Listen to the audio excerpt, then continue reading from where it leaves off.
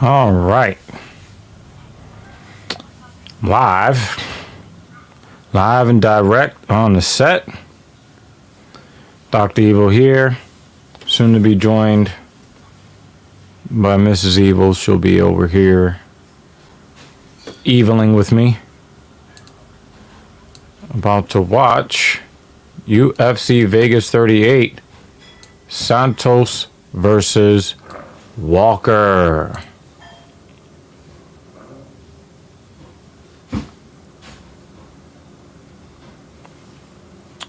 So, about to go live with that.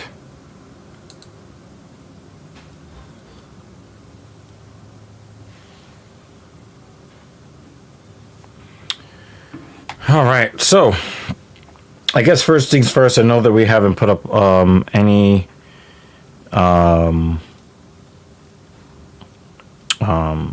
episodes of the TSP, the Talking Shit podcast. We haven't put up a lot of those. In the next 3 weeks. You will be seeing a lot more of me and Captain Paul. But for right now, we're doing this MMA watch party, the filthy casual variety. Santos versus Walker for UFC Vegas 38.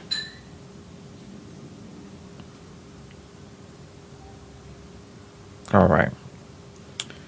So, I want to first kind of go over, what's going on with this event.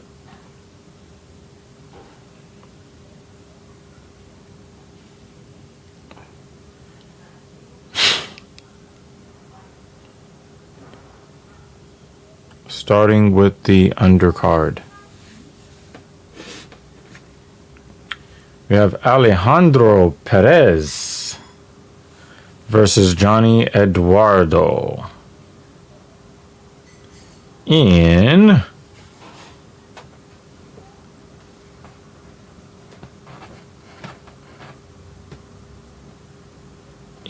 the bantamweight division.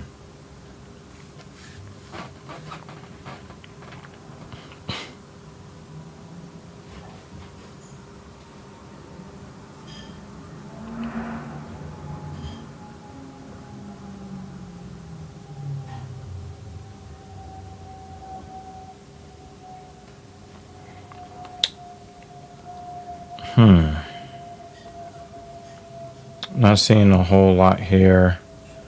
Might be one of those things where I'm not sure if these guys have a UFC record.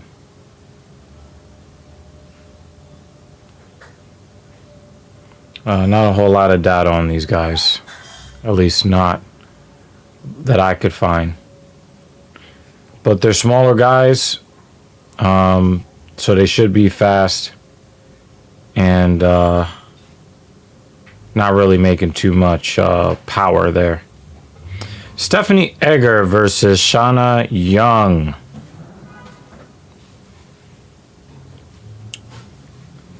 Looks like Shanna Young is making a UFC debut. Stephanie Egger is coming off of a loss. Both coming in around the same weight. Egger has a 3-inch reach advantage. So that will be to Egger's favor. But not terribly impressed with either one of their records. So one is 5-2, the other is 8-4. We've definitely seen worse. Douglas Da Silva de Andrade versus Gaetano Perello.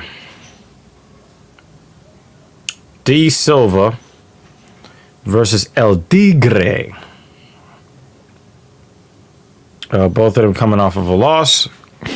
Both of them walk into the cage around the same weight. The reach advantage is about the same. The leg reach goes to Gaetano.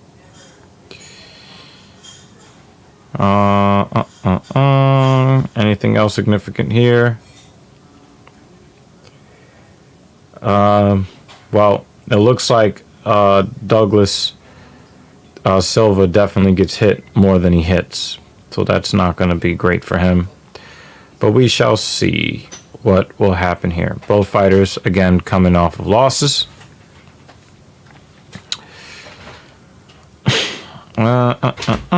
Devontae Smith. Very entertaining fighter to watch versus Jamie Malarkey. Both coming off of wins. Both walking into the cage around the same weight.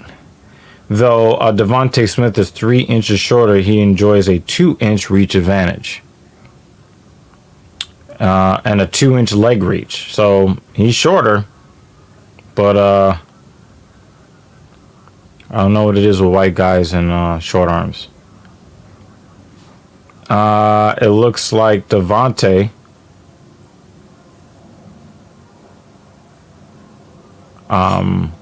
definitely gets shit done very quickly.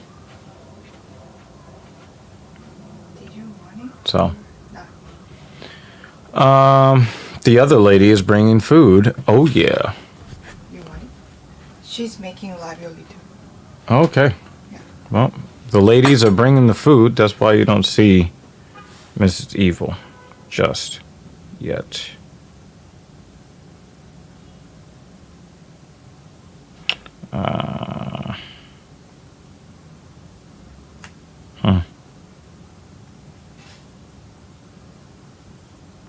One second.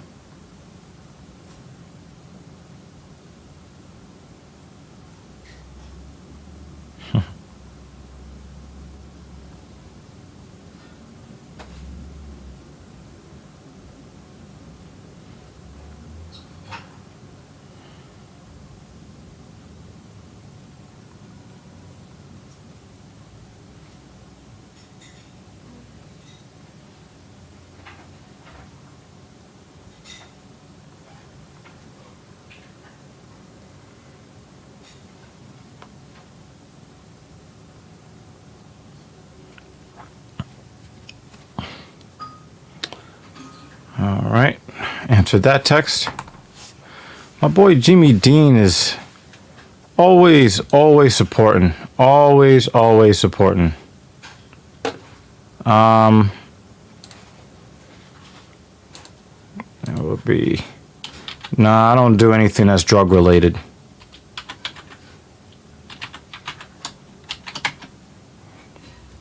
And no, I'm not on Narcigram.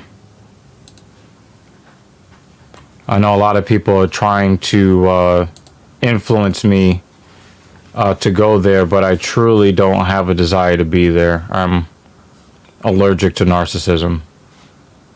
Yeah, massive stakes on the main event for Johnny Walker and Santos. Both guys are very refreshing. Oh shit. Oh shit. He noticed. Oh shit. Yo, Maziru, I need you to hit me up. Hit me up in my Twitter DM, Maziru. I got some shit to show you. Definitely hit up my DM on Twitter. Yeah, I've recently did like a partial walk back of my my boycotting of Facebook. But for the most part, I just don't give a fuck about what's going on over there. But I will tell you, there's a lot going on Twitter that I appreciate. So I'm gonna be on there for a while.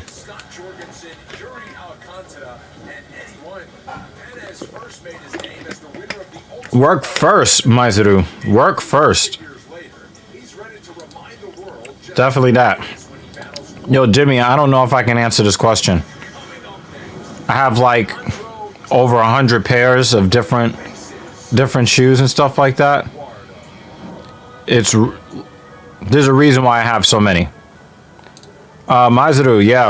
I like, sometimes the comedy comes through. Parental. Yeah, I guess he goes by Aprazi on Twitter. Sometimes he comments on stuff or shares stuff, and I'm like, yo, where the fuck did you get this shit from? But yeah, Maizuru, definitely hit me up on the DMs when you get the opportunity, because, yeah.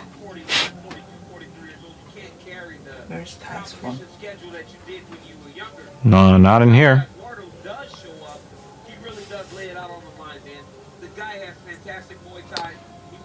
So, yeah, we're getting started.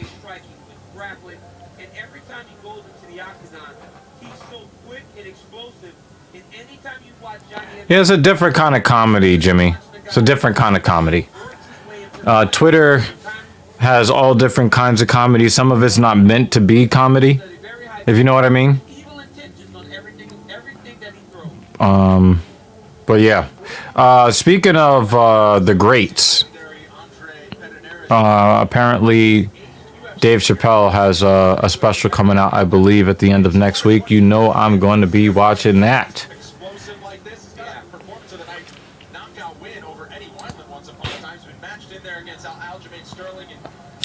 I got beef, Brussels sprouts, and mushrooms. It's about to go down, folks. I've got a bunch of different flavors of Talenti.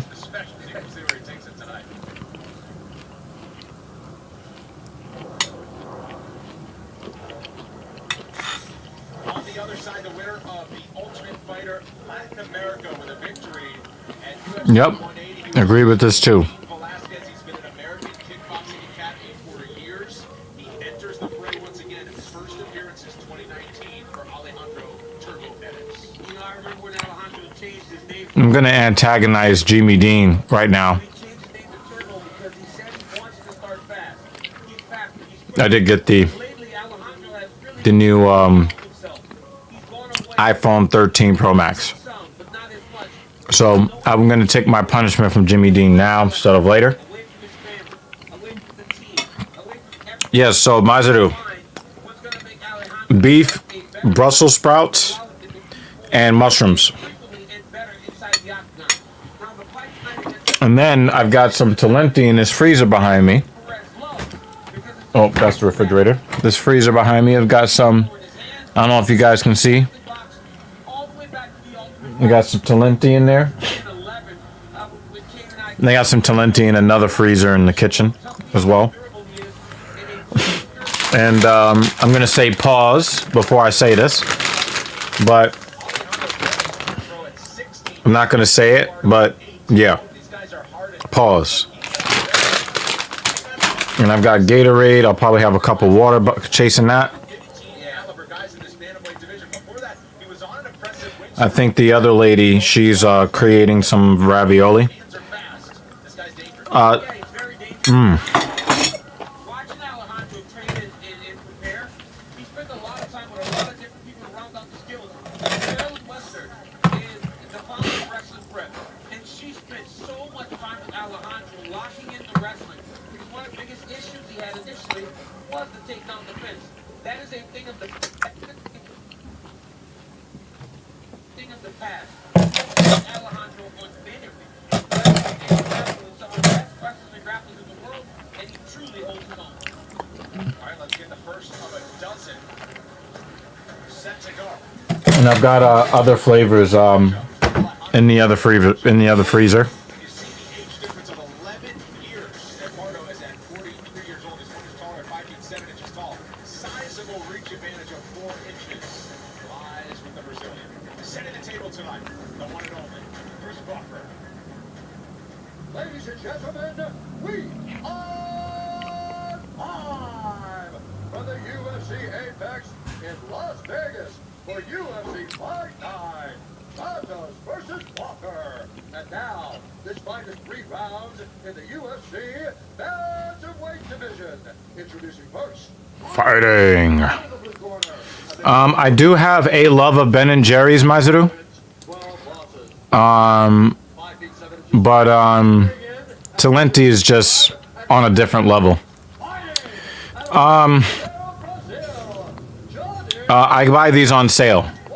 Normally they go for like $6 or $7. They were on sale for $4, so I bought 4 today. Okay.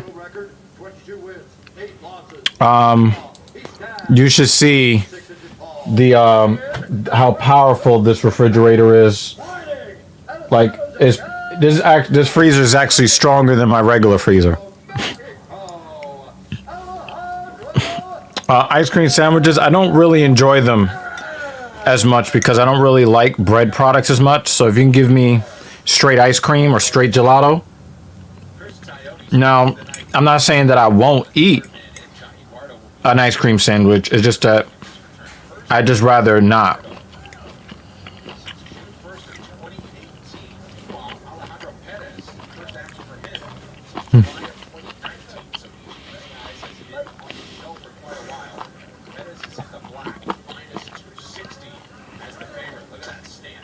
Wow, Eduardo with a nasty leg kick to start. Jimmy Dean, man, stop fucking around and start watching these fights with us.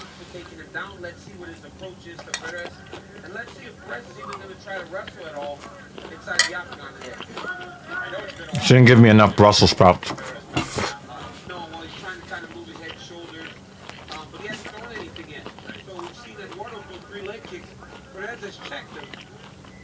But he has not thrown one strike. And there goes the jab to the body. How about the scenario for each of these guys that haven't fought in a couple of years? That means they have not been in this more quiet environment of the AFC Apex. But as you said, right, these guys are lifers in the fight game. Yep. So there's been many a time where they've been in gyms and arenas where nobody's in there watching them fight, especially places like Mexico. We've had guys fighting in Mexico for a long time out of San Jose. And they'll go to those places and there's a lot of people, weird environment.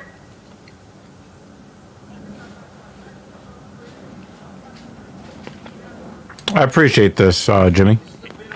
I appreciate this. But I know that it's commonplace to give a lot of heat for giving Apple money. Nice outside leg kick.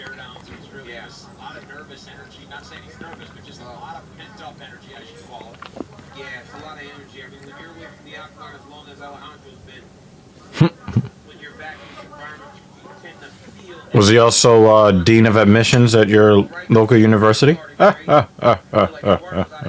get it? See what I did there?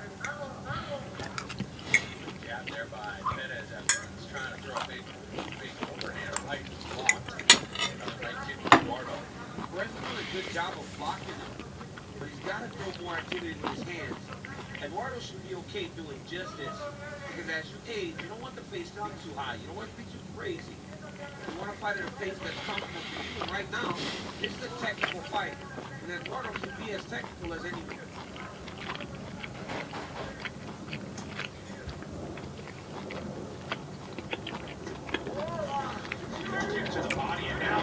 Oh, now they're throwing leather. Now they're starting to throw a little leather now.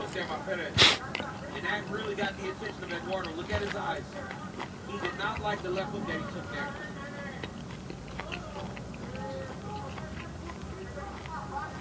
One of the things we learned very quickly when we coached the Ultimate Fighter was that these kids, I remember when they did this tough Latin America. Yeah, Maizuru definitely hit me up, man. It was very obvious.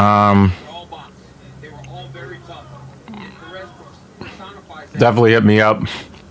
I might be doing some IW tomorrow, so let me know if you're down to join that. So no, he was a hard workling sausage, just like the rest of my kind. Please don't be bigoted and make jokes.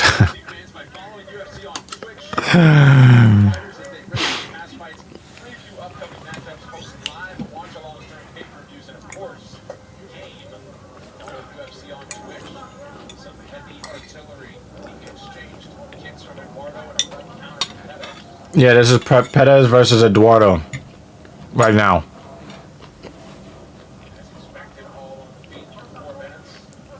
Eduardo is really, he's got his back to the cage. He's letting Perez control the center and move forward on him.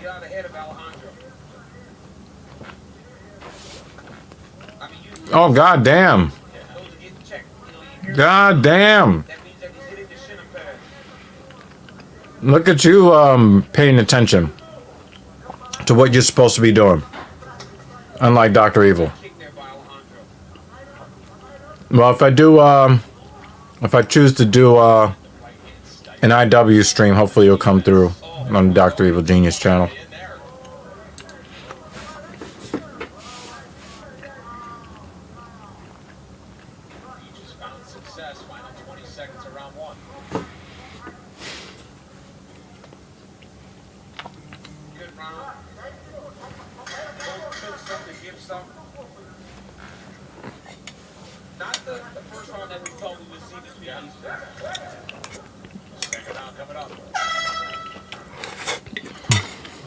As America's Veterans face challenges, DAV is there.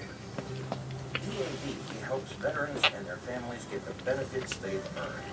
Salute to you, Masaru. Victories for veterans. Go to DAV.org. I dropped the DIAT this week off stream with the Type 2.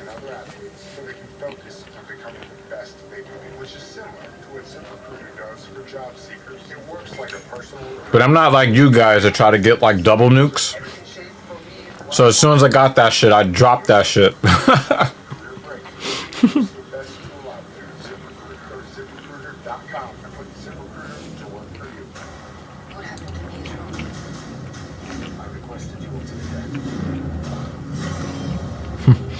Dr. Egg? Oh my god.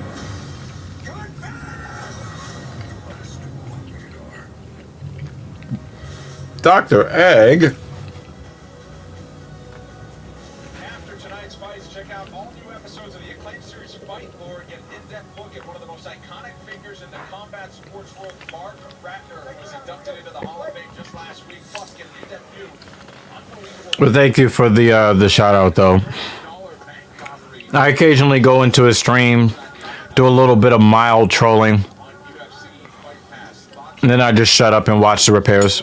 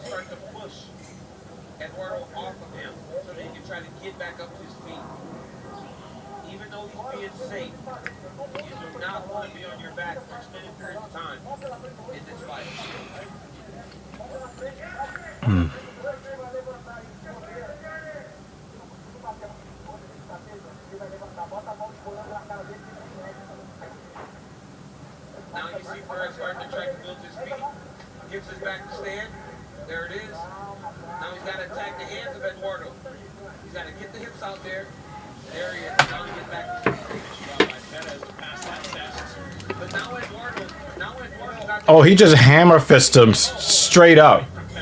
And a really hard hook from Pettis. This is what we expected from these two. This is what we expected from the jump. But this is what Perez needs to continue to do if he wants to win this round. After giving up that takedown, and we should eat up the takedown, and he gets it. Very smart there by Perez as he looks at it. He gets the Yeah, he kind of rushed him up against the side of the cage there. Well, he had spent some time advancing and throwing big punches, and It looks like Eduardo is trying to busy on the ground here. It's kind of prevent some sort of danger from the bottom. His right eye seems to be closing up.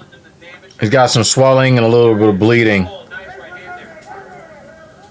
Eduardo bangs his neck out there to try to get out to a guillotine. Yep, that Uh-oh. because he Oh, he twisted out. He twisted out of it. back to their back. It looked like he might have tried for a Darce choke in full side control here. Oh, got his back. Going back to the takedown because he's had success here. Now he takes the back here. He got his back. Looks like he's under the neck. He's looking for a neck again. The submission threat is gone. Back in side control. Does he go for mount? Control now with a minute to go in the second round. Great job by Perez. Really changed the look of this fight. He's in full side control here.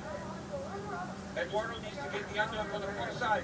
Looks like he's trying to get him in a crucifix. Wow. Oh, My goodness.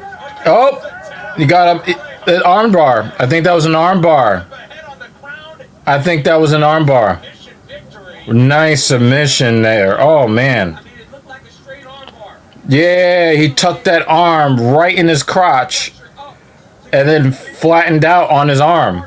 Got that tap super fast. Isolate the arm. It just That was a very, very nice looking. very, very, so a submission you don't see very often. Watch here. Watch as he straightens the arm. Like, necking is more, Now he just starts to. oh, yep, and he just flattens it out. Yep, right on the elbow. That is a straight arm bar. Unbelievable by Alejandro Perez. That is a, oh, look, and then straightens him out with his, oh, man. Really didn't have much for him in that area to fight. How about that? Wow, that was a nice armbar. The rough guy Yeah, necking has more of a sexual connotation. brought off the ground game of Eduardo and implemented his own. We'll make it official when we come back. In MMA, trying to get that rear naked. I see fighters like Brandon, and I can relate because I know that journey is not easy. We partner with Brandon and other athletes so they can focus on becoming the best they can be, which is similar to what ZipRecruiter does with job seekers. It works like a personal recruiter, giving people the opportunities they deserve. Everything changed for me when I found the right opportunity. If you're looking for your own career breakthrough, you need to use the best tool out there, ZipRecruiter. Go to ZipRecruiter.com and put ZipRecruiter to work for you. Yeah, he just tucked that arm and straight and just kind of extended his hips, and that was it. That was nice. Very, very nice. Probably one of the prettier arm bars I've seen.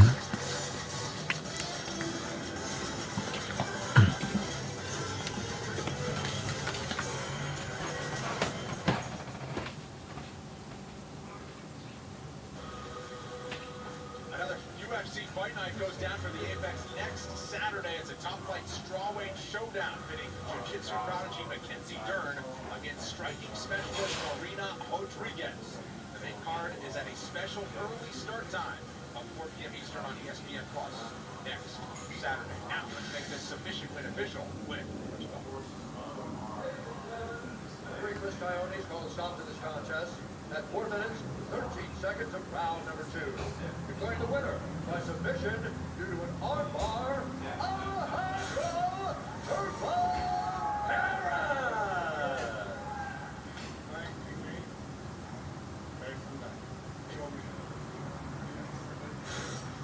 my man. First time in the octagon since 2019. How good does it feel to be back here, but also to get a win? Yeah, this time I focus more in the things more important. For example, That was a very, very nice submission. and also my family.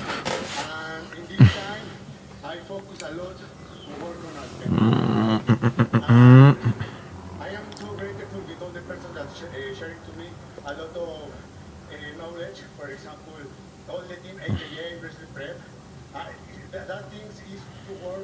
life. And thank you to them. And also, this victory I want is for my family because they give me their hands to wake up again, to stand up because I was on the ground. Alejandro, that was a fantastic performance, my friend. Congratulations and welcome back to the Octagon. Ladies and gentlemen, Alejandro Turbo Perez. Yeah. What a return to the ring column for Alejandro Perez. Yeah, that's in Vegas. This is the UFC Apex. Now 6 wins by submission. So, a little bit of background on the Apex. The Apex is where they would do the Ultimate Fighter. That is where they do their training. That's where the Performance Center is. This was not meant to be an arena where they actually do the actual shows from, but because of the Rona, doing all of this roning, they use the Apex, where they don't really have, they don't really sell tickets to it. Everything is on television. So it's just the coaches there, the fighters, the officials, the Beyond Useless Ring Girls. And it's just them in there. So, you know, the environment is definitely very different when you watch it at the Apex than at, you know, the T-Mobile Arena, which is also in Las Vegas, where they do a lot of UFC pay-per-views and other venues around the country where you hear the fans. You don't really get to hear a lot of, you know, what's going on between the fighters and the coaches or anything like that.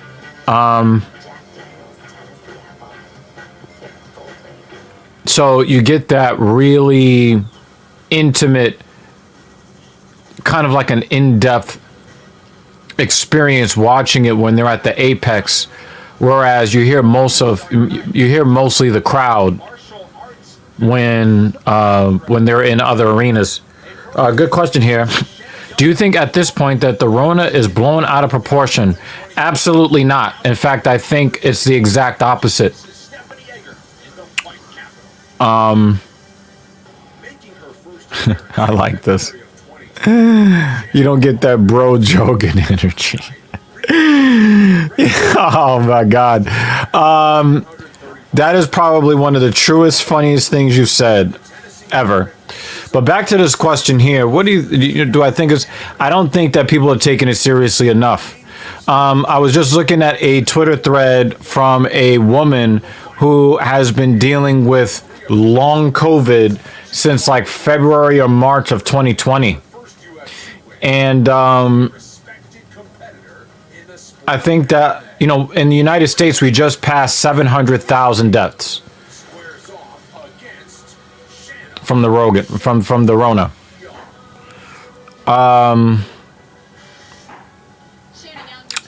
Which is almost the population of the state of Maine. 1 out of every 500 Americans that were alive January 1st, 2020, they're dead. 1 out of 500 Americans. But the deaths are what people seem to be focusing on the most. But I don't really believe that that should be the case, because when you do get infected by the Rona, the long-term symptoms that people are suffering with, they're really fucked up. I 1 hour ago, while I was watching Avengers Infinity War, I read this thread from a woman. Like I said, she'd been dealing with the Rona since like February or March of 2020. And we're talking about people having like mass hair loss, their fingers and toenails just coming off, problems with their head, problems with their stomachs, brains, nervous system issues, benign tumors, swollen and large lymph nodes, pain and burning, freezing, burning, shooting sensations that in their legs, swollen joints. Like, it's easy to focus on the people that have died from the disease, but the people that survived it, they didn't come out of it unscathed. Some of these people's lives are fucking miserable. Absolutely miserable. And that reminds me that, you know, even though I've been vaccinated and all of that, I probably shouldn't be fucking around out there. Not you know, at least not as much as I have been. Because even, you know, having the vaccine is not going to keep me from getting the Rona. It's going to keep me from going to the hospital. But what if I end up with like swollen joints or pain shooting in my legs? I'm not going to be able to squat. I'm not going to be able to deadlift. I'm not going to be able to do shit. A lot of these people complain that the sensations that they feel, the pain, the discomfort, they can't sleep. Man. Yeah, I didn't either, because I think that I've been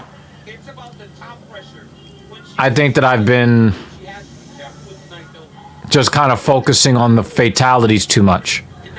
And when you're talking about being almost as bad as lung cancer, the difference between the Rona and lung cancer is that you can die from the Rona and not have it be your fault. The majority of people gave themselves lung cancer. Not everybody that gets lung cancer, you know, did it via smoking, but a good amount of them gave it to themselves knowing the risk. With the Rona, the only thing you need to do is just have somebody else next to you that has it and they're breathing. You know? Yeah, a lot of the things that they are complaining about is far beyond. But I will say that some of the people in the thread, they were confused. They didn't know if it was like some perimenopausal thing that they were going through or the Rona. They didn't know if it was age related or the Rona. Only thing that they know is that they didn't have these crazy problems. Like their fucking I think one person said that their fingernails were like falling off because it looked like a different kind of fingernail was trying to grow underneath it. I'm just like, ooh. Ooh.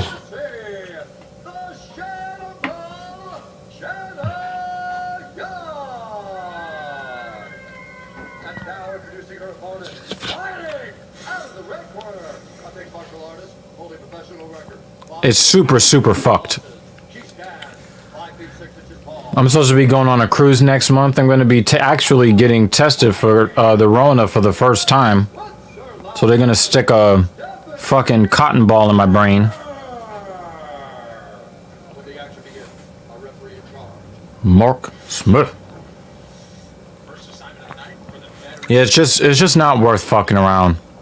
The Rona is just not worth fucking around, because even if you survive, you end up with these long COVID symptoms, man.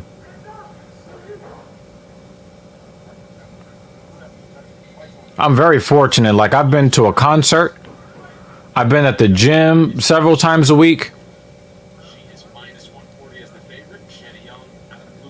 Yeah, I think that you should go looking for them. I think you should go looking for them. But I hear a lot of people saying that they don't care about anecdotal evidence, but they're taking fucking, you know, horse paste and bathing in sheep shampoo. You know, because they heard from some non-doctor somewhere about some shit, right? So, but yeah, I'd suggest that you go looking for information on long COVID.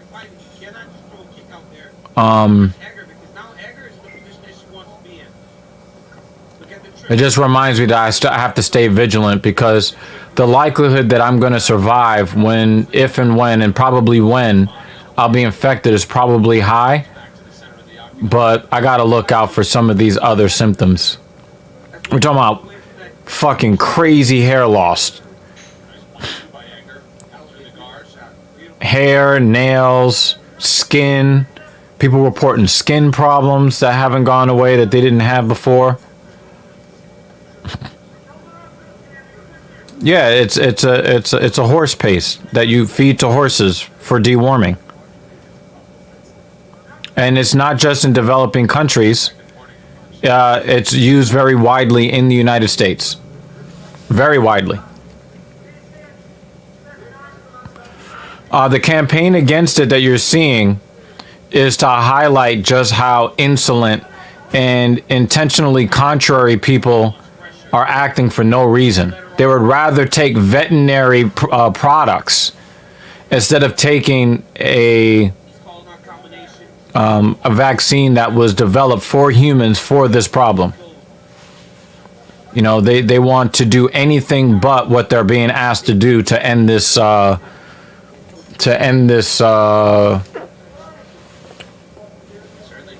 this pandemic.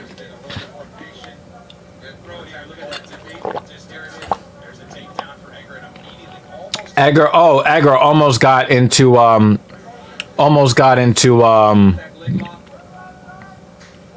she almost got into full mount, and she's in danger of being knee barred. Young is holding on to that leg. All right, so she's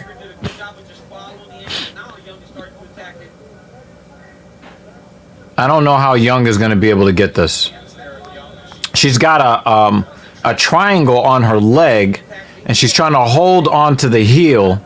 She's trying to stretch this leg out here. The more you play in this area, the more dangerous it gets for you as a defensive fighter. As long as she's got the hands up, Young can't find the Yo, sometimes I watch the women go to work. Oh, and she looks like she's trying to extend that leg. Oh, a little bit of hammer fisting might get her to let go of this leg. So as long as Edgar's close, she feels like she's okay. A punch in the back of the head. Come on. Edgar's safe here now. Now she can start to try to land some ground and pound. Use that right elbow. There it is. Yeah, it doesn't look like she'll be able to. Oh, the leg is extended now, though. She's really selling out for this leg lock, and she's out. She's out. Full side control. Full side control now.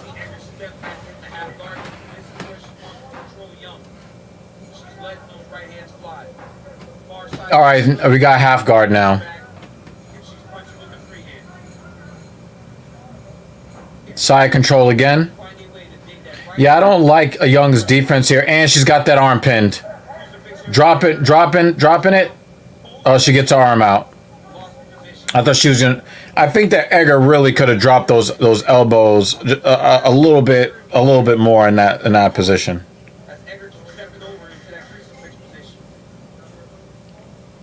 Yeah, that was a nice recovery from Edgar. She didn't panic at all. Edgar definitely won the round. Absolutely. As America's veterans face challenges, DAV is there. DAV helps veterans and their families get the benefits they've earned. Support more victories for veterans. Go to DAV.org. How about we don't let that shit happen to the veterans in the first place?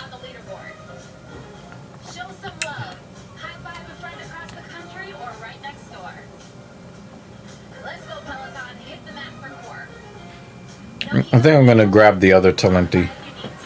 Wait a minute. Mrs. Evil's coming through with ravioli. Let me see what that's looking like. Yeah, that was another thing too. That I picked up on, Jimmy. There was really no heat behind their hands. Even the elbows that were dropped in side control. I found it to be a little bit lacking.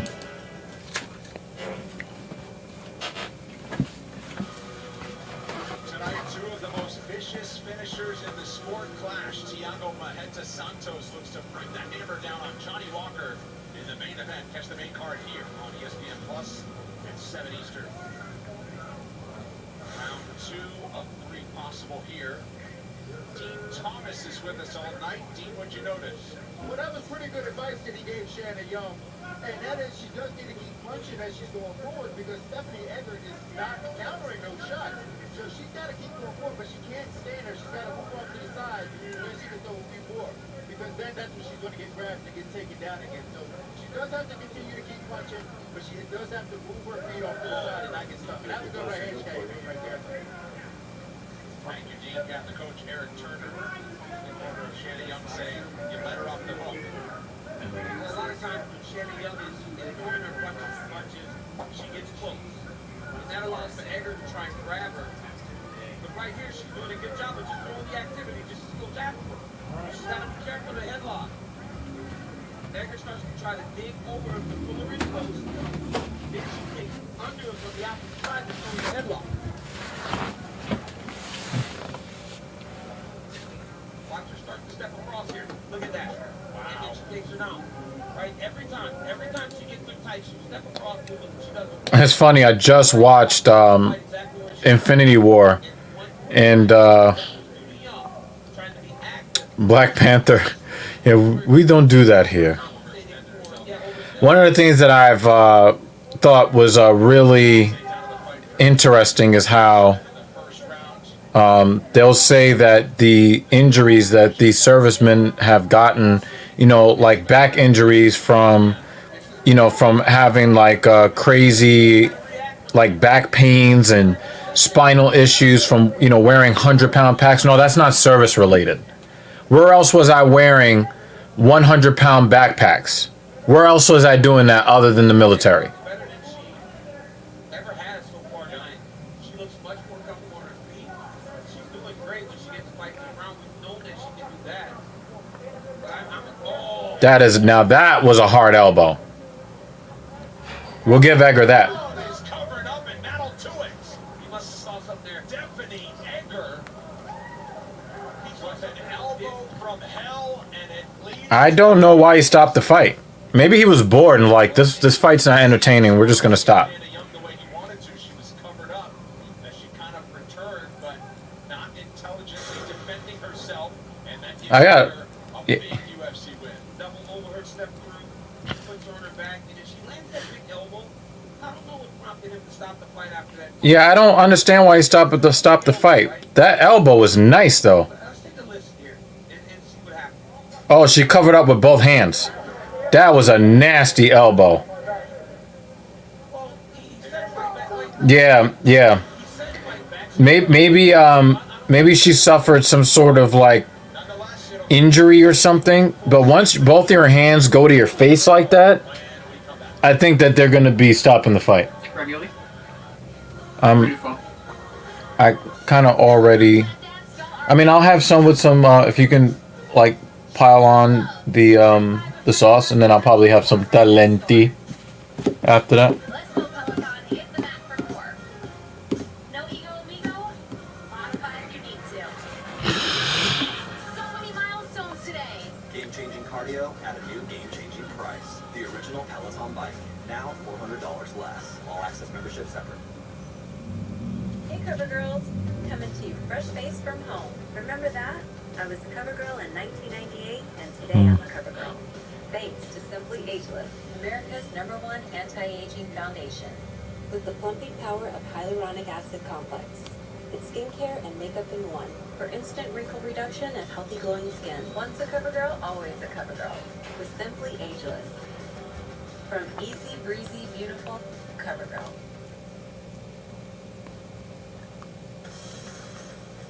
All-inclusive hospitality, reserved seating at official weigh-ins. Meet a UFC fighter, be a part of a fighter walkout, or take photos in the octagon. It's all part of the UFC VIP experience. Visit UFCVIP.com to learn more about these official premium ticket packages. All right, let's make this TKO official. Here's Bruce Buffer. Ladies and gentlemen, Yeah, totally agree. this contest at 2 minutes. Yeah, I did watch this too. I was like, Jon Stewart is not just a comedian. Nope. Stephanie Egger.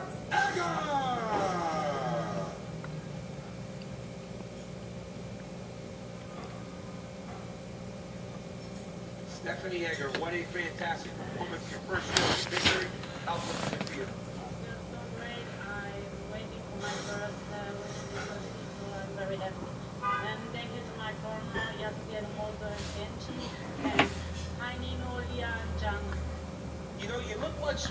comfortable on your feet tonight, but it was ultimately your game.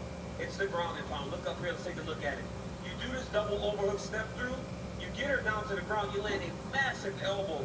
Did you feel like the fight was close to ending when you landed that strike? Yeah, I feel That was a very, very well placed elbow.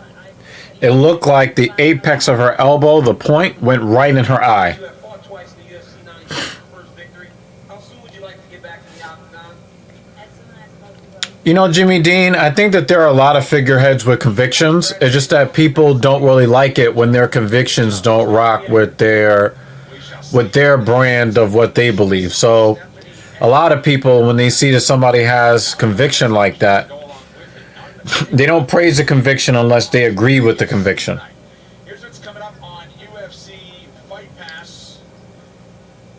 Tomorrow, 16-man combat jiu-jitsu middleweight tournament is coming your way. And then a quadruple... I don't think that many people are used to somebody that is seen by half the country as a libtard. Thanks, babe. They don't really see somebody who I don't think people expect someone who is known by half the country as a libtard, going balls out, balls to the wall for our servicemen and women, like Jon Stewart did. Carrillo has finished 14 of his 15 wins and won 5 of his last 7. There he is getting ready. Traveled between France, Holland, and Belgium every week for the last 3 months to ready himself for Maddie's battle, and said, "My opponent may be confident now, but I plan to take that confidence away Yep. with my striking and Yep. speed." It's the bantamweights, and they battle next. You know who had this kind of conviction? Colin Kaepernick. But you know the reaction to him. He had the conviction, but people didn't agree with his conviction. So you saw the results of that. So many milestones today. Game-changing cardio at a new game-changing price. The original Peloton bike, now $400 less. All access. And you know what's funny about this? The ones that refuse to help the first responders are the first ones clapping for the first responders. When it comes to actually taking care of them, no, we can't do that. We can't do that. Why? Well, it's too expensive. We can't afford it. But you just gave Wall Street $1.3 trillion. No, but we had the money for that, but we don't have the money for regular people. Once a cover girl, always a cover girl. With Simply Ageless. From easy, breezy, beautiful, cover girl. I grew up in the state of Florida, huge. And now I live here in Florida, Coconut Creek. I like so much barbecue. Residency with the whole creek, all relaxed. Yeah, he's dating. I don't know if he married Yana Kunitskaya, but he's either dating or he is married to a UFC fighter. You need to know how to do it. That moment when you grill and go barbecue with your friends, it's so important, the energy. Yeah, you're right about this. Kaepernick lost his career. He's given a lot of his money to a lot of community movements to try to keep people from having to have interactions with police before they can even become deadly in the first place. So, he didn't, and Kaepernick didn't just put a knee down on the field. That guy has always been putting a lot of his money into the communities in the cities in which he played or where he's from. So he's always walked the walk in addition to talking his talk. Yeah, this is definitely something that was very distressing for me.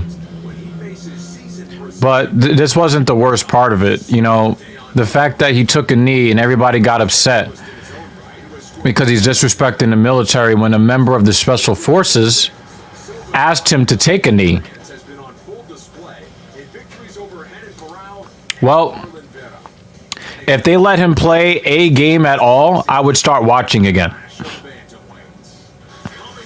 But people keep forgetting that he had the second best touchdown to interception ratio in the entire sport the last year that he played. Only Tom Brady had better stats than him. And he did it without an offensive line and without receivers that were worth a damn.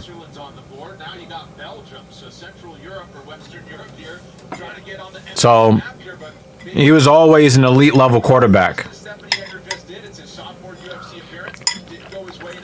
But people want to downplay what he accomplished on the field because it doesn't fit their narrative that he wasn't a good football player anyway. I mean, he took a team that really was going nowhere. He took them to the Super Bowl. And he risked his body to do so.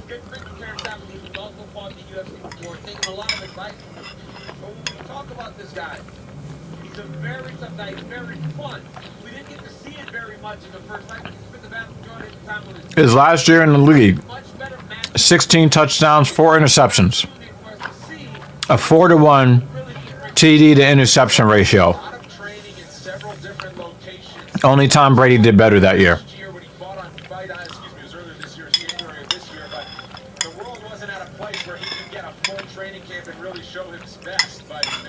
And he did it with no protection and no receivers.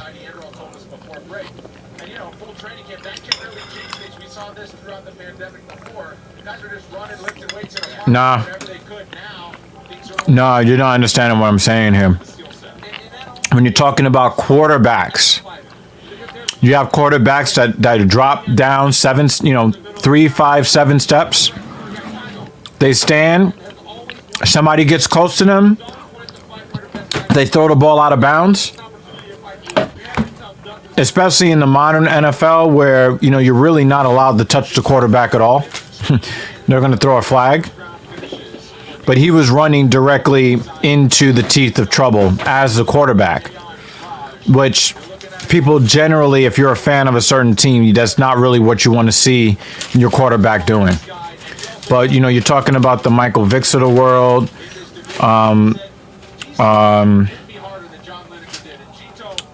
Who else really ran with the football like that? I forget because I don't really fuck with that league anymore. So I just, a lot of what goes on in the sport, I'm just not, I don't retain it.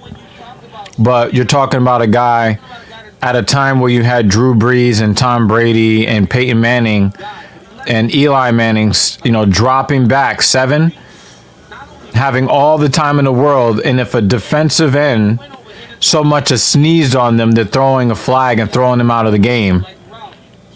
Kaepernick was putting his body on the line. So that there is a difference. If he played a different position, then I would be more aligned with you and say, hey, they're all risking their body. But the thing is that everybody on the offensive line, they risk their bodies so that the quarterbacks don't have to. But Kaepernick was a quarterback that spiking is illegal in, I believe, in both. That's why I said they throw the ball out of bounds. What is that? That's what you had, just separate. Oh, emergency. Oh, okay. Pack it in there. Oh, I thought you were doing the pineapple juice thing for a reason. I'm like, oh, okay. I'm not really a pineapple juice person. Ooh, they could only see half of my head. That'd be weird. Hello. You can see my full face. How many fights did I miss? 2. I was finishing dinner. I'm hungry. She's like, hey, I'm being a good wife, okay? And I'm also hungry.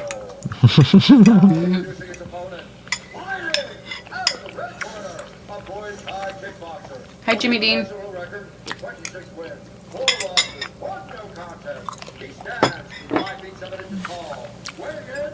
Yeah, Jimmy, I'm trying to get my my pineapple juice and pineapple fruit intake. I'm trying to get that Agree. I'm trying to Tasting get like juice now. Sorry. yeah, but I'm trying to get my pineapple juice and fruit intake. I'm trying to get it up there.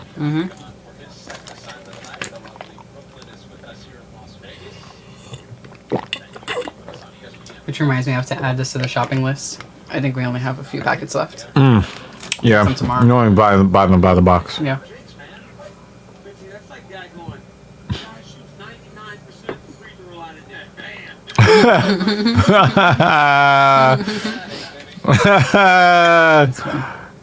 Douglas Silva de Andrade is in the yellow. He's minus 270. Sizable favorite. Gaetano Perello in the black. Oh, yeah. Oh, he checked that kick. Nice check. Oh man. This dude is ripped. Yeah, but he just ripped his fucking shin on this guy's knee bone. He makes the other dude look really skinny. Even though He's ripped. No, I thought you meant the skinny guy. I was no, but you're right. You're right. I'm just comparing them. Silva de Andrade. Yeah, he definitely. Yeah. Yeah, the back is massive. Pause. I mean, the other guy is still impressive if I just like look at him Yeah. on its own. But in comparison, I think my physique is better than Perello, but agreed. but De Silva de Andrade, she's got a better physique than I do. And I have photographic evidence. She's got photographic evidence, folks. Yeah. This fight on the ground. Because Carrillo has shown a big Yeah. in the area. His back is very impressive. Look at those lats. Goodness Yeah. gracious. Yeah. Well, not many pull-ups What he is can that, do. an 8-pack, a 10-pack? Goodness gracious. I'm not even paying attention to the fight, just trying to count the abs. I like the separation between the delts and the bicep. The lateral head of the bicep. I always like to see separation like that aesthetically. You see, Perello has separation, but not as defined. Also, the muscle that The is lat. here. Yeah, the lat. Oh! He killed him! He killed him! He took him right off his fucking feet! He killed him!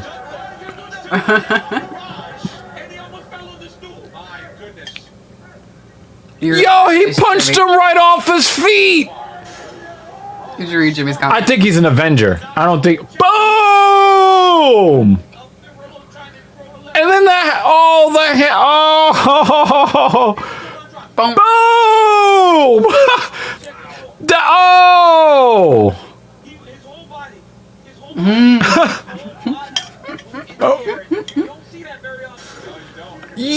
Yo! Oh man, he's a bundle of energy.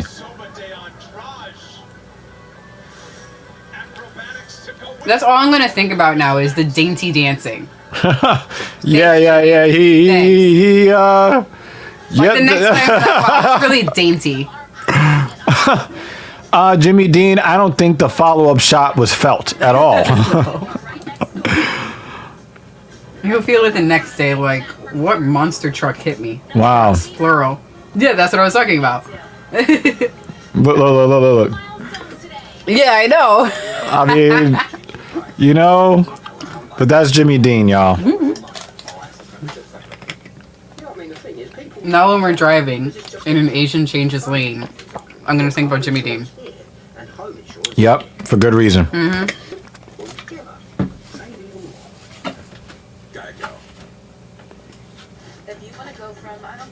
Oh, they can't see it. You have the filthy thingy blocking. Yeah. So, this is what he's looking at. I survived. Wait, this way. Toilet paper panic 2020. Toilet paper apocalypse. I should just flashed everybody.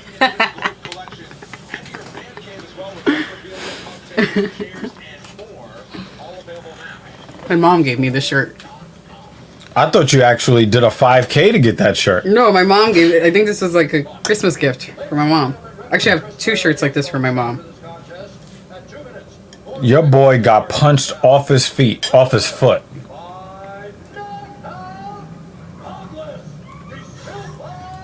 That's a 6-pack.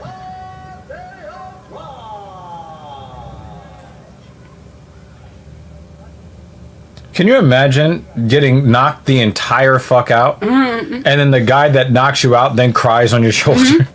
Like, Douglas, very emotional after that victory. Speak about what Like the top 2, he has like a tiny 8 on top. it's just like it's the striations. What's on your shirt, Jimmy? I love an awesome t-shirt. I will guys know spend how I a feel lot of about it. money on a race just for a great t-shirt. I'll do it just for a free banana. Could you imagine somebody attacking him in a bar? I mean, you want to talk about mistakes were made? Mm-hmm. I think he did. I think he was fighting with a heavy heart.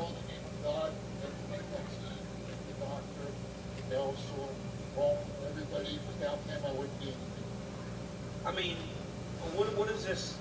Your bush was in front of the car. And what does this mean to you, Douglas? Lerone Murphy said, "Wow, I've personally felt that power. Hell yeah!" Good job, Jimmy. Good job. My man, you are known for your power. Was it one of those you were just like, why not? I'll do this today before heading up the bar. You're very emotional, but you land this beautiful check left hook and like Yeah, drinking after losing blood is probably not the move to make. Yo, my God, he checked that jaw. Hashtag Friday. I mean, at least you got a shirt. I think here they'll just give you a sticker. Even though I love stickers too.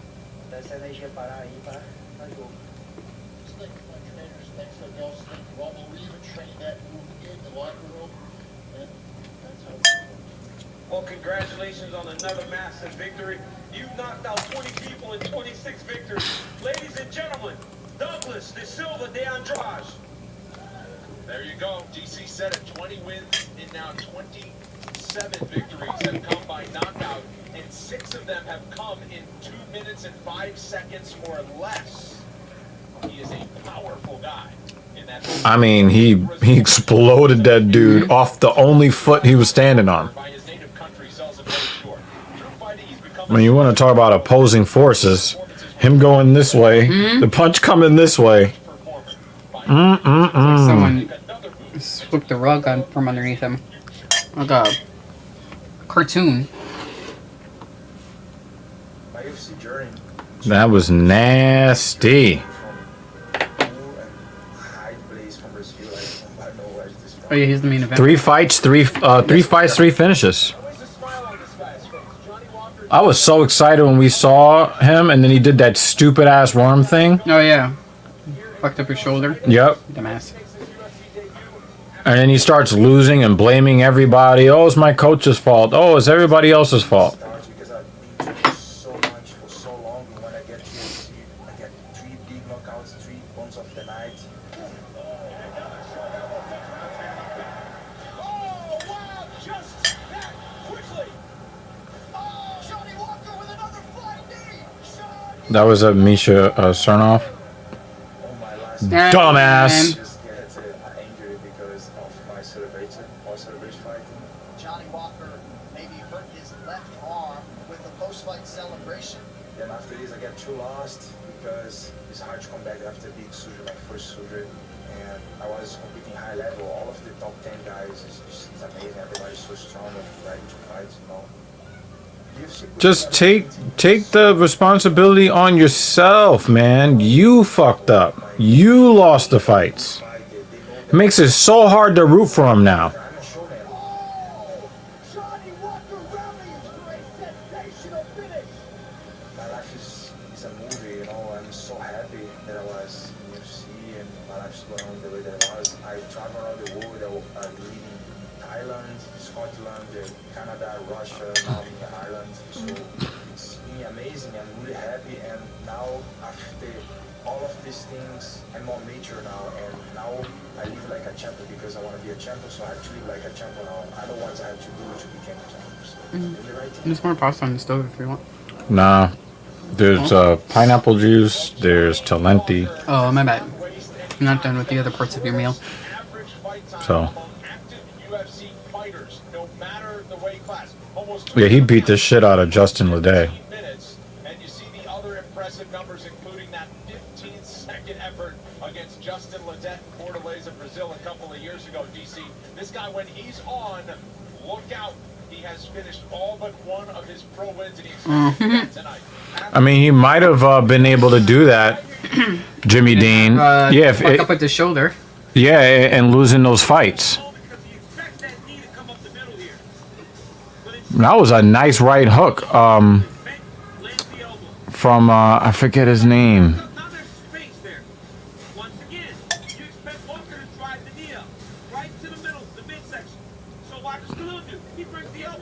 Yeah, Khalil Roundtree Jr. He has to recognize that that knee is coming.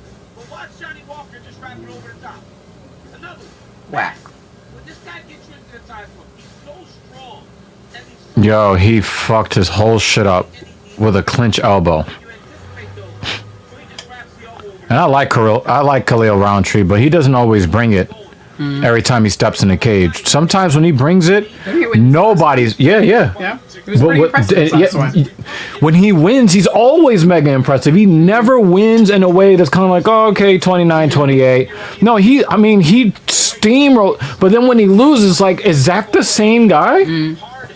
Khalil Roundtree is one of the more disappointing fighters that I root for.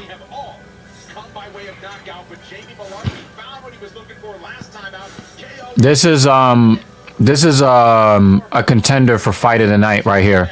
As the UFC commemorates Hispanic Heritage Month by celebrating our UFC athletes and fans representing U.S. Hispanic and Latin American communities and other Spanish-speaking countries around the world. We are proud to acknowledge the significant So since I emptied this bottle, Latino culture has played I'm gonna pour something else in this bottle. the UFC flyweight champion, first Mexican-born champion in history, Okay. Brandon Moreno. And I'm gonna grab some Talenti. The Hispanic Heritage Month for me means I feel like I should say something dramatic. culture. We're born in this Something dramatic. I am gonna say I'm gonna say something dramatic. Excuse me, please. Oh, God. I'll take this bowl with me as well. Wait, which flavor of Talenti are you going to have? I'm probably gonna finish the one with the pretzel. Okay. That's a good thing for me, so I'm not tempted to have it. all these hard work cultures come to my mind.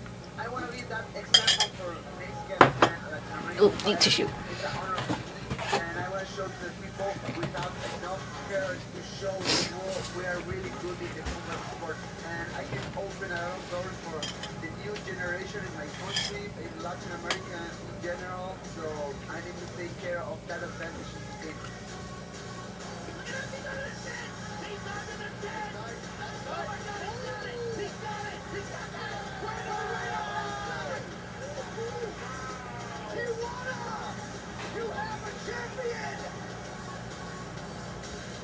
That moment when I won my fight against Davis Figueiredo, when I got the title, I felt very, very emotional, a lot of nice and amazing feelings inside my body. That moment was so special for me. It was a dream come true, and to watch all the people scream my name, a lot of Latinos, a lot of Mexicans, and I felt all the love. That made me feel very motivated and show all the world we can do this. Right now, I know I'm a kind of icon for the mixed martial arts in my country, and I really know if I can do something huge in all of Mexico. I'm ready to be, 2-year star champion of the mixed martial arts, recognized around the world. After I got the title, be the president of my country. And I think Canelo Alvarez is the best boxer in the world right now. No.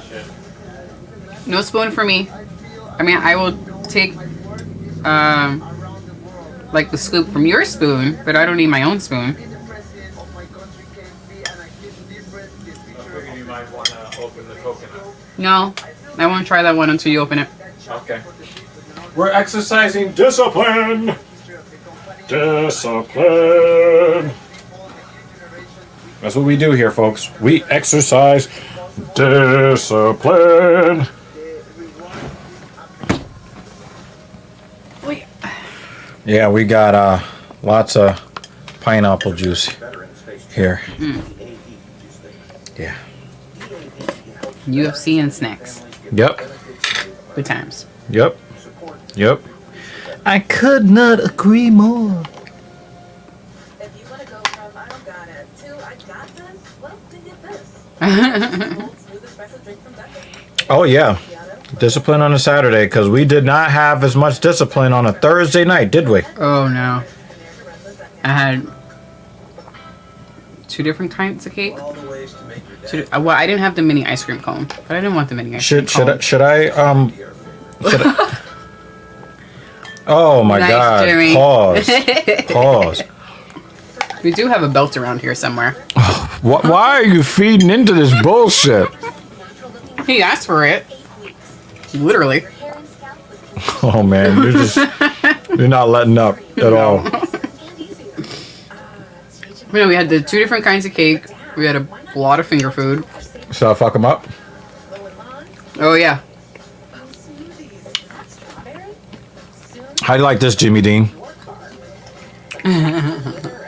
Wait, it's a little blurry. So we went to, there you go, now it's clear. We went to a wedding on Thursday. And the first thing on my mind was just wedding cake. And that cake was delicious. I don't even know what flavor it was. But shit was just good. Who are their own personal stylists, who know where to escape. Oh, and there was like this bun thing. I don't know. I just ate all the food. No, I ate most of the food. I won't say I ate all the food. But she's not. She's not admitting to eating the buns. No, I ate the bun. Singular though. Is that the wedding I was talking about? Yeah. That was on Thursday night. So I'll still stay somewhat disciplined until our trip in October, and then it's 1 week of waffles. As soon as we get on the boat, breakfast the next day is going to be waffles. And it was a nice buttered bun. No. She ate 2. What? I had 1 bun. No, you ate 2. I had 1 bun. You ate 2. When did I eat 2 buns? Because when mine was sitting there, what did you do? You cut the motherfucker in half, put some fucking fatty ass butter on it, and then ate that shit. I watched you do it in front of But me. it was 1 bun. I had 1 whole bun. I didn't eat 2 buns. She didn't get her bun actually. Yeah. That's why she ate So the lady next to me ate the one to my left, was and I watching. knew you weren't going to eat yours, so I took the one to my right. Yeah. I took his bun and buttered that shit up. YOLO. No regrets. Oh, I'm sorry. No regrets. He's upset. I have a witness, okay? Can I get a witness? She doesn't come here very often, but at least it's to back me up that I only ate 1 bun. Yeah. She came from literally the other end of the apartment. I heard. Like heard. you could not get any. You could not be any further away from where we're sitting, where she was. Literally the other side of the apartment. Literally. She won't hear anything else though. And then I had to say you ate only 1 bun. 1 in 1 bun. Thank you. Thank you, my dear. You hear this bullshit, yo?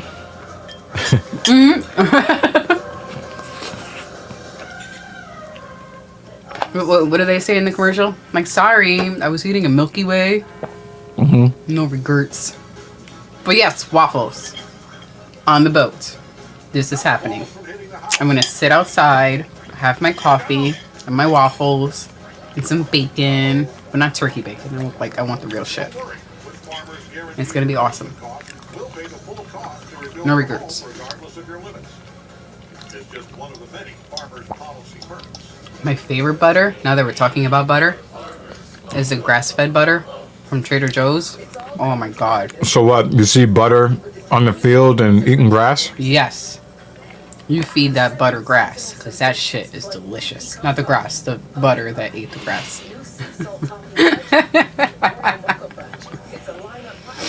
Yes, in October. First time. Can't wait. I like as you say in October, like it's not October. Oh shit, it isn't. I don't know what day it is. So later this month is what I meant to say. Yesterday, my friend was asking me, when are you gonna go on the boat? I was like, next month. And she was like, no, it's this month. I know. I was like, and then it happened several times yesterday. I was like, Do you want me to pull up a chair so you can make your debut? Okay.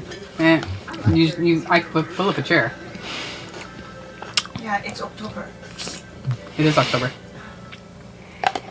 We're almost there. Yes, Kerrygold is good. Though it may seem like a small barrier, At the moment, Lock puts space I'm having the Trader Joe's trigger. grass-fed moo butter. Help prevent suicide. Delicious. I love butter.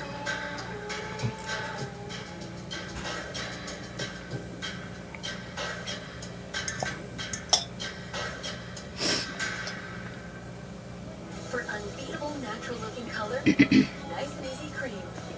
100% When is the next fight gonna start? color that lasts 8 weeks. Well, it was a first round knockout. Scalp with conditioning When is the next fight gonna start? nice and easy cream. Probably 5 minutes. And easier. I wanna see people get fucked up. To discover who know and open Well, when you get crazy fuck ups like that, their own you have to watch video packages and commercials. I don't want to.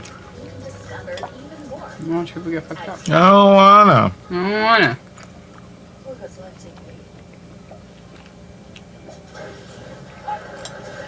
Google has live sports. Well, yes. Who does have live sports? Flip like cable, stream like Hulu. I really need to see people get fucked up. Yeah, because these commercials. Yay, it's starting. Ready for this lightweight bouters available Let's see what Devontae Smith got for us. older than Jamie Malarkey from Australia. Malarkey 3 inches taller, standing 6 feet even, but a 2-inch head to reach. Lies with the American Devontae Smith. Back inside for the official introduction to Bruce. Devontae Smith also has longer legs than him. He's 3 inches shorter. Division.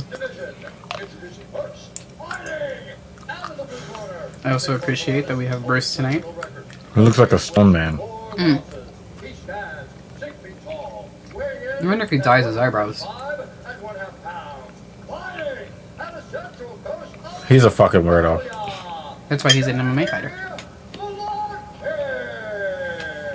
Can't really argue with that. Introducing his opponent. Fighting out of the red corner. A mixed martial artist holding professional record. 11 wins, 2 losses. He stands Instead of naming himself King Cage, he should have named himself Johnny Cage and come out in sunglasses. and 1/2 pounds. You think maybe he tried and they stopped him? Nah, we've seen a lot of stupid nicknames. They don't stop them from making stupid nicknames. But I mean, for Dan Magliata. like legal purposes, I think somebody was like, "No, you're not allowed to use that," and they say it in that voice. No. I don't think so. The world from his native Australia is a small underdog. He's in the green. Devontae Smith, your favorite in the black. Don't fuck with these two. Malarkey coming off a knockout victory over Kama Worthy inside of a minute. His last time out earlier this year. Kama Worthy and Devontae Smith, I think they're both friends. They fought each other. That comes with a lot of confidence. Talking to Devontae Smith, you can see the confidence just radiating off of him. He carries himself like a guy I love Malarkey's head movement. that he's going to be here for a long time to fight him on top of Malarkey is not a load of malarkey. I was waiting for that joke. Wait no longer. Cool. Yeah, as a result, that has aged well as Patel has climbed the ranks in left jab from Smith. And that was when you started to really respect who Malarkey is. That is going to be out there full time. And he did have a great time. Excuse me. And he fought You are excused.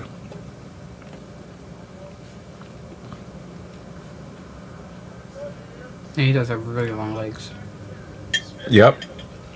Devontae Smith. Yep. His legs are longer. His arms are longer. He's 3 feet. He's 3 inches shorter. Yeah, nice. And he was acknowledged by Malarkey.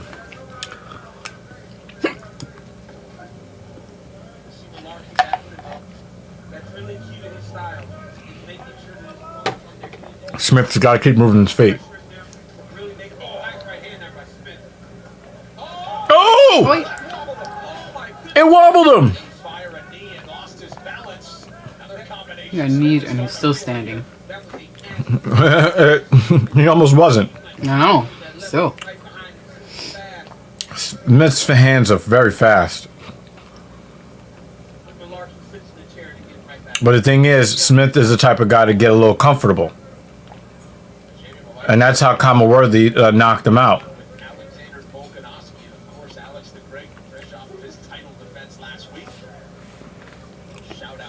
Again, props to Volkanovski for his win last week. He's still not the champion, though. He's just a guy holding the belt.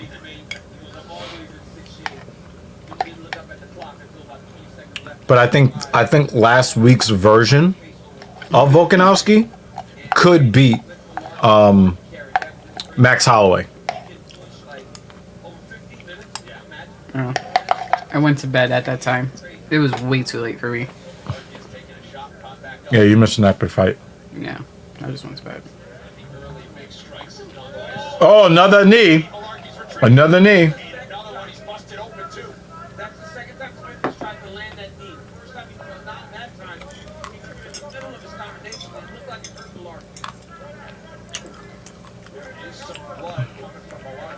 He tried to bring that up elbow.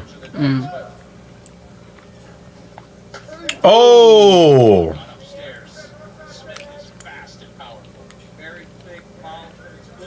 I don't understand how Malarkey's still standing.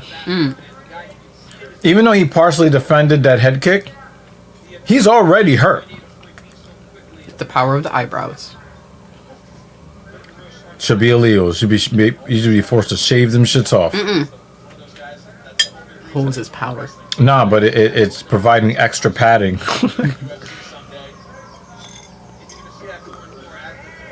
Malarkey almost took his head off just now.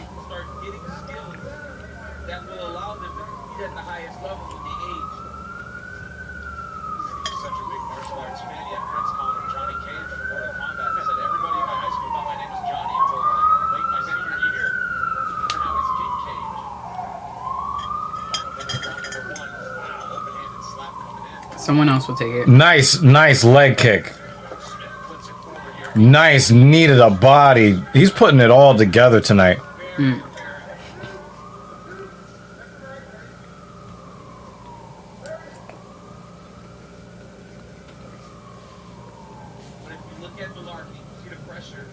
Look, his eyes, both of his eyes are black from the damage to the nose. Malarkey? Yep. And is that a takedown? Yep, that's a takedown. He's trying to get his back. Turn into him, Smith. Turn into him. 10 seconds.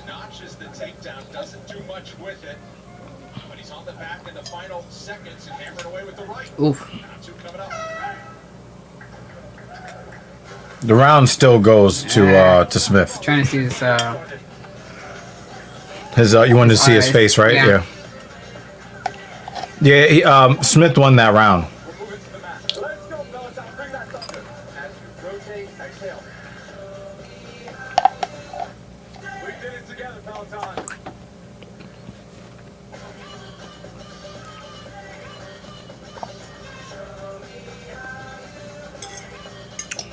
I definitely think mocha is an adult flavor. Listen, the kids have their drink with candy. Yeah. I get my own drink. This is our candy. Killed espresso candy. Sonic Mocha Crunch Blast. We need to get those two guys back. Yeah. They're way better. Yeah. They keep trying to recreate the magic with other people. I think those guys are probably too expensive because they were so famous. You know. They were awesome. Very entertaining.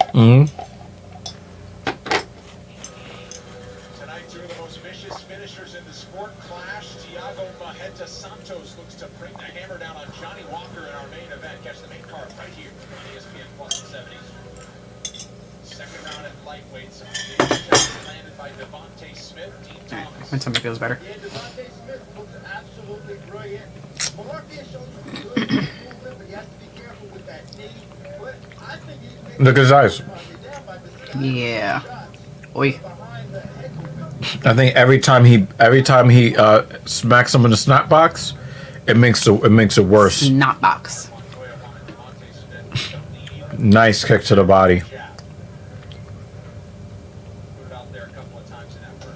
Ooh. Ouchies. Oh yeah, he's hurt. Ouchies. He's hurt. It looks like he kicked him in the knee. Mm-mm.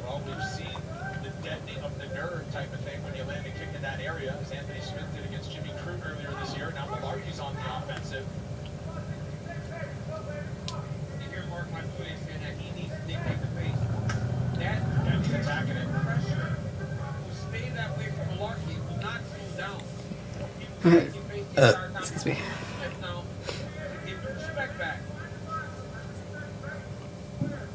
I think Smith is in trouble.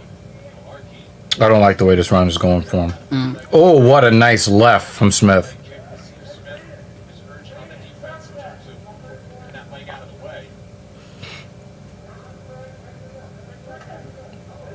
Nice dig to the body from Malarkey. Very, very nice.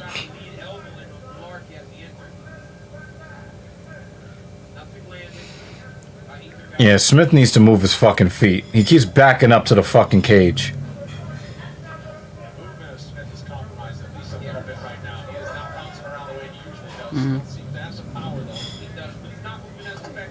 Nice left from Smith. They both traded lefts. Took a hard knee.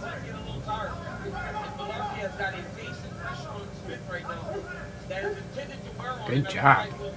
Yo, Malarkey's putting them knees on him.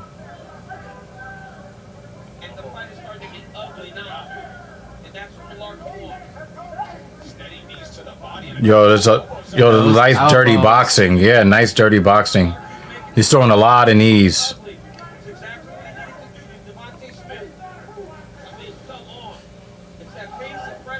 Dig to the body from Malarkey. Yep, this is the beginning of the end right here. He's covered up. Yep, and it's over.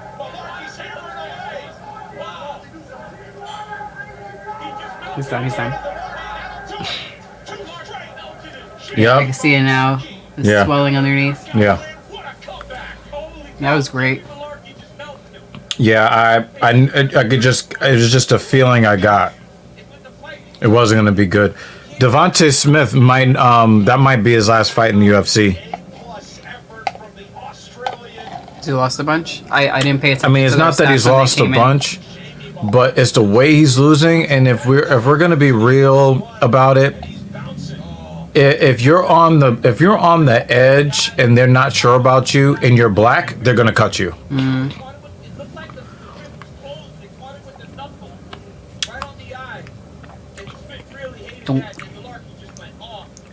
Like you'll see like some Brazilians or some white guys that will lose pretty bad, but you'll see them get another fight. Yeah. Black guys that lose particularly badly like this, they usually get cut.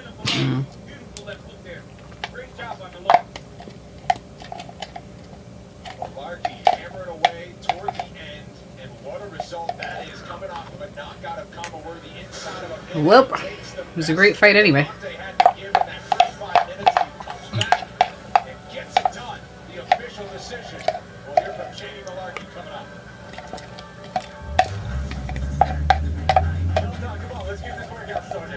It's back to 5 minutes of commercials afterward. Yeah. Let's go, fellas. I'll bring that thunder. As you rotate, exhale. We've gotten a finish in every fight.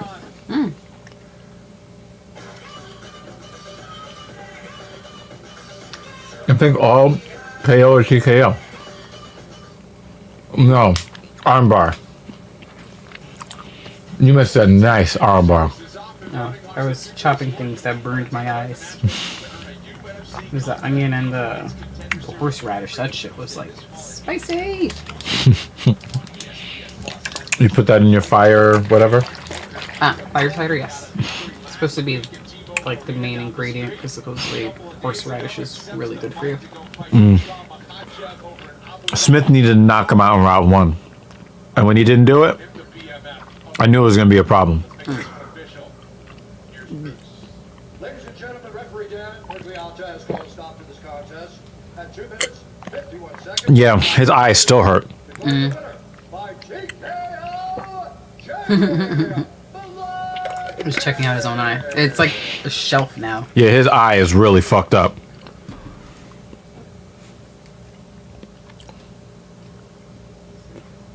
I'm here with Jamie Malarkey. Jamie, what a fantastic performance. You have now won 2 in a row in very impressive fashion. Do you feel like you're starting to get your feet under you here in the octagon and getting more and more comfortable every time? Yeah, definitely. Definitely, I'm starting to get my feet under myself with the company. I'm feeling a bit more familiar with it. And, yeah. Look out for Malarkey, yo, because there's one way to win. You know, you sometimes see those flash KOs, or sometimes you see something flashy. When you get a KO like that on somebody like Smith, because Smith is not an easy guy to just walk through, okay? When you look, there was a certain kind of malice and meanness to what he was doing. Yeah. You're not, I don't think that you should want to fight this man. When the UFC comes to you with a contract and Jamie Malarkey's name is on it,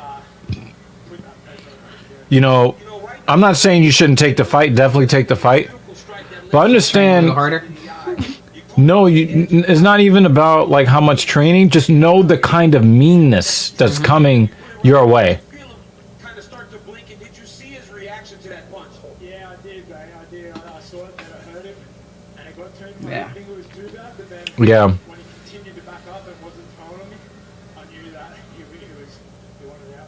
Well, congratulations, my man. You have That kind of meanness, do not take that for granted. for Jamie Malarkey. And then he turns it off.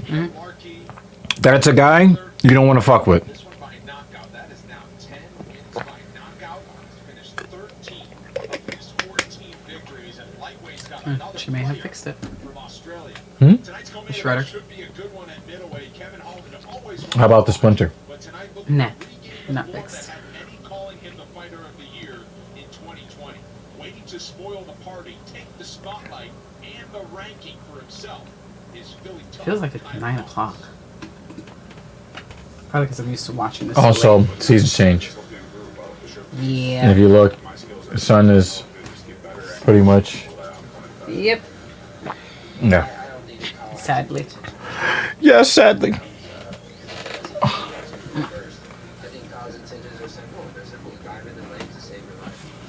Excuse me. Wait. Tonight, I'd like to send a simple message to the ladies. Anytime I'm here, you don't want to be there. One and done on the knockout for the Trailblazer. Here's your ranking 6 through 15 at 185 pounds right now. Kevin Holland spent some time in the top 10 main events earlier this year. Then he went to what he called Hendrickstan, wrestling camp with the 14 Johnny Hendricks, and now he wants to keep that 14 turned back toward the top and prove that he has really improved himself. He'll take on a tough test, especially on the ground in Kyle Dawkins. But DC, Kevin Holland, man, 5 fights in 2020. Nobody took advantage of the circumstances of 2020 more than this guy. You know, Kevin Holland is one of those guys that when opportunity presented itself, he took full advantage. And he honestly was in a very short list of guys that could have considered, the fight Holland is fighting tonight? year last year. No. Oh. He's a headliner. Okay. At a future event? Yep. Okay. Opportunity lies with Kyle Dawkins tonight. You may recognize the last name. His older brother Chris just scored a knockout and got himself a main event. Wait, I might have that wrong. He got a lot of eyeballs tonight. This Do I have that wrong? I didn't really pay attention to who's fighting tonight. Kyle Dawkins, when he took him down, if he would have just got back to space, he may be sitting in a different place. I don't remember who's fighting today. It's more of like, ooh, there goes the next person. Come on, phone. Alright, maybe Might just be the back. website. Yeah. looks to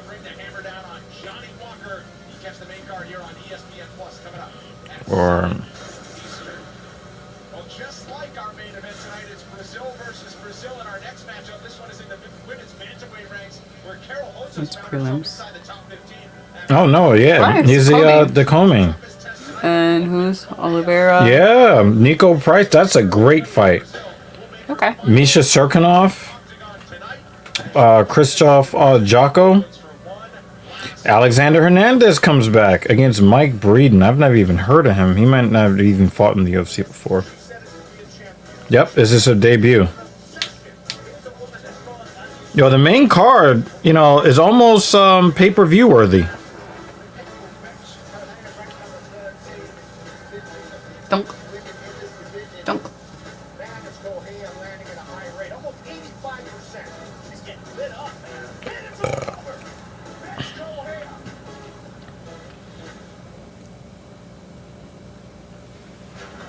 I want to thank y'all for hanging out with us tonight. Appreciate the conversations about buns and waffles and butter.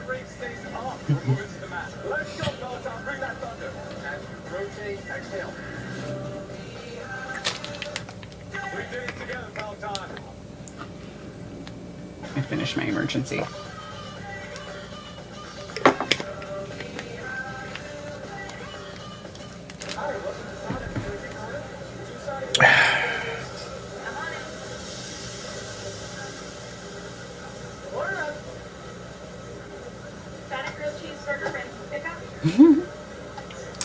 French toast is better. There, I said it. I think I'd have to go with French toast. French toast. Yeah. French toast.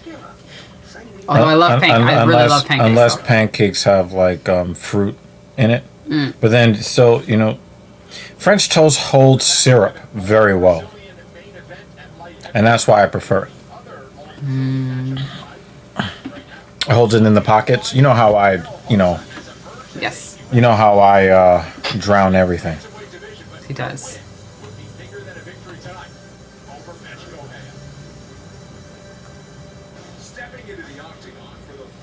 I like her legs. Mm.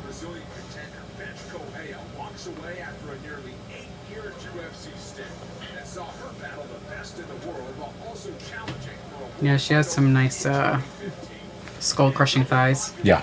Yeah.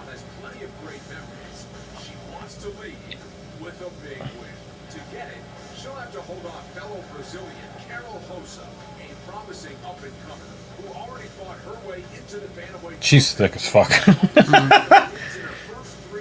And she throws hands.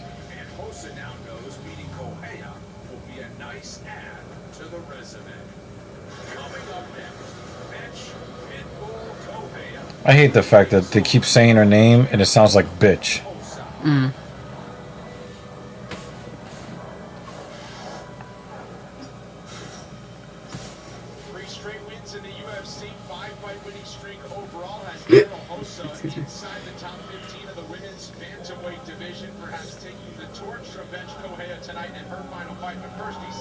Oh wow, that's right. She did say she's retiring. Mm. Well, she knows she's not going to fight for the belt again, so I hope that she does well in the next stage of her life.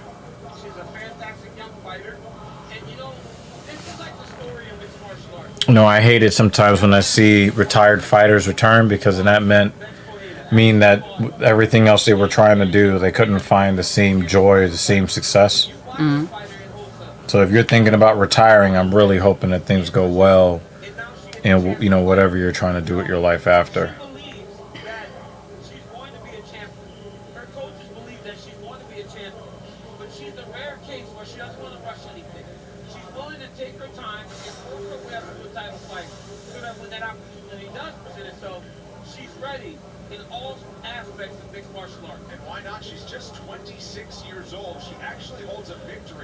So is she retiring or her opponent is retiring? Her opponent. Okay.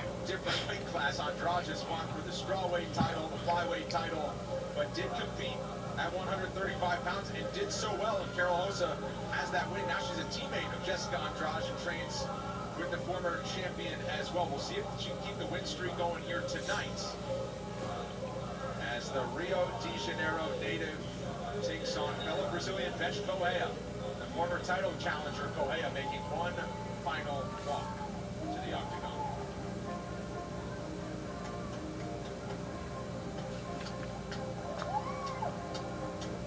Well, if you know Betch Correia, you know how emotional this week must have been for her to know that this. I think she might get hurt in this fight. UFC octagon fought against Ronda Rousey for a UFC championship back in 2015. Heidi, she has been soaking it up all week long, and alas, her moment comes now. She's already like in tears. I just don't think that that's a good mental space to be in before the fight. Like you see a lot of these guys and gals, you see a lot of the emotion come out after the fight, but they're like come in like stoic, stone, focus. You know, she's feeling the finality of this.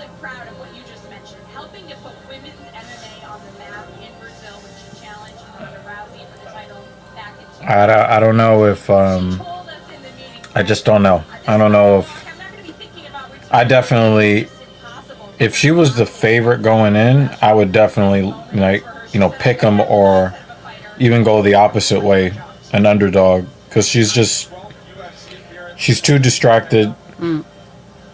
She's too emotional. Well, hopefully she puts up a good fight. What's that like, DC, when you know it's her last one? Because some fighters don't know it's their last one when they're making the appearance. I think it's better that way, that you don't know it's your last fight. It lets you go in there and try to fight free. And for Betchy, she just wants to be in there and compete to the best of her ability for the last time. We'll see if she can do so and pull off a huge upset in this matchup. Betch Correia is 12 years older than her fellow Brazilian Carol Hossa. Oh, and she missed weight. 5 inches tall, Correia did have. She's like, fuck it, I'm not fighting again anyway.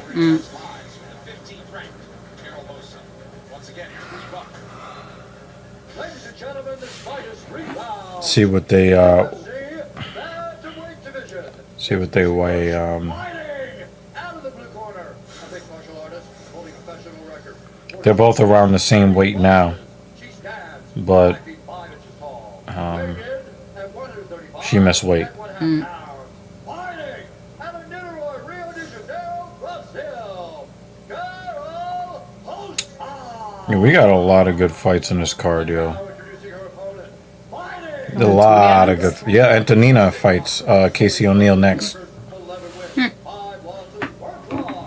She stands 5 feet 5 inches tall. Weighing in at 138 and 1/2 pounds. Her nose is massive. It's like having an umbrella in the middle of your face. When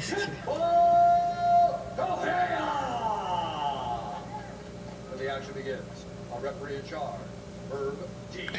There you go. That's his first assignment of the night. First time tonight, Betch Correia, a huge underdog in the matchup, biggest underdog on the card. Looking for one final moment. Yeah. Yeah, she definitely deserves to be an underdog, seeing her the way she came out. 625 as the favorite is in the black, and ranked 15. That's respect for Hossa and what people and how people view her. You've seen this young lady compete. You know how talented and skilled she is. And when you look at a fighter like Betch Correia coming into her final appearance, you don't know what's left. Because normally when fighters start to talk about the it has not been going in their direction as of late. She lost her last fight, didn't look like herself, and is looking to have one more time in there where she can get her hands raised. Oh, that was a nice one, too. Year for Betch Correia in the last few. Last fought in July of 2020 on Fight Island against Manny Chianza. Did score a victory in Mexico City a couple of years ago in Sajari Eubanks.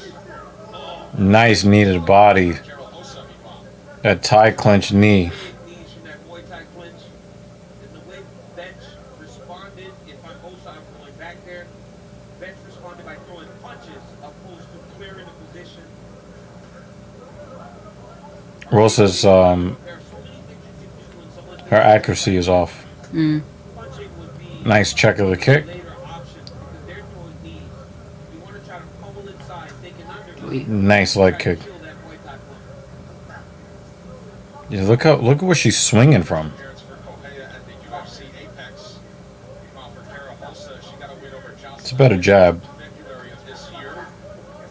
Knees to the body again in the tie clinch for Hossa. Every time they come together, you see Hossa immediately reach up top, take the Muay Thai clinch, and start to blast knees into the midsection of Correa.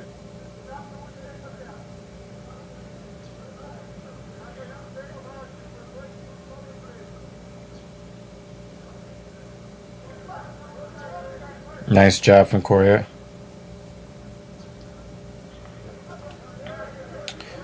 Hossa's accuracy is not very good today. She could have ended this fight already. Some of the positions, some of the footwork that she employs, if she was just accurate with her shots, this fight could have been could look much different than it does right now. They just both seem kind of out of it. Well, we know Correa is definitely out of it. And Rosa looks out of it too. Yeah. I don't know. It's almost like she's trying to stay calm, and now it's just a little bit too calm. Yeah. I need to take a Saturday nap. Yeah, Jimmy Dean, I know how you feel. Yeah. Inside the octagon. And has shown that in every single appearance. I mean, you could take it now if you wanted to. Oh, shit. We'll wake you up if something exciting happens. Like, ah! Yeah. Hossa just kind of slides back towards the center, and she will get engaged on her terms.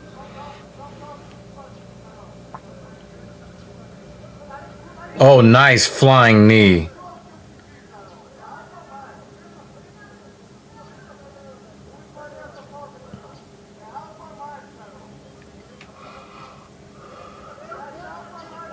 Her hands are so slow. Eli ASMR incoming. Take some chances. And it's just you yelling in the background. Flying knee. Oh shit. She's He's slow.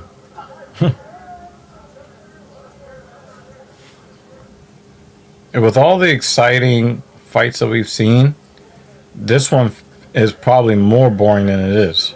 Yeah. It's a nice jab, too, Bitsy. She pops it out and brings the hand right back to the chin where it's supposed to be.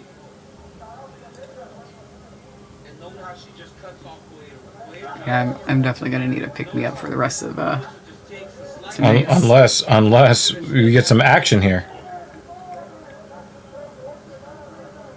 exactly. And it'll put you right to sleep. You're like, ah, I'm so relaxed now. and always stays right at the It'd be ring. great. Oh, nice shoot. And she keeps benching. Jimmy Dean, man, you funny as shit. Bench from the underhook. I am gonna get a little caffeine after this. It looks like workout. Betch is about to get the second Need a underhook little right caffeine. here. Great takedown defense there by Cueto. Nice job by Hossa to not I think Hossa probably wins this round. She was more active than Correa. That's really hard to tell. She was more active. They were doing what was it you said earlier, Jimmy Dean? The dainty dance. They were doing the dainty dance. It wasn't even dainty. It was the I'm going. Yeah. Let's go, Peloton. Bring that thunder. As you rotate, exhale. We did it together, Peloton. We did it together, Peloton.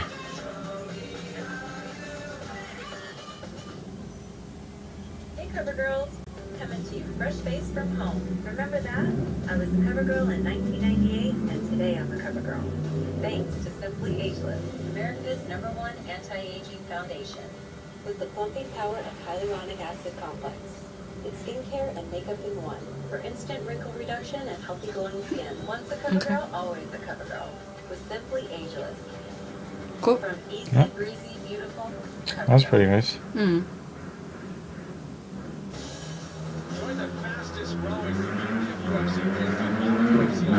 Okay. Second thing I'm looking forward to on this cruise, our room has like one of those little balconies. Having coffee on the balcony. Any Actually, other- having coffee anywhere, but you know, on a balcony just makes it more special. Betch's corner feels like she's posted as Or I should say specialer. Specialer. Oh, it started. Oh, it did? It did. Oh, wow. Yeah, I was over here on Twitter. I don't drink coffee. I do. So, these days, I really need espresso, but I also just like my regular coffee. Like a little cream and sugar in mine.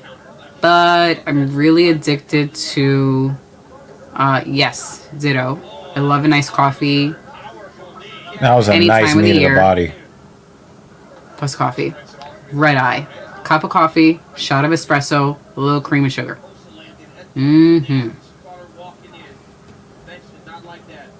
Wow, But I'm she not gave gonna you have a the red eye full now. rundown, too. Don't ask her about coffee. She'll take over the show and talk. This is a very important conversation we're having right now. This will be the filthy coffee Why party. not? A nice red eye. I don't do the black eyes because that's a double shot of espresso. And I'm just not on that level. And if I become on that level, then I know that It is a something's huge wrong. problem. Yeah. So I just stick with the red eye for now. Elsa is starting to take control. I also love a mocha, especially from Gregory's Coffee. Ooh. Straight black. You're hardcore. Do you have a favorite, He probably drinks instant coffee. Well, we're gonna ask Jimmy Dean. So, is it instant coffee? Is there a particular brand? Do you buy already ground coffee? Or do you like to grind your own coffee? I prefer to grind my own. I just think it tastes more delicious. I also like the smell of it as I'm grinding the coffee. It's a very important thing. Also throwing some nice knees to the body. Wait, do you really have instant coffee? Did he just blow up their spot? Is it instant? Oh, look at those knees to the body. Nice elbow.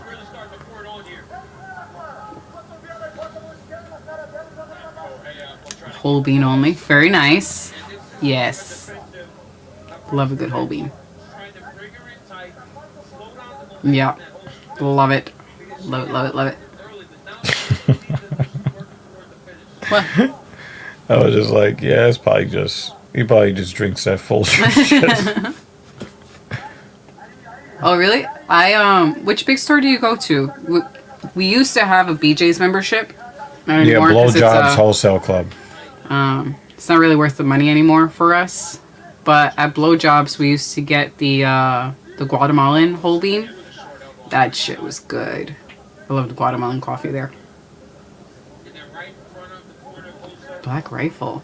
Ooh. Yeah, Black Rifle is a MAGA coffee company. They're like super Trumper, you know, Trump, Gotcha. military Trump. Trump. Yeah, But is it delicious? it's probably pretty good. The coffee. Yeah. There's one brand my sister had me try. Shit, I don't remember the name of it. I gotta look it up. I'll look it up later. I don't want to search on my phone right this second.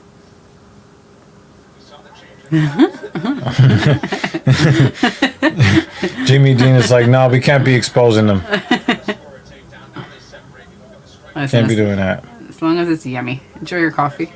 But yes, they do drive F-150s.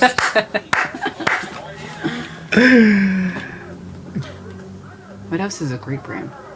So If Hossa is really a good fighter, I'm not seeing the eliteness. well, I'm Because she not could have even, taken her out. She could have taken her out of here already. I'm not even paying attention. Jimmy Dean has my attention at the moment. Okay. I'm not even paying attention to the ladies. Somebody's about to get knocked out. Anyway. No, I don't think a knockout is coming here. Well, she won't get kneed to death. Nice elbow though from Hossa. She is really running in with those knees though. So pre-Rona, we used to have a coffee and tea festival here in New York. And My bad, yo. My bad. I'm sorry. so what I was saying, what had happened was, pre-Rona, there used to be a coffee and tea festival, which I loved, and you could like sample all the teas and all the coffees. I miss that. But yeah, Rona. Can't wait to the next festival. And then it was a 2-day event, and if you were there the second day when they were about to close up, you could get everything like super discounted because the companies didn't want to take back all of that merch. I can't wait until they do that again. Maybe next year. You know, if Rona allows. It's like Comic-Con for coffee lovers. It's great.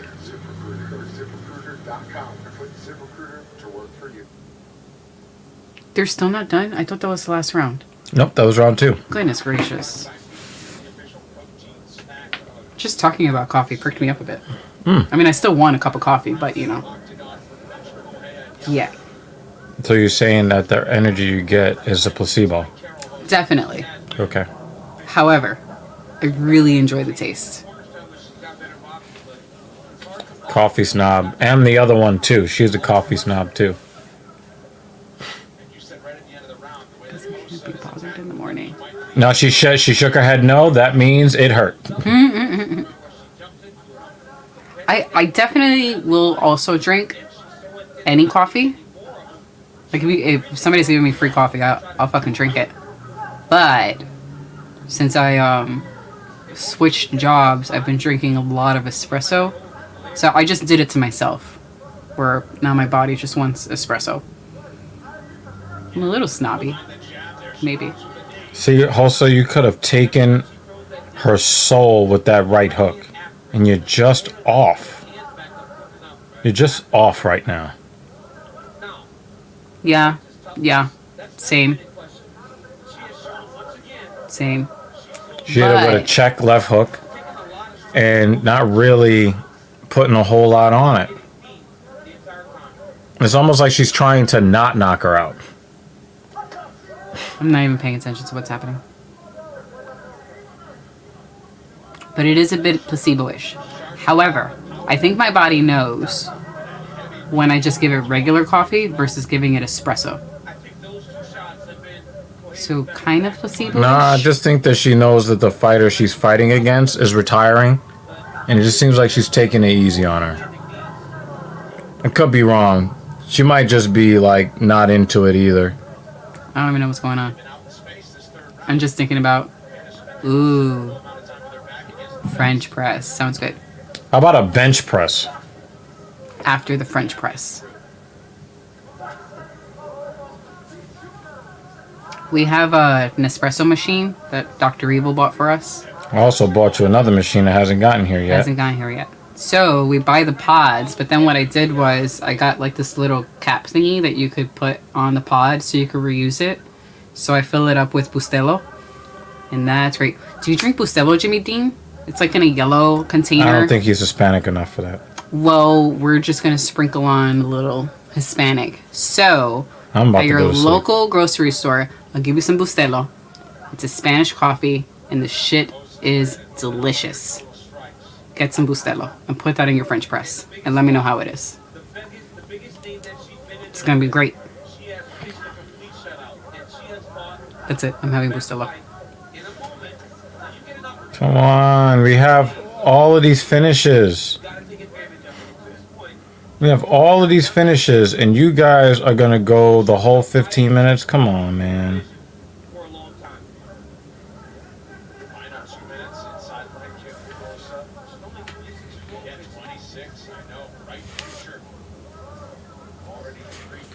You want to talk about her future? My future might... That was... Oh, man. Get them out of the cage. After that, get them out. That was pretty terrible. Get them out. That was... Get them out of the cage. Ooh, Turkish coffee. I went to a restaurant that did Turkish coffee. I mean, I can't tell you if it's real Turkish coffee or not because I actually don't know enough about Turkish coffee to know. Excuse me. But I'm down to try whatever.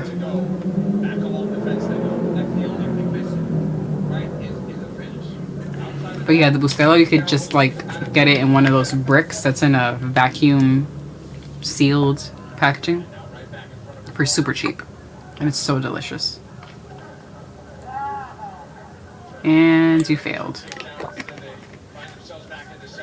She tried to take her down and almost tripped herself. Third time in 4 fights in the UFC. 100 or more. Alright, you can do French press in 34 seconds. Add that to the total. And think about this. She's fighting 3-round fights. It's not like she's in main event, right? She's landing 100 strikes a fight in 3-round fights. Ooh, stay low. Top of the knee and another swing with the elbow. That's how impressive. Another knee to the body. Ooh, stay low. Of course, you want to get her on the ground. Yeah, we're going the full 15. It is As the sun sets on the career of that. Correa. Now they can show their respect. We'll make this one official after this. Yes, isn't it awesome? This shit is slamming. Fucking love it. Definitely great. And then when they go on sale at our local supermarkets, we like buy a bunch of bags at the same time. Go nuts. But I would definitely do the Turkish. It's gonna happen. We lost Dr. Evil. We were putting him to sleep with our talk of coffee. Nah, that fucking fight took all the energy out of me. They just cut off our commercial. The flat tire commercial. Shows on Monday. Start your week with the Chael Sonnen Show with George Sedano, and then on Tuesday catch DC and RC featuring my partner tonight, UFC legend Daniel Cormier, and Super Bowl champ / UFC superfan Ryan Clark. Both shows can be streamed on ESPN Plus. You can also watch DC and RC on YouTube and listen wherever you download your podcasts. 3 rounds in the books between Betch Correa and Carol. Ooh, look at that eye. With the decision. Here's Bruce. Ladies and A whole, gentlemen, like, after 3 left rounds, side of her the face. judges' scorecards for decision. The judges score the contest. The other one looks like she barely took a punch. With 30-26. 26. Yeah. The winner by unanimous decision, Carol Hossa.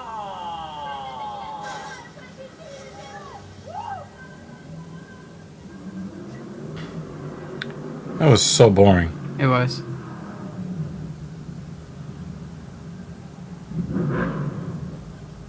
Carol Hossa, what a fantastic performance. That is the 3rd time in 4 fights that you have landed over 100 strikes. You are so dominant. How good does it feel to She's fight slow. and have a performance like that against someone you at one point looked up to? Fantástica, foi a 3ª vez que você acertou mais de 100 socos. Como foi lutar com a pessoa que você sempre viu como uma pessoa na sua frente? Nossa, é uma emoção muito grande, porque antes de entrar com o MMA, eu vi as lutas da Beth. Então, pô, pra mim tá fazendo uma luta com ela, e sendo a última da carreira, pra mim é um privilégio muito grande. Yeah, it's very emotional. I always looked up to her, and for me to be able to do a fight, which is the last fight of her career, it's a very big honor. You have now won 4 fights in a row. You're ranked number 15 going into this fight. How soon would you like to fight again? And with that number next to your name, I know you don't want to rush, but how quickly would you I've never been so bored by a fight that featured a fighter that landed over 100 strikes. Quanto rápido você quer lutar de novo? Eu pretendo lutar em fevereiro, porque She was fighting for the decision. She wasn't fighting to end the fight. Finish, yeah. pra mim fevereiro tá ótimo. Depending on who she goes in with next. Maybe see more fire out of her. I don't know. No, there'll be fire out of the other person, and then she'll be like back to number 17. But then she'll never be a champion if she needs to rely on that energy from the other fighter to get up. comes to an end tonight to fight someone like Carol. And how has it been to compete for the UFC? Okay. I'll be back. I am gonna go get that cup of coffee. Oh, wait. BRB. You want some baby? I want an exciting fight to watch. I can't deliver that for you. You want something else from the kitchen? For now, probably not. Okay. Maybe a pillow. No. And go it's to not sleep. Sleepy time. Nope. We'll probably get more viewers if you just watch me sit here and sleep. If you snore really loud and drool, then that'll be a yes. Oh yeah, that'll be That'll be a viral moment. Yes. A legend. Congratulations on the fantastic career. Ladies and gentlemen, Betch Correa. So Betch Correa, who fought for a UFC title back in 2015, and one of the most important things to her is her legacy of being a pioneer of Brazilian women's MMA. She took off the gloves, but perhaps going on the shelf as she keeps them for a souvenir for herself. Great show of class there. All right, tonight, extra special for a couple of fighters coming on the heels of what their siblings did just last Saturday in the Octagon. Here's Heidi Androl with more. That's right, no sibling rivalry here. And you mentioned impressive finishes just 7 days ago down the street at T-Mobile Arena, making way for the other half of two pairs of siblings to make their own mark here tonight. We start with the Dawkins brothers. Kyle Dawkins, there he is, locked in for his co-main event against Kevin Holland later tonight. That's it from yesterday's weigh-in. Their final stare down. And he took it yesterday. That's funny. The emotional high of his brothers. That is funny. Fueled him for this fight week like never before. And of course, just last weekend, his older brother Chris Dawkins took his UFC win streak to 5 straight with another fast finish, a second round over Shamil Abdurrahimov, catapulting himself into the title contention picture. But, you know, the Dawkins brothers aren't the only siblings dealing with back-to-back weekends right here in Las Vegas. Of course, we've got the flyweight champion. There she is, Valentina Shevchenko defended her belt for the 6th time this past weekend against Lauren Murphy in a fight where she outstruck. Damn, Lauren Murphy got beat the fuck up, yo. Yo, she got beat the entire fuck up, yo. The dressing room with her sister Antonina as she readies herself for battle against fellow flyweight Casey O'Neill. Now, the work Antonina's getting with her sister and the support she has, having her in her corner. Wasn't Casey O'Neill the name of the dude that in Teenage Mutant Ninja Turtles? Thank you very much, Heidi, and we will keep the action rolling from right here inside the UFC Apex. 1 week after her sister Valentina defended that flyweight title, Antonina Shevchenko looks to put another notch in the win column for the family as she aims to hand Casey O'Neill loss number 1. As a native of Scotland, based out of Australia and training in Las Vegas, Casey O'Neill is a citizen of the world at the age of 23, and that life experience has served her well in the fight game, where she's raced out to a perfect 7-0 record that includes UFC finishes of Shauna Dobson and Lara Procopio. Tonight, King Casey returns for her 3rd bout of 2021 against Antonina Shevchenko, another fighter who is no stranger to seeing the world in order to improve her craft. Kyrgyzstan Shevchenko is a lifelong martial artist whose journey has led her to competing against the best flyweights in the UFC since 2018. Coming up next, Antonina La Pantera Shevchenko faces King Casey O'Neill. Genexa is the first clean medicine company. What does clean medicine mean anyway? It's the same active ingredients you know and trust, but without the synthetic stuff you don't want. Well, I don't want artificial dyes in my kids' medicine. Is Genexa right for me? Yes, Genexa uses clean, non-GMO ingredients. Well, I don't want some hippie medicine. Is Genexa right for me? Yes. Well, I have a gluten thing. Yes. Well, yes. Us? Yes. This is just another stupid big pharma ad. No. Look for Genexa, the first clean medicine company. If you want to go from I don't got it to I got this, well, then get this. A deliciously bold, smooth espresso drink from Dunkin'. Like a caramel macchiato, mocha, or oat milk latte. Take a sip of You've Got This with Dunkin' espresso drinks. Order ahead for Spread Rewards, and there's a rest of Dunkin'.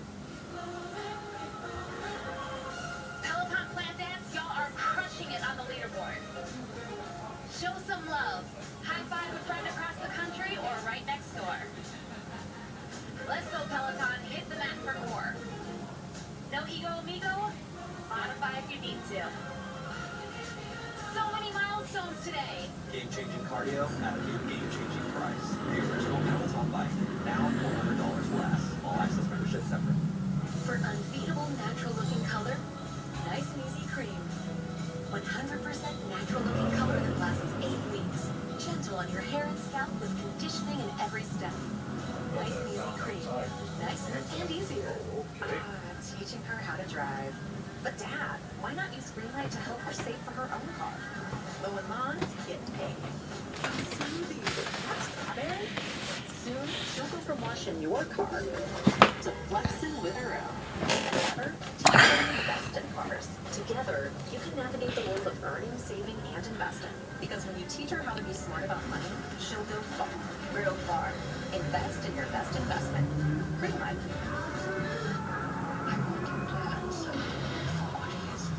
I requested to go to the desk. The accusation is false. What happened to the intro? It was your lunch. Rated R. We're for those who love to discover, who know an open mind is the only kind, who are their own personal stylist, and who know when you spend less, you can discover even more at TJ Maxx.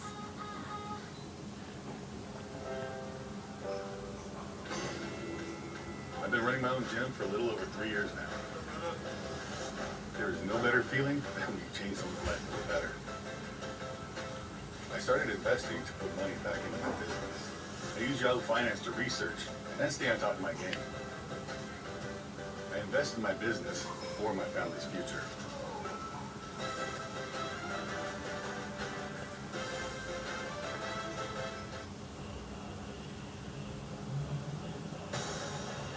Let's get your tell on the tape for a flyweight matchup between Antonina Shevchenko and Casey O'Neill. Shevchenko, 13 years older from the youngster from Australia. Shevchenko is also 2 inches taller, but it is King Casey O'Neill with a 2-inch edge in range.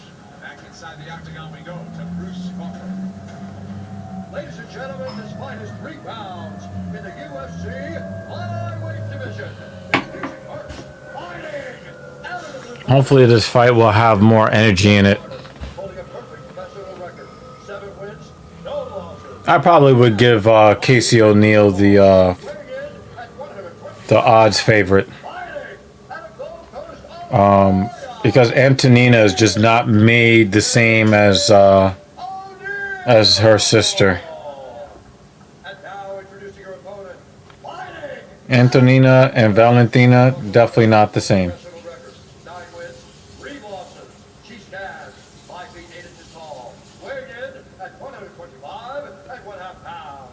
Fighting out of Bishkek, Kyrgyzstan, Antonina Lopetera Shevchenko.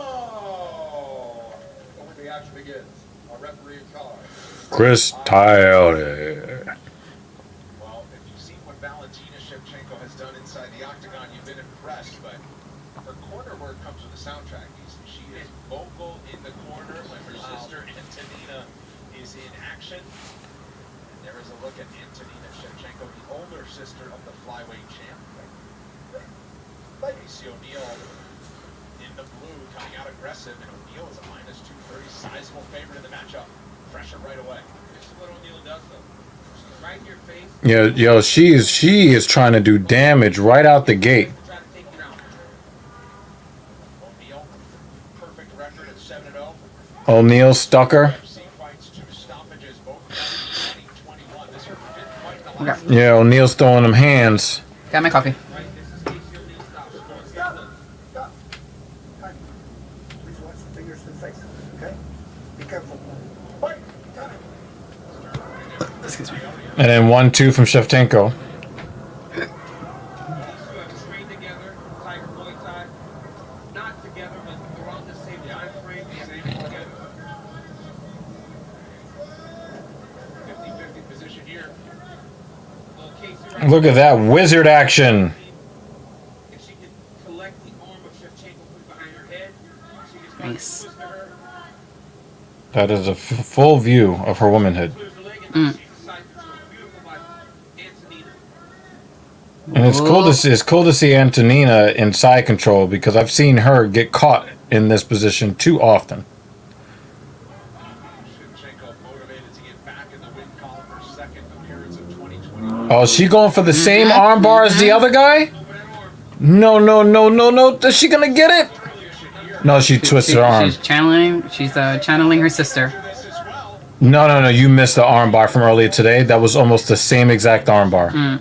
Casey O'Neill is no joke. As do I, Jimmy Dean. Did you just find that out like 4 or 5 minutes ago? I thought you loved something else. So some womanhood, you know what I'm saying? I know. But you were showing love to something else. It's still all part of the womanhood. Yeah. So anyway, back to the fight. So I got my coffee. It went with an Americano using Bustelo. At least this fight is more exciting. Oh, it's delicious.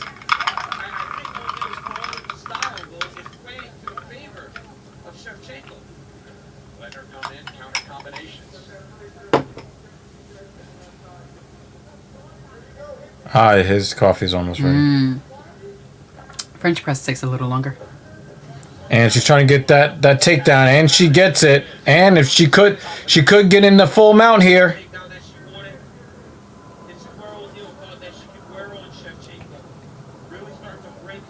There's like a 3/4 mount here.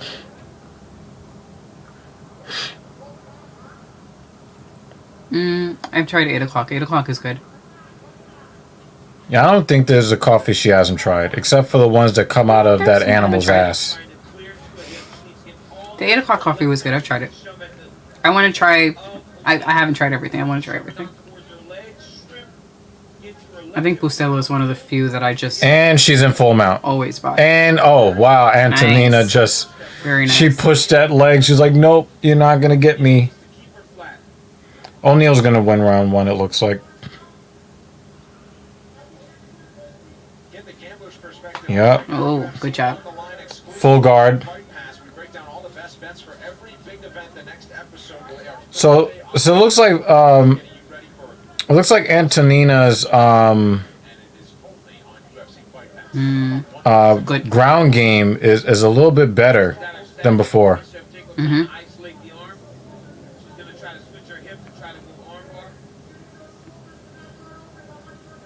How many ounces does your French press make, Jimmy Dean? Oh, up kick. Ooh, ouchie, ouchie.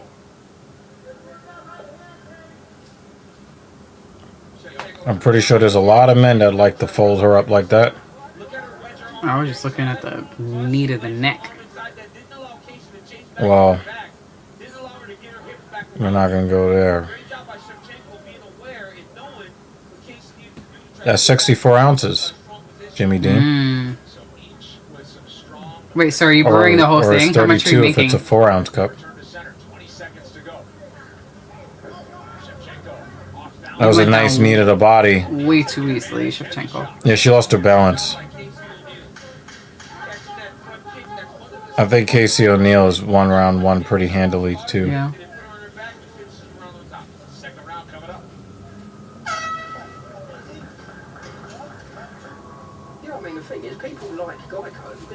Yeah, you can tell my instincts are good. Nice.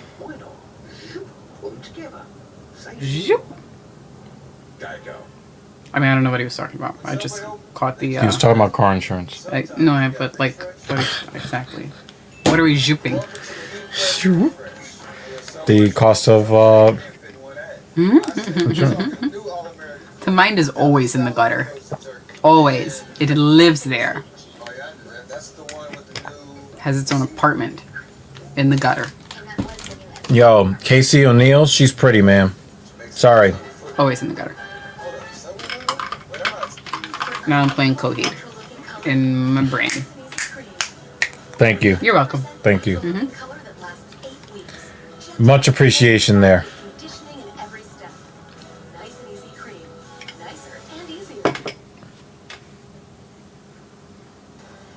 Dana White's Contender Series is off and running. Watch the future of the sport compete in front of Dana White and matchmakers to earn a UFC contract.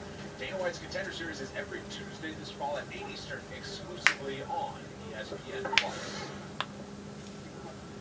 Casey O'Neill in blue. Antonina Shevchenko, the older sister of the champion Valentina Shevchenko's in the black. Back and forth first round, but perhaps that. Oh, what a kick to the head from Shevchenko. Wow. Music star from across the pond. And O'Neill just ate that shit. Happy to have you with us, James. And O'Neill, Scottish by birth, before moving to Australia with her family.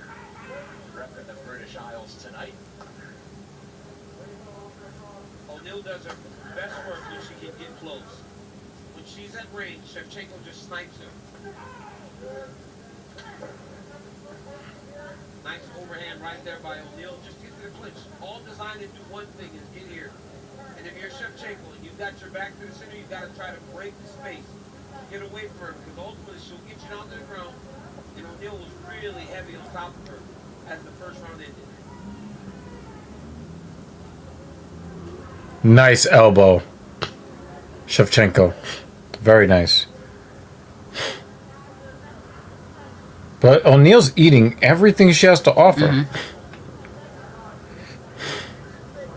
Good timing on the jab from Shevchenko, though.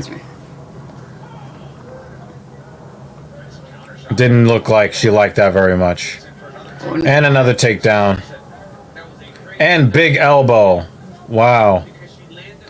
So Shevchenko's doing a better job today than we've seen her in the past as far as her her grappling defense on the ground. But that's only after she gets to the ground. The problem is she's given up a lot of takedowns. Uh-oh, looks like she's going for an armbar there. Turtling up. Now this is funny looking. Oh, she's not getting punched in the face. Or wasn't. She's giving up her back though. Oh, there goes a hook. 2 hooks in. Do we get a body triangle? She's allowing Shevchenko, not fighting her, allowing her to go to the next position and just follow it and getting and beating her to the next position.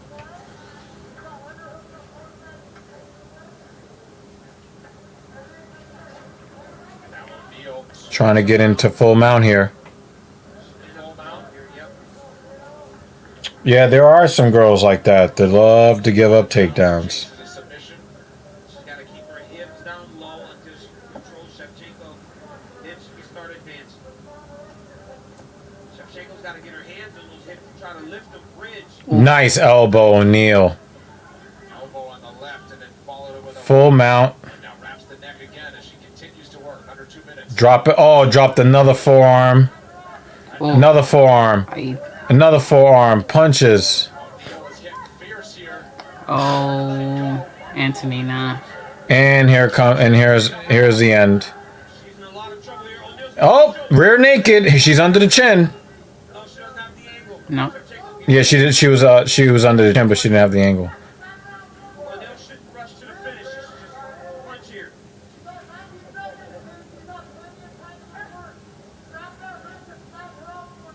Trying to look for the side of the head.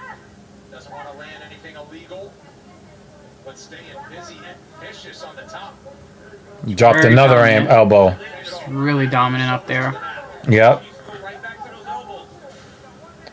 But Antonina, she's not. Oh yeah, now we're getting to the end.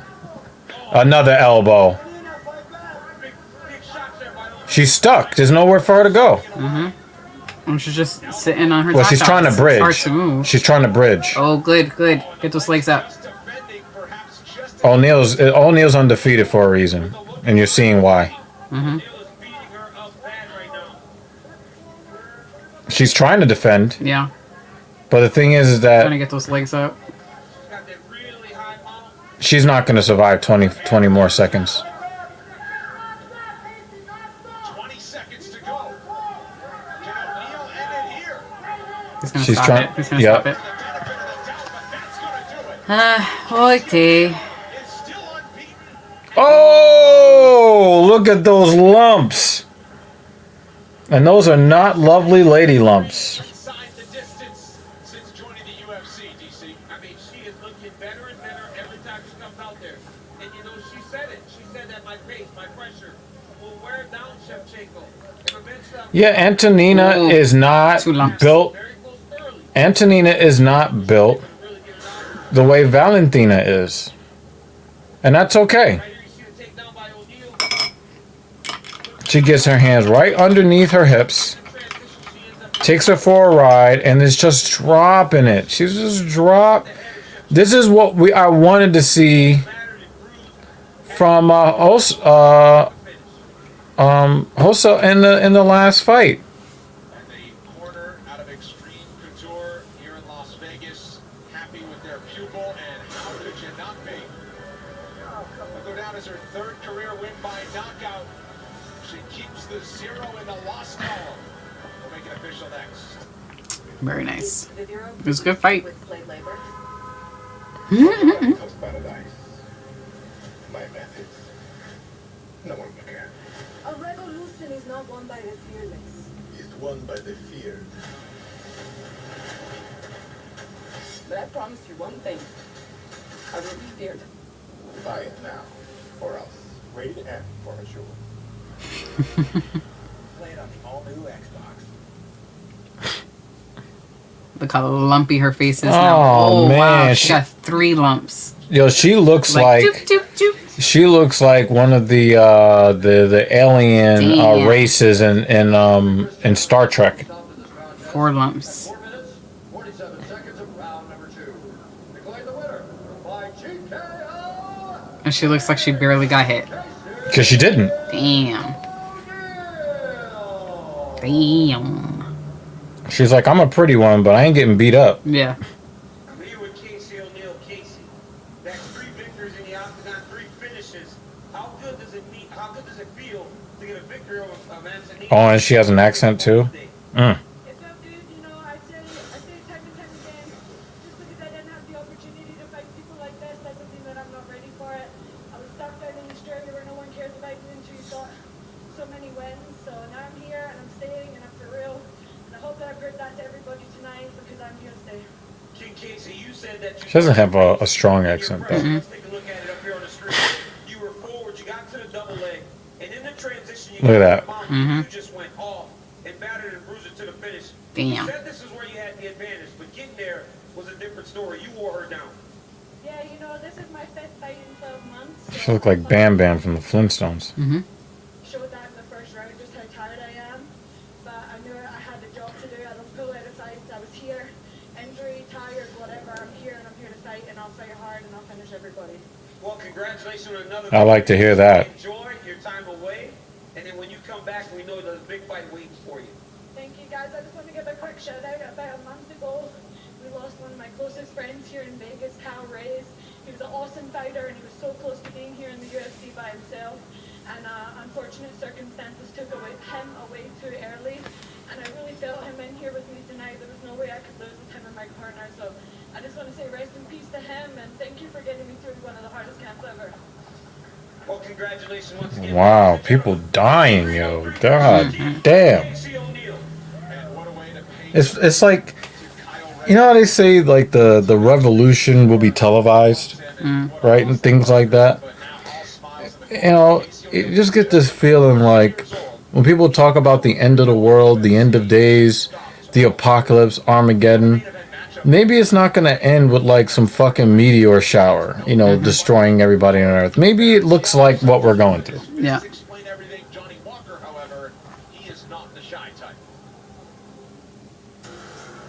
I want to send a message for all the like Oh, excuse me. I'm going to smash you out. I'm going to broke your bones. I'm going to eat you guys. But you lose a lot of fights, guy. He's talk a lot. I don't like to talk a lot. Yeah. I prefer to show everything inside of the bone. And tonight, I will show him. You guys have to be excited for this man because I'm yeah. Yeah, Jimmy Dean. Basically how Rome ended. Fell apart from the inside. And one of the things that people don't really pay attention to when it comes to the end of the Roman Empire is that the Roman Empire ended around the time when there were no more standards in society. And that's when Rome went down. And that's pretty much where, we're at now, Before we get there, one more piece of prelim business. Our featured matchup is a good one. Joe Selecki, highly touted prospect for several years so far. He has made good, perfect in the octagon. It's a pretty long prelim. Got a lot of fights. Contender status. That's what he's looking for. It's a really good card. Yeah. Different level tonight. Flash has taken on any and all challenges. We've had one boring fight, and that one boring fight was dominant. So, Keep it going. This bout is coming your way next.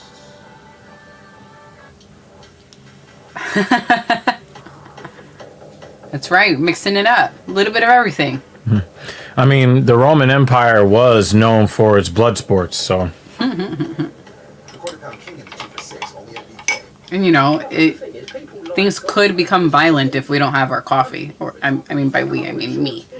And home insurance here. So Why not? it's very fitting. Pull them together. Save even more. Geico. Peloton Plan Dance, y'all are crushing it on the leaderboard. Show some love. High five Should we have right next door. a photo of Jean-Claude for Bloodsport? It'll be like Baby Yoda, Jean-Claude Van Damme. So many milestones today. Game-changing cardio at a new game-changing price. The original Peloton bike. Now $400 less. All access membership separate. Well, the back fall has arrived in Las Vegas. The fall cool down that we wait for every September, October. Beautiful time of year to visit Fremont Street or anywhere else in this great city. Let's continue with the action. Jared Gordon has proven to be unbreakable in the octagon when he's at his best. He looks to impose his will tonight. I'm more protective of my coffee than the Dutch in the 16th century. 2 years into a UFC career that began when he notched a submission win on Dana White's Contender This is Series my precious. 2019.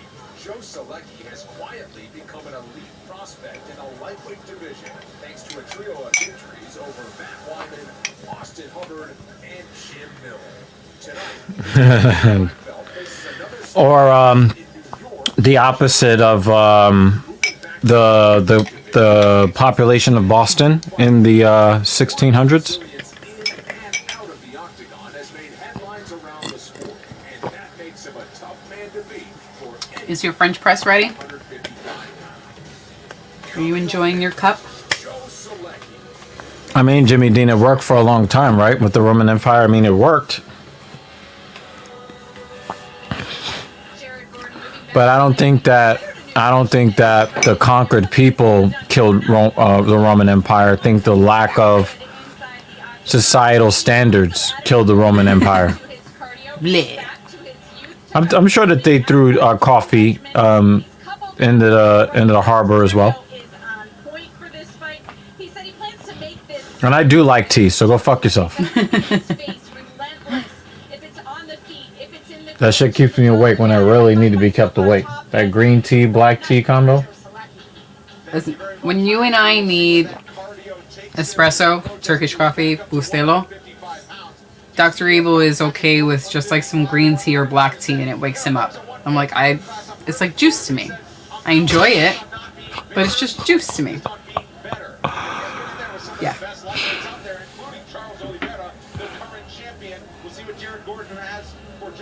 Tonight, he certainly has the veteran experience in the UFC. Well, you understand cutting Corruption. down to a really light weight class because it essentially becomes a fat kid. Right. All you're doing is worried about how much weight you lose, how much weight that you get off that day, what can you eat, what can you not eat. I'm trying to put enough in you just to get your practice. Now, Gordon's actually able to go in there and improve and focus on what needs to happen in order for him. Yeah, corruption. Again, that's the lowering of standards, you know? That's what happens when you have, when there are no standards, then anything goes. I mean, they celebrated all different kinds of sexualities. Some of the stuff that we look at as the worst crimes in our country, the people did them freely in the streets in front of everybody. Coffee is not just bean juice. Sometimes it's ass juice too. What was that animal that they get that expensive ass coffee from? I just get my coffee. They have some fucking I'm not buying that shit. expensive That literal ass shit. coffee. I'm gonna put that into a Google search and Oh my see God. if it comes up. Somebody He's looking up the ass coffee now. expensive Ass coffee? ass coffee. See if it comes up. Yes, and it came up.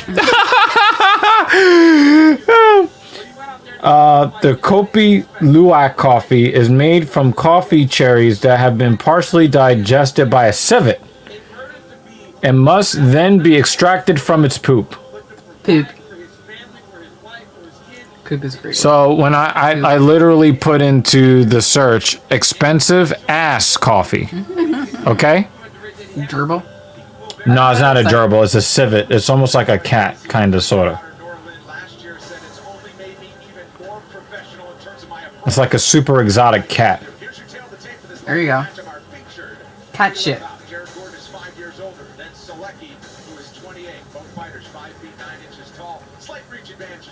Cat shit coffee. That's what they should just call Yeah, it. it's so expensive because the steep cost is a direct result from the drawn-out process of the cultivation of Kopi Luwak beans. Unlike other coffee beans, this bean is defined by its processing. First, a civet will actually cherry-pick the beans, and once consumed, the beans pass through the intestines and ferment. So, in reality, it's a very shitty coffee. Yeah. I'm okay. I'm not that much of a snob. And then she'll taste it, and it will just have cat ass beans in here. Cat ass beans. Like, what kind of drink are you having? Cat ass.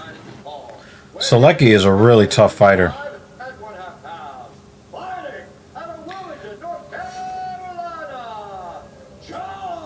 Does a lot of cupping. You do cupping sometimes, but a different kind of cupping. Oh.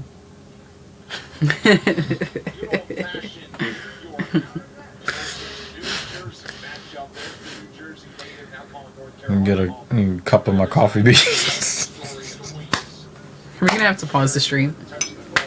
I think so. BRB.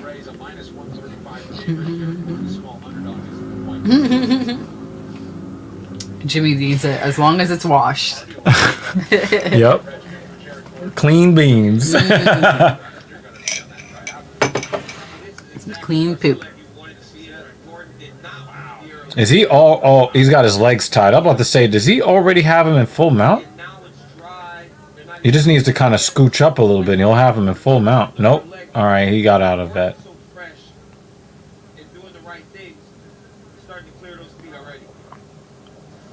It's like he's trying to get that near arm, pull him down. I mean, I have. Give me regular You can beans scoot now, over or, into side control. or eat coffee beans. There he is. Now he's got side control.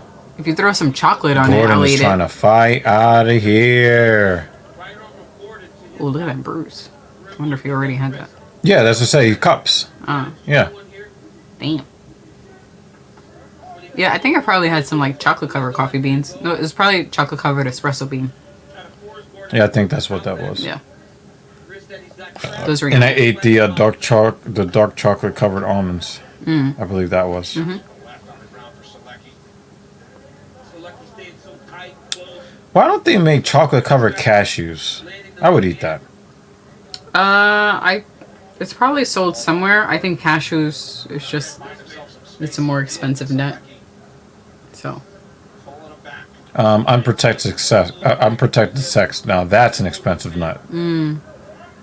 Chocolate covered? No, it's child support covered.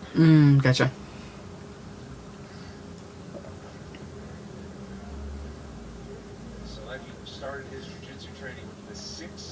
It looks like he almost wants to go with the body triangle. He bruises easy. That's so lucky. He bruises easy. Look at his knees. Just from being on the mat a little bit. Yeah, he bruises really easily. Like maybe there was just a kick or a punch. No. So He that's just bad. no. You're not even really allowed to hit. You're not allowed to punch near the spine anyway. I would have a chocolate covered cashew. Yeah, I think I would like that. And I think that he's right about the kind of like the texture of cashews. Well, I think that's why, at least when it comes to dairy alternative foods, spreads, I they don't tend to understand why use, he doesn't go for the body triangle here. cashew or cashew butter to do it when they don't want to use soy. 2-on-1 on that right hand for the moment, and now Selecki kind of wraps the right arm. He's not under the chin. Doesn't he look a little bit like Bilal Muhammad? Mm. And I'm talking about Jared Gordon. Mm-hmm. Yeah. He's trying to get that. He's trying to get that. That rear naked, but he's not in proper position for it though. He's not. He's not setting it up well. We will chocolate cover all the things.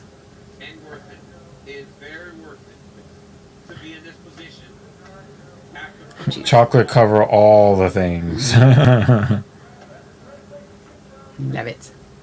Chocolate covered Brussels sprouts. I've had chocolate covered Blackwell chips.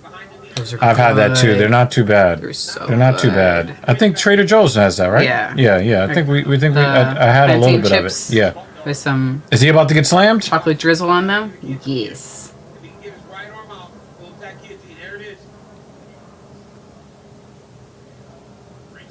Yeah, he's not getting that guillotine.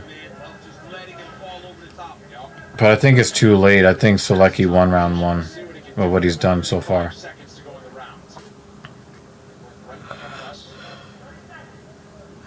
Excuse me.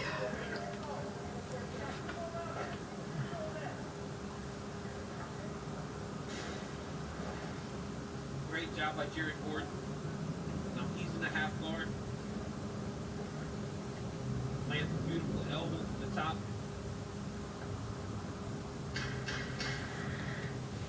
Yeah, I think Selecki he controlled more of the fight. Mm.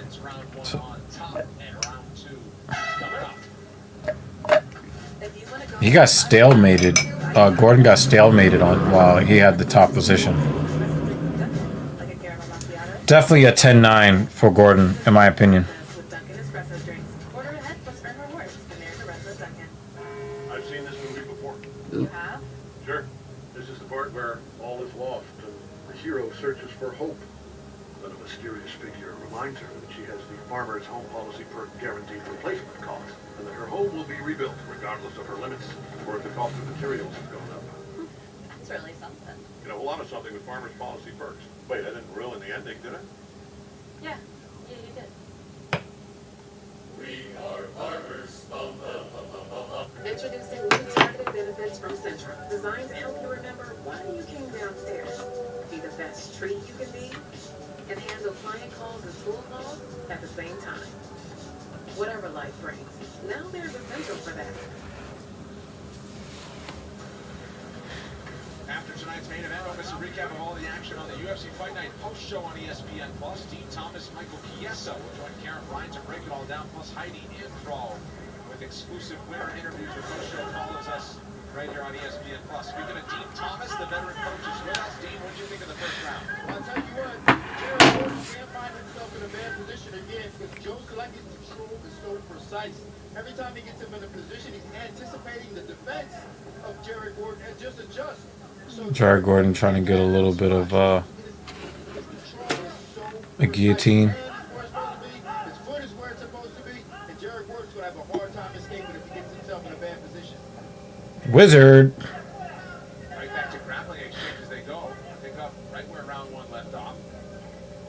Jared Gordon bruises so easily. Mm. I think as the competition rises for him, and he gets hit a little bit more, he may lose fights just based off of what he looks like when he just bruises easy. Mm.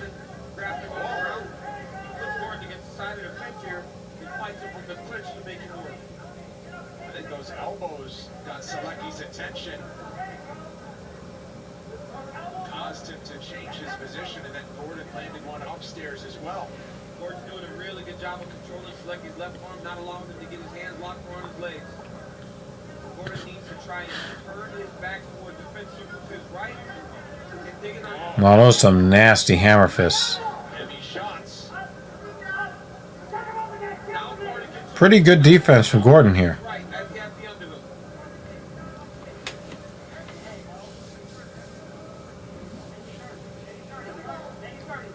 That's Jared Gordon's corner saying make it dirty, and they also said wait for his head to come down to land the knee, or tried it. You got Kevin Martini and Nick Lynch in this corner right now. But that's the thing, right? You start elbowing instead of... You're doing that Khabib leg tie thing. Steps over, puts his back on his butt. Let's bring in the corner of Jared Gordon. You're good, you're good. Watch that, look at that. She is trying to grab that wrist to pull him down. Keep that whistler, stand up straight. Stand up straight, get that foot out. There you go. Now move. Now let him go back in the cage. There you go. Wow, Gordon gets the top position here. By Gordon. And they up in the full guard of Selecki. Nice little forearm from Gordon. Veteran Nick Lentz, bottom right of your screen with that advice. To get Gordon in this position with a little more than 2 minutes to go. Striking numbers very similar. 4 takedowns in 6 attempts landed for Joe Selecki thus far. And of course, a whole lot of top control time in that first round. Wow, look at his knees. Mm-hmm. Back to the fence in this round. That's Close. ugly. Elbows. Yeah. Gordon's done a great job. It's gonna need a Almost looks like his knees are bleeding. That's how bad the bruising is. needs a lot of aloe vera. Stay here for a round. We may be 1-1 going into the third. Feel very confident we're going 1-1 going into the third.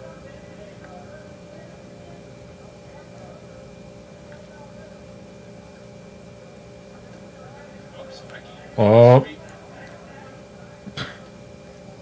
Closes the guard. Blood's coming. Who's bleeding? Opened up a little bit. Top of his head? No, It's no. open? I think it's on Select. I think Selecki has put a little blood on him. Dirty fight. Mission accomplished through the first 4 minutes of round 2 here. It is certainly a lot dirtier than it was in round 1. And it's very good for Gordon. Because Gordon has slowed everything down. And he's on the top position. He's in control. Okay. Oh, I thought he was like slit open. Yeah, I top thought of so his, too. Yeah. Scalp. Very low Selecki.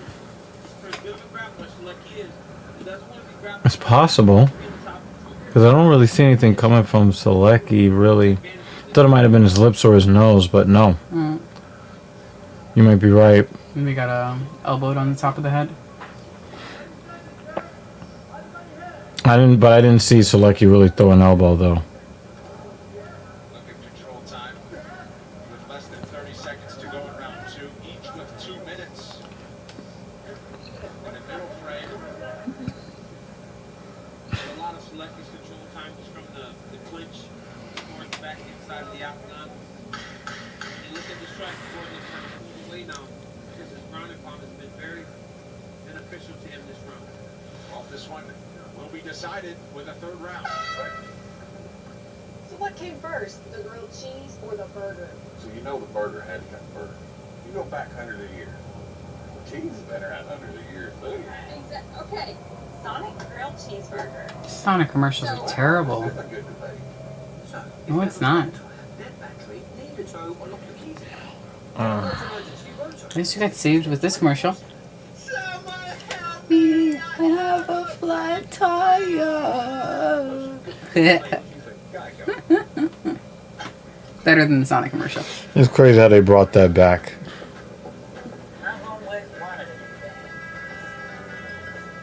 Next round on me.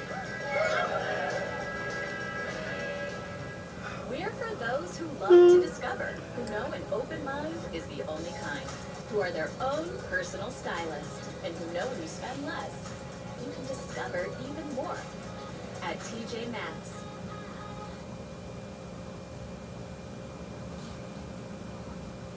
Round 3 is brought to you by V3, the official protein snack of UFC. Well, perhaps 1-1. Exactly know how the judges saw that middle frame, but It was back and forth, and Jared Gordon started. Well, first of all, it's not a grown ass man. It's a gecko. It's a grown ass gecko. It's a very special cry though, because he doesn't have a flat tire. He has a flat tire, something like that. And the tire is bigger than the gecko. How is he going to change it?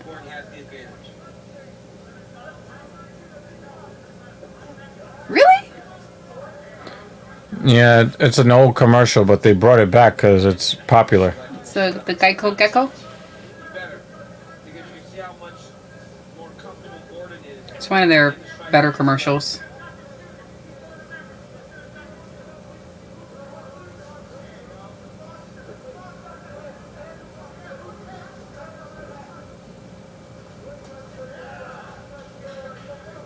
Why is his hands frozen?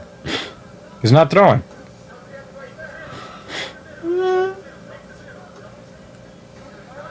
Nice left. Finally from Selecki. Finally does something. Had a face palm. 90 seconds in around 3.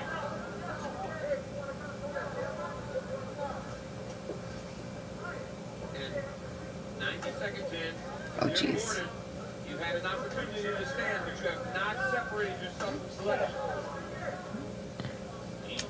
I wouldn't mind if somebody got knocked out now.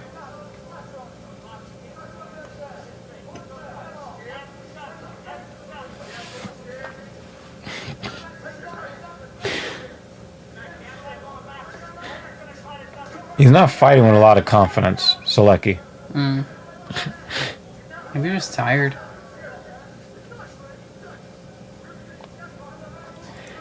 Possible.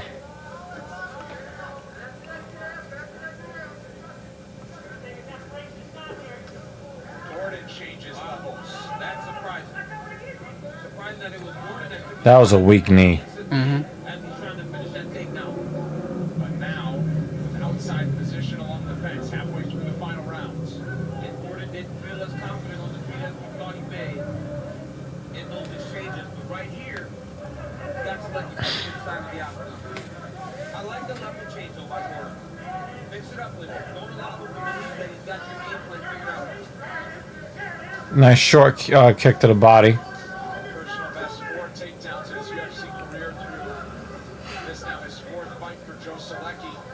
We saw a brief level change from him. Gordon defended it easily, and now Gordon's back in on the clinch and wrapped the leg as Selecki threw the knee. Beautiful knee pick there by Gordon, but he didn't cover. He didn't cover to finish the takedown.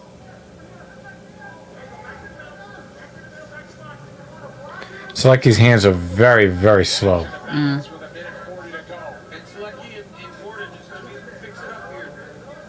Who takes the pace? Who takes the lead? It's going to be who wins this fight. And right now, Gordon's doing a really good job of controlling the center of the octagon. He just looks tired. Like his face doesn't look tired. His movement says tired. Yeah, but the thing is, like, you're about to, you're undefeated in the UFC. You don't want to lose that 0.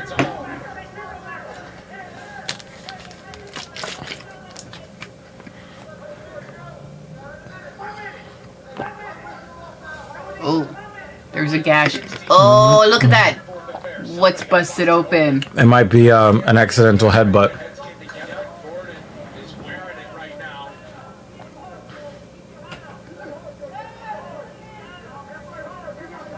Nice knee from Gordon. Just looking for the wound. They separate. Final 35. All the blood came from an accidental clash of heads. Yep. Blood. Gordon obviously got the worst of that, but Gordon has been the one in round 3 who's been going forward, who's been really trying to take the fight to Joe Selecki. I've seen Joe Selecki fight better than this. And he fought better in the first round. His biggest strike of the rounds. 5 seconds to go. That's gonna do it. Back and forth fight, it got uglier as the fight went on.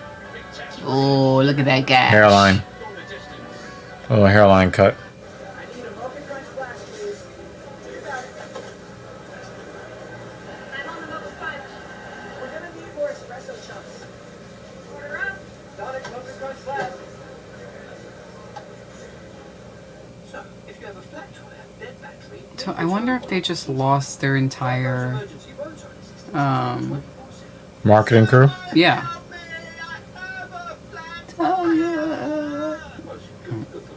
Yeah, like your commercials are that bad. No imagination. You must have lost your whole crew.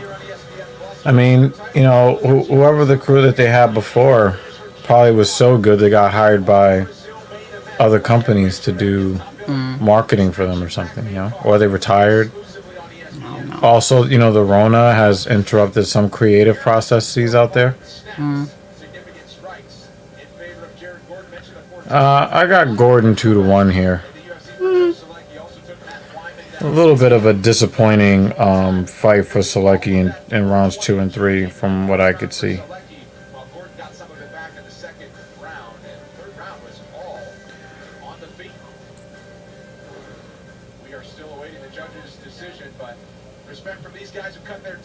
Oh, he's got a little gash. Yeah, with a hairline. Oh, yeah. Yeah. No, I mean the other guy. He has a little bit of. Oh yeah, yeah. His forehead. It looked like the bridge of the nose for a second. So I thought that the blood that was there was from the other dude. Actually, it was a bit of his own blood too. Yeah. Yeah. Maybe that was the headbutt. Oh, it's a split decision. Third round was close enough, I think, to warrant that. I think Gordon won the fight, though.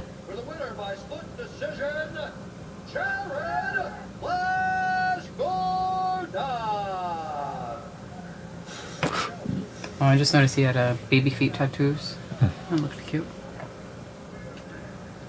He's bleeding all over his shirt. Oh man, I'm here with Jared Gordon. Jared, very tough fight. Didn't start like you planned. You made the adjustments and got it done. How good does it feel to win your third fight in a row? Well, it's great. Two things. All glory to God. Second thing. Yeah, because God has a lot to do with fighting. Yeah. Patty. My man Patty, you know, said he doesn't have to call anybody out, but he had my name in his mouth for his debut. Nothing malicious. I like the guy, but I beat his teammate Chris Fishgold, and he wanted to get that one back. So come and get it. I'll go 2-0 against his team. I'll be the Cage Warrior official champion. Well, let's take I like that call out. I really do. Controlled on the ground in the second round. In the third round, in the stand-up, you're the one going forward, pressing him. Did you know that the fight was on the line in the third, and that's why you approached it the way that you did? I don't think that Gordon beats that Patty guy, annoying little weird looking motherfucker. I don't think he beats him. Not with what he showed tonight. I don't remember who the Patty guy is. You didn't see that fight. You weren't here. Okay, cool. Not cool. What was I doing? Some bullshit when you weren't here with us. He with wasn't my here mom? with Jimmy Dean. I mean, it was probably with my mom. No, I don't think it was that. Playing laser tag. Was that weekend? Was it recent? Probably, yeah. Was laser tag? Oh, I was celebrating a friend's birthday. Okay. No, that was last week, right? Yeah. No, that was the UFC pay-per-view. Sure, it was the with one my before mom? that.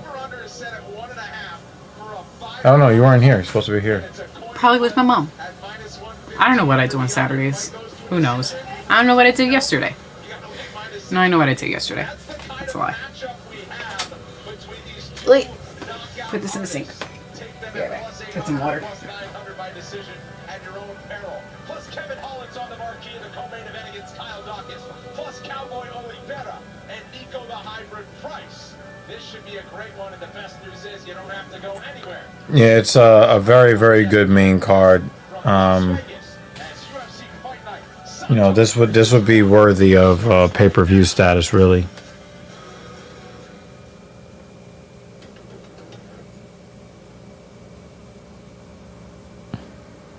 certain kind of fighter leaves nothing to chance.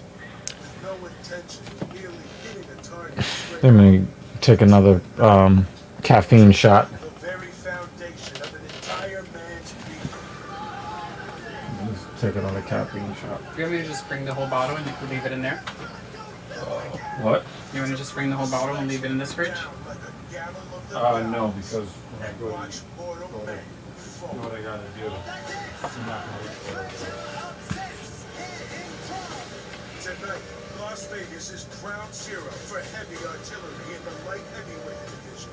As the swagger hits the town, a 6'6" Brazilian with the rhythms of a dancer and enough electricity to make the lights split with a sudden surge.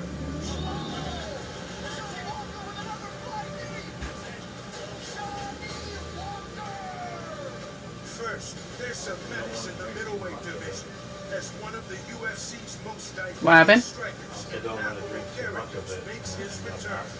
A nightmare of precision who has blazed his way through the ranks with one spectacular. Are you just gonna stay up for 3 more hours? Till 10? Not so bad. Another reason why I don't want to drink too much of it. Into a round. There will be some beautiful chin music being played, and the volume is being cranked up to a deafening roar. Will Maheta produce a vintage knockout, or can a new contender emerge? The Shadow Man of exaggerated dimension, who always plays for keeps. Tonight, from the UFC. I wouldn't mind Santos getting a knockout against Johnny Walker. I would like that very much, in fact. But if Johnny Walker wants to look like a world beater and actually do something, I wouldn't be too angry at that either. I think Santos is done as an elite fighter. That's what my brain tells me. My heart hopes that he can be champion because I like Thiago Santos a lot. My hope is that he can be 205 champion. But I think that after he had to have his knees put back together on a gurney, I don't see it. I'm still trying to figure out who thought he beat John Jones. As much as I don't like John Jones, I don't think that fight was close at all. I remember.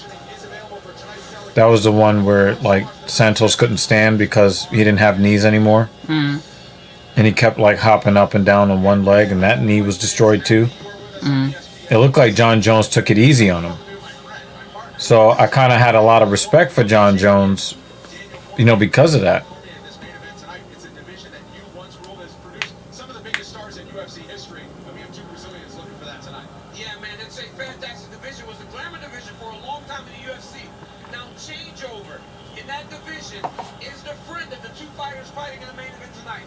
Because with a new champion, it refreshes the division. And right now, 205 is as new as it's ever been. Especially considering that Thiago Santos has a victory over the current champion Jan Blachowicz. These fighter rankings are brought to you by DraftKings. As we take a look at what's at stake tonight, mentioned Jan Blachowicz, the champ, who has a date with the top-ranked contender Glover Teixeira at the end of the month. So the timing, DC, could not work better for number 5 and number 10, who can get on the map once again in a major way with a victory. I don't even know how Volkan Oezdemir is still in the top 10. Wants to get back on track in the main event tonight. Absolutely, that's what Thiago Santos does. Anytime he lands, he puts people up. Whether it's at 185 pounds or up at 205, he is an absolute hammer. You've seen him knock out guys like the champion Jan Blachowicz. You've seen him knock out guys like Jimmy Benoit. And he also has a diversity of other striking that he can surprise you. He's not just straightforward power. He has a ton of skill. He's healthy now. That's one of the key things in Thiago Santos tonight is that he's healthy and he's ready to make a run again. He's proven to be best. Yep. Beat the shot of Anthony Smith. Meanwhile, Johnny Walker dusted it off. He was last in action Yep. last year. Yep. Yeah, he almost hit him with that illegal kick too. But now's the time for Johnny Walker to truly earn Misha Serkinov gave him the business. I think he's on this card too. freely through the competition. But when it got tough, he struggled a little bit. But I think in the last fight against Ryan Spann, he showed that he's able to deal with adversity, or he's getting better at dealing with adversity Oh, fucking douche. Respect on each side for these guys who know. Santos was like, yes, I'm really scared. He's really just a clown. Yeah, I love Thiago Santos. He Yeah. is, he's a clown. Santos, they have him as a favorite. I think that Johnny Walker is probably more likely to win the fight, though. For Johnny Walker, we saw in the Spanish fight he can't be hurt. So he's got to be very aware. She's definitely a gold digger. Holy shit. If I've ever seen a gold digger, there is one right there. No, she's a down-ass bitch, though. I don't know. I think I look better in my tux. Definitely. I think his suit is just a little bit wrinkled, or the pattern on it makes it look wrinkled. No, but it wasn't Come on, it fitted looks to like him. looked like a zoot suit. Wasn't fitted to him the way yours was fitted. Yeah, I really did look good. Mhm. Now I just look regular, normal, and boring. Now you just look normal good. Pecs are still popping. Did you flex your pecs like I asked you to on Thursday? Probably. Okay, good. It works, you know? Distraction. Then they're not listening to what you're saying. They're just looking at your pecs. And then you have to go, my eyes are up here. Okay, well, they're not here anymore. If you got them watching the show, then it'd be different. Okay. Hmm.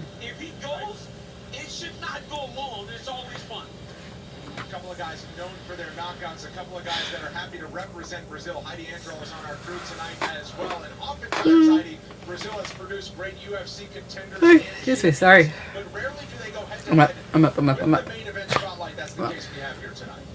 It most definitely is, Brendan. You know, it's often that we see two Americans pit against one another in a main event, but for Brazilians, this marks only the 9th time in UFC history where two fellow countrymen have their name at the top of the marquee. And because of that kind of Really? I'm surprised.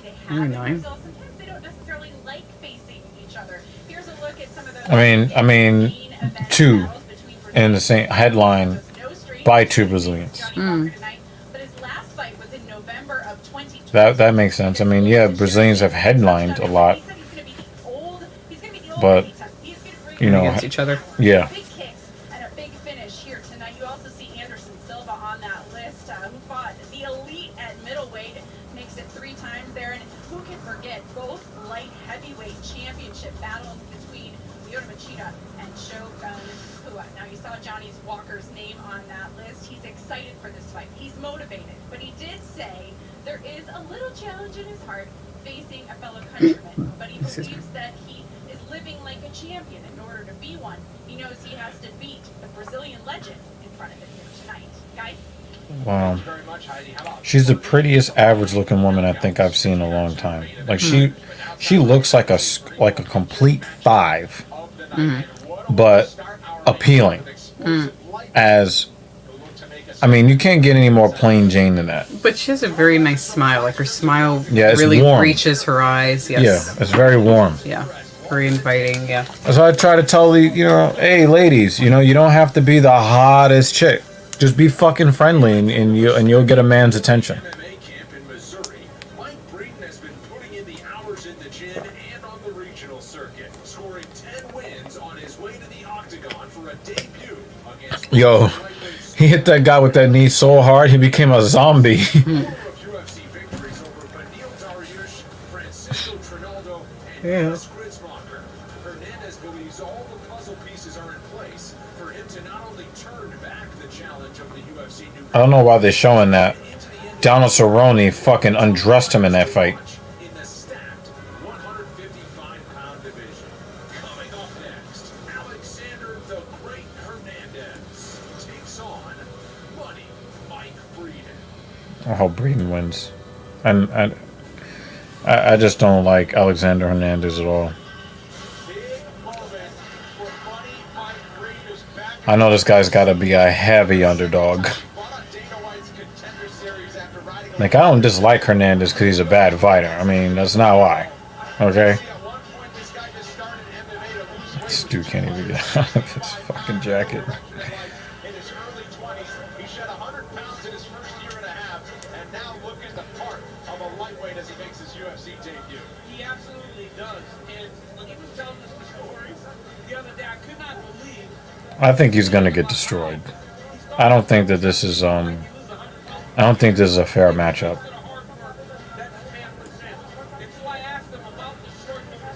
Wow, look at how patchy his hair is. I wonder if he's had COVID or something.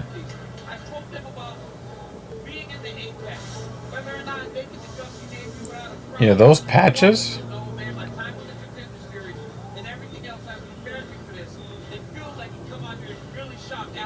That does not look like natural hair loss. Figured it was just a matter of time before it would happen. You see the UFC veteran and great coach James Krause over his right shoulder in his corner. You don't wonder if James Krause had the Rona. Out celebrating his son Armani's 10th birthday. Got the meal boxed up and got out to Las Vegas shortly thereafter for his UFC debut.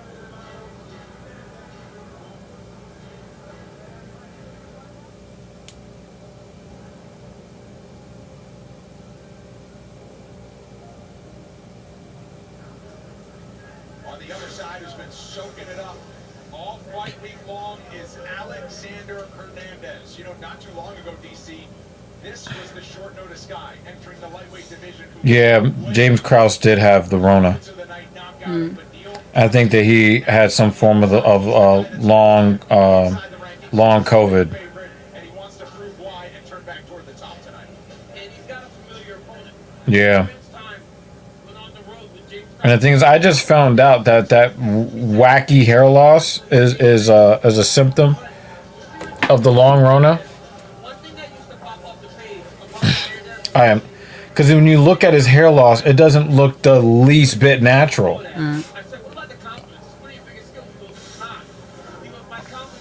That is crazy. That's crazy. One thing that he's learned, you have to sit down, especially after he first lost to Cowboy, was he'll never take winning for granted again. That's so important when you're a young fighter, when you're trying to make that change into a true championship level fighter. Also felt his last appearance earlier this year in February against Thiago Moises. He thought that he won the fight, but he hasn't spent time really belly aching about it. Said, I was way too relaxed in the octagon. Everything I've done for this training camp is about having the highest level of intensity possible. This Tale of the Tape is brought to you by the United States Marine Corps. Hernandez. Hope Mike Breeden. Oh, he missed weight. 1 inch taller and 5 feet 10 inches tall. Your UFC debut and you miss weight. Alexander Hernandez with a small 2-inch edge and reach. Let's set the table with Bruce Buffer. Ladies and gentlemen, Can't take him seriously. I'm sorry, can't. from the UFC Apex in Las Vegas for UFC Fight Night, Santos versus Walker. And now, this fight is 3 rounds in the UFC lightweight division. Introducing first, fighting out of the blue corner, a striker holding a professional record, 10 wins. As much as I don't like Hernandez, I cannot root for a guy that misses weight. This was your opportunity. And it's not like he hasn't made walks to cages before. He's already got 13 fights in his career. He's 32 years old. And you miss weight by 3.5 pounds. Unacceptable. 12 wins, 4 losses. He stands 5 feet 9 inches tall. Weighing in at 154.5 pounds. Fighting out of Denver, Colorado, by way of San Antonio, Texas. Alexander the Great Hernandez. Where the action begins, a referee in charge. Nope. But. Handles the lightweights, Camila Oliveira with us here in Las Vegas.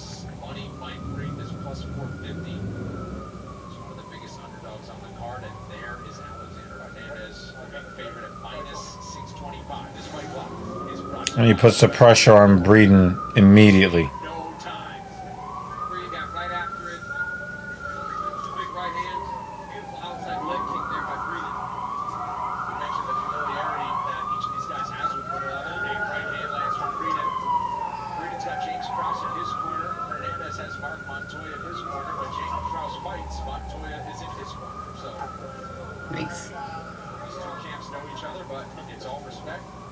A big flab of friendship. Beautiful level change there by Hernandez. Breeden gets his hip back. Great job by Breeden. Nice elbow on the break from Hernandez. Splits the guard with the right. Nice calf kick from Hernandez. I don't like Hernandez's attitude, but I really don't like fighters that miss weight even more than that. Nicely defended by Breeden. Breeden does a great job of getting his hip back, getting it under him whenever he's getting attacked. Nice straight right. Yep, he's hurt. Breeden's just trying to survive. Oh, knocks the mouthpiece out of his mouth. Hernandez not backing off. And he's dead. Good night. Damn. Walk off with the right cross. Dig. Back it up. Yep. Yup, his whole body went relaxed. Like that. And Hernandez was on target with the kill shot. Hernandez looked like an absolute savage here. He hurts with his right hand down the middle. Bang. Yup. There. That hits him on the Yep. And it is a cross. And he's just crossing them off, too. Dunk. And Hernandez just pours it on. Once the mouthpiece is gone, look at the overhand. Thung. In the ear. The ear. It just puts Breeden out. On his What a booty. Great performance by Alexander Hernandez. DC. One of several tonight like that for the 29-year-old who just turned 29 yesterday. A big happy birthday for Alexander Hernandez coming the rest of the weekend. We'll make it official next. Horrible matchmaking by the UFC. Horrible. Horrible matchmaking. 7 seasonal sensations like new pecan pie, pumpkin pie, new sea salt toffee fudge, and Oreo mocha fudge. It's a Cheating by a kilo and a half didn't even.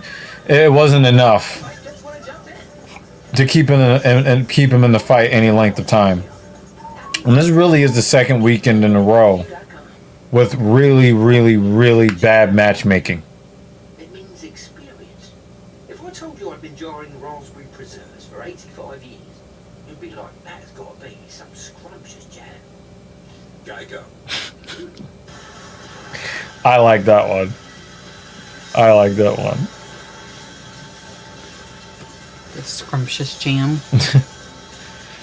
He's like struggles to eat the bread. I don't know. They got me in the feels.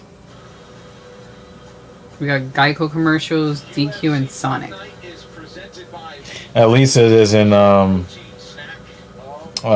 fucking Venus Williams. Oh God! Thank God. Promise you a great main card, and what a way to start it. This fight decision is brought to you by the United States Marine. He hit him right on the ear too. Shut his body off. Ladies and gentlemen, referee Mark Smith has called a stop to this contest at 1 minute 20 seconds of the very first round. Which one looks more like a fighter to you? Mm-hmm. Alexander, the great Hernandez. I'm here with Alexander Hernandez. Alexander, you said in your last fight you thought that you won. Judges got it wrong. You didn't leave it to the judges tonight. Did that play a part in the way He even leave it to the second round. I'm balling for every single fight, and man, winning's hard, performing's hard. Doesn't matter how good you feel in the build-up. You need to feel good and act good in the moment that matters most. So winning's hard. I know better than to take it for granted. I'm grateful for this win. I'm grateful for this performance. Of course, my opponent and his team for taking this on short notice. Let's take a look at some of your work. You got him hurt with a right hand right here, and then he goes to the side of the octagon. You landed that beautiful overhand right. He's just crossing him off. Look at it. It's just straight cross. Just on the fire, and you went crazy. Yeah. Damn. Saw his hurt. I think the, Look, he leaves his feet. Boom. you know, I kind of half committed, so I wasn't sure whether I give it or not, but I knew I'd hurt him on the break regardless, and that was kind of what I was prepping for my A lot of people talking about how it was a great performance. I mean, look who he's going up against. Mm. You're one of those guys that has been in Horrible matchmaking. Sean Shelby, you got to do better than this. That was terrible. I prepared for it this whole time. I'd like Santos again. I've been getting ready for 8+ weeks. I want my fight back. Well, congratulations on a great victory. Ladies and gentlemen, Alexander Hernandez. So Leonardo Santos was the scheduled opponent that was unable to fight tonight, and that's who he wants next. It's a nice Shit, he can go back and fight next week after that. He didn't even get touched. smiles on the face of the Not at all. yesterday, Alexander Hernandez. Well, as mentioned at the top of our broadcast, And you know what happens? First round knockout. the leader in combat sports. Yeah. As the Contender Series rolls on and the UFC action Live continues from Vegas, cut promos, commercials, And more commercials. And then promos for more commercials. and commercials. of the year goes down in Abu Dhabi. And when they come back from commercial, they go back to commercial. The UFC has returned to Abu Dhabi with a championship doubleheader. This is Jan Blachowicz, so much power. He can shut your lights up. Legendary Polish power. That's favorite.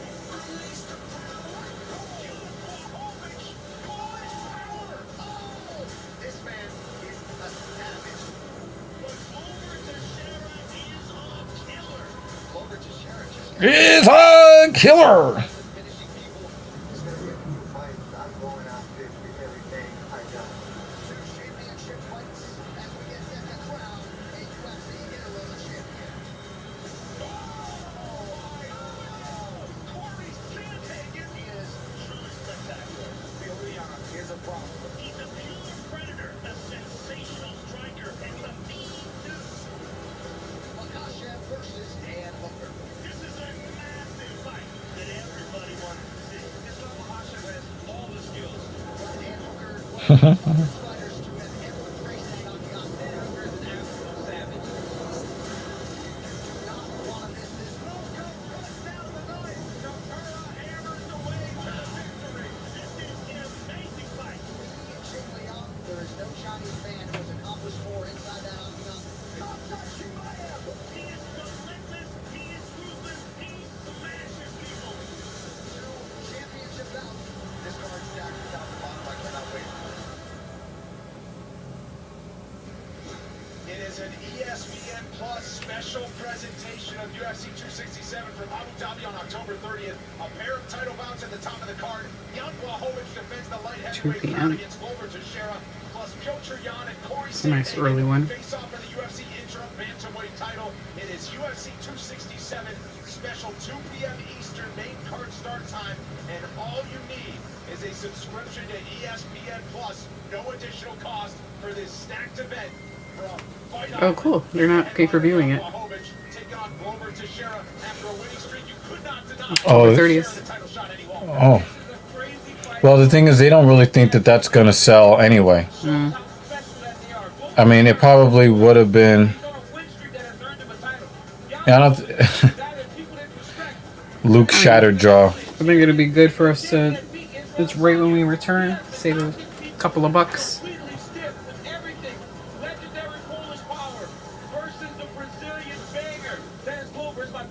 Meanwhile, Piotr Jan enter the new opponent, Corey Sandhagen. It is an interim strap, but it is a fight nobody wants to miss. Enter the Sandman. Corey Sandhagen is willing to fight anybody, but Piotr Jan is an absolute savage. Yeah, that was a scary knockout. Title fight may be even more exciting.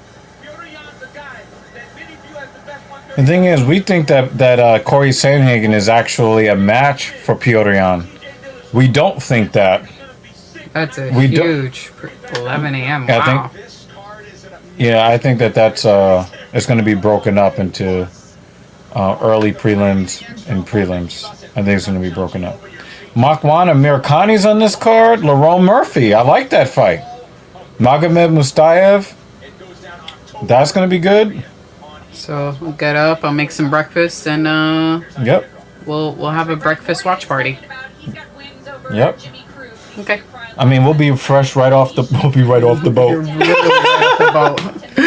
We're gonna be immigrants. Really fresh off the boat. More tan than we normally are.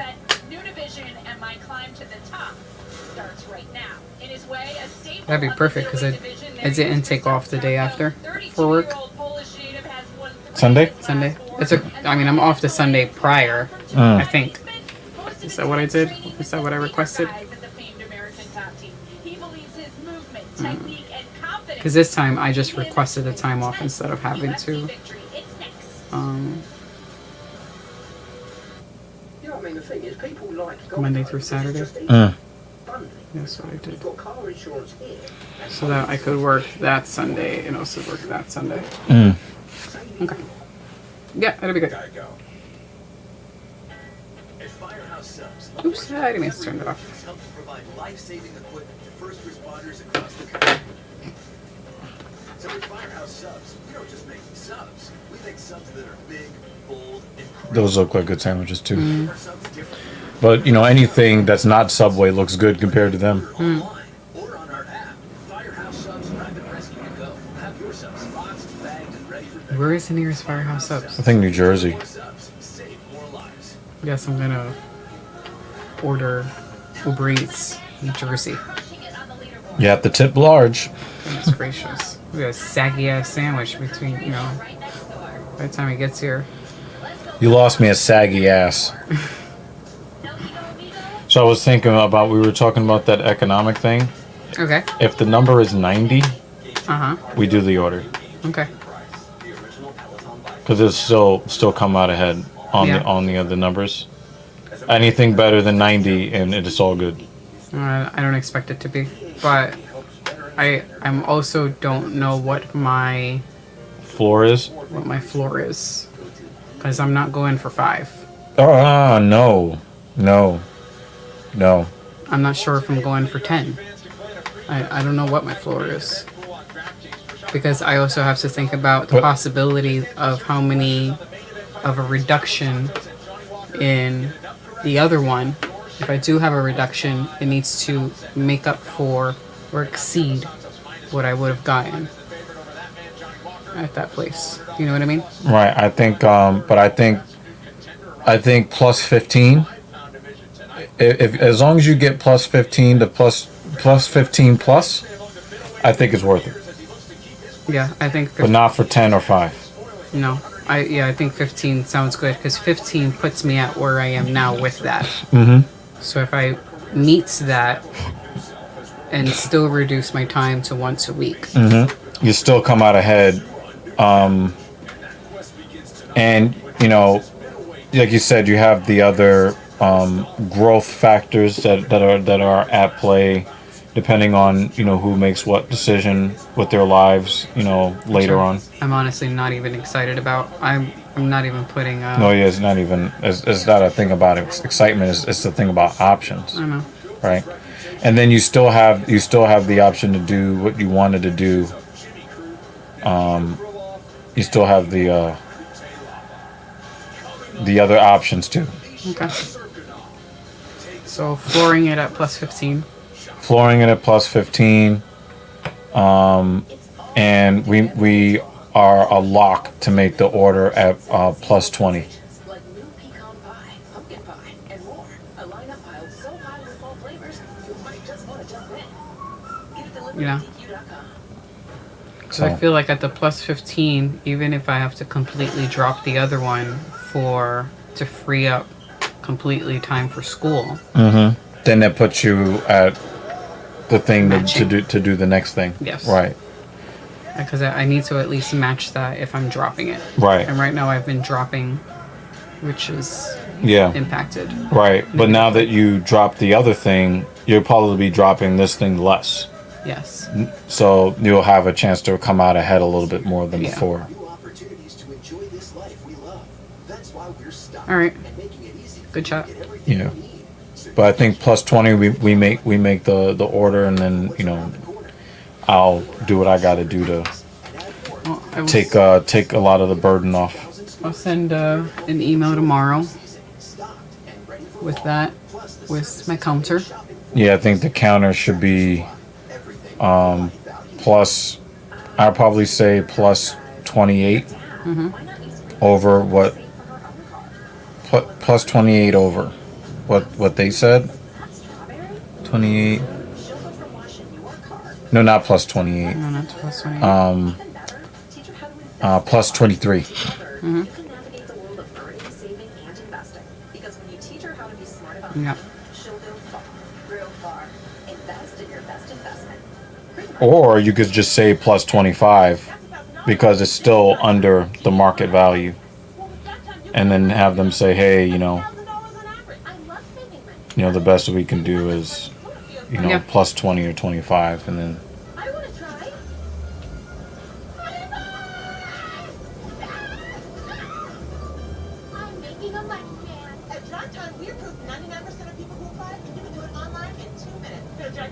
I think they know that their offer is low too, and I think that he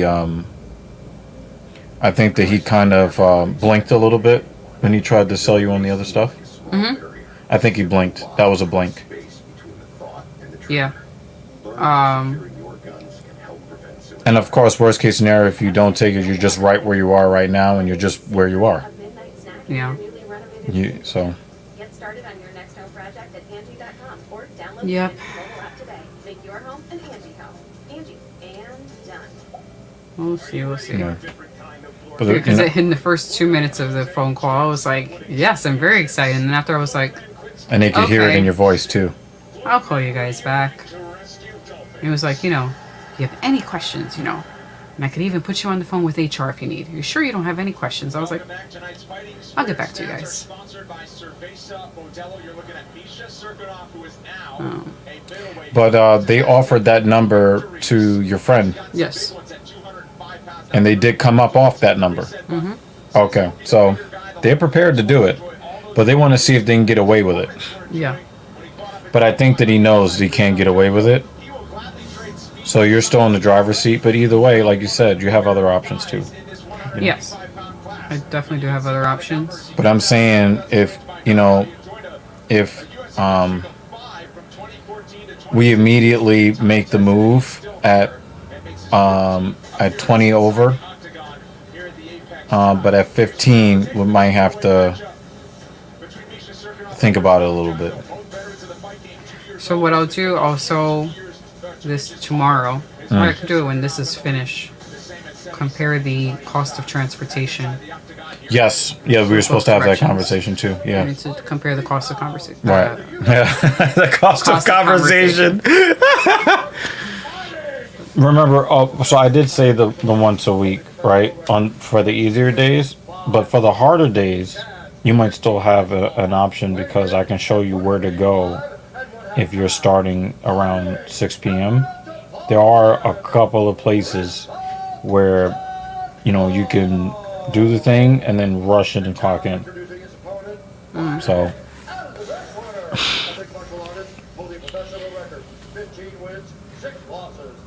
This guy is pretty good when it comes to grappling. He's got some nice submissions, some very, very pretty submissions.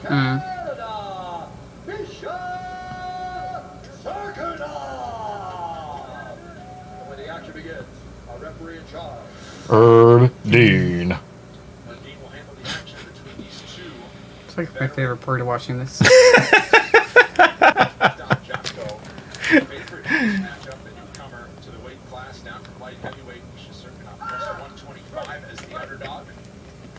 To Jimmy Dean drink his coffee and then fall asleep?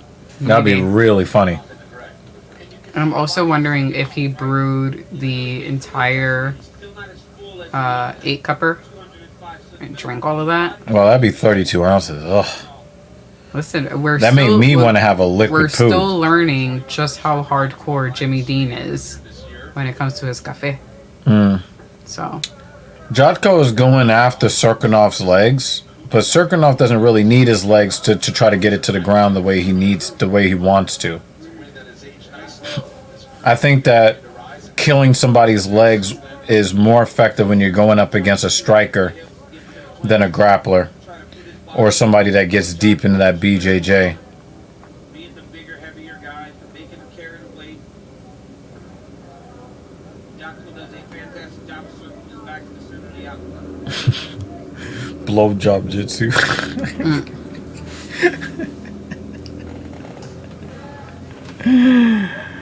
Oh man, what's wrong with me?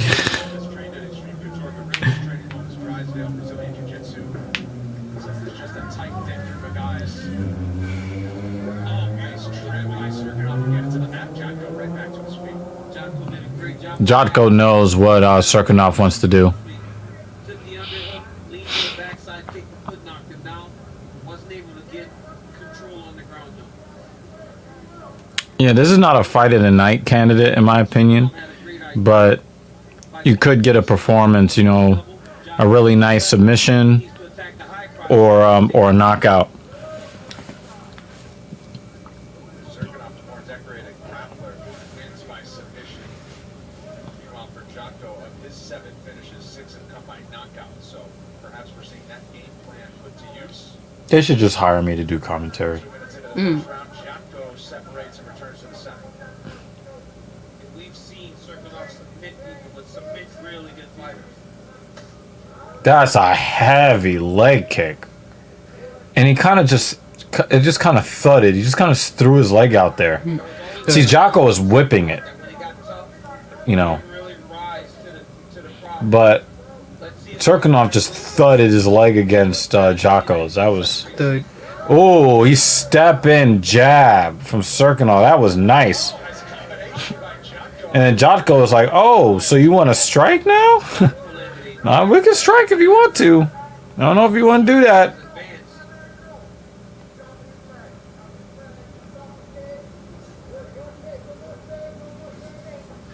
Something looks like there's something wrong with Serkinov's triceps, his left triceps. See? Look at his left triceps. It looks like how it's so high. But it's also kind of. And then if you look on the other side, I guarantee you it doesn't look like that. It's like Maybe he's had a torn. Yep. I wouldn't be surprised if he's had a torn triceps before. Mm-hmm. See, you can tell. See the difference? Yeah.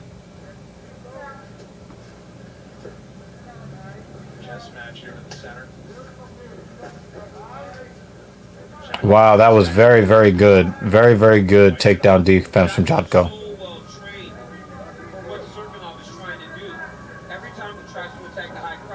It almost looks like he has half an arm or 2/3 of an arm. Nice head kick. And so he hits him with the right head kick and then follows it up with a right hook. You rarely see that. And he made it look nice. He made it look almost easy. You know, off the right high kick, I would think that a left would come behind that. Nah, he threw a right kick and then a right hook right behind it.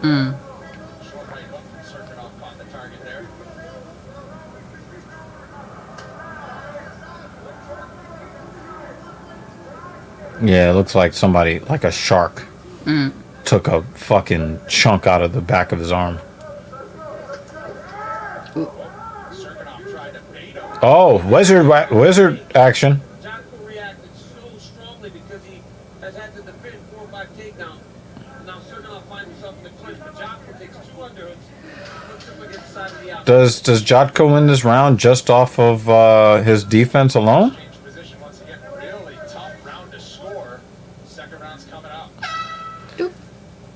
I'm tempted to give it to Jocko just off the fact that Serkinov could not do anything he wanted to do. If I told you I'd been jarring raspberry preserves for 85 years, you'd be like, that has got to be some scrumptious jam.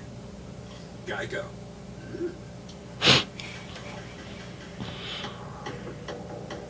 He wanted to taste the jam first.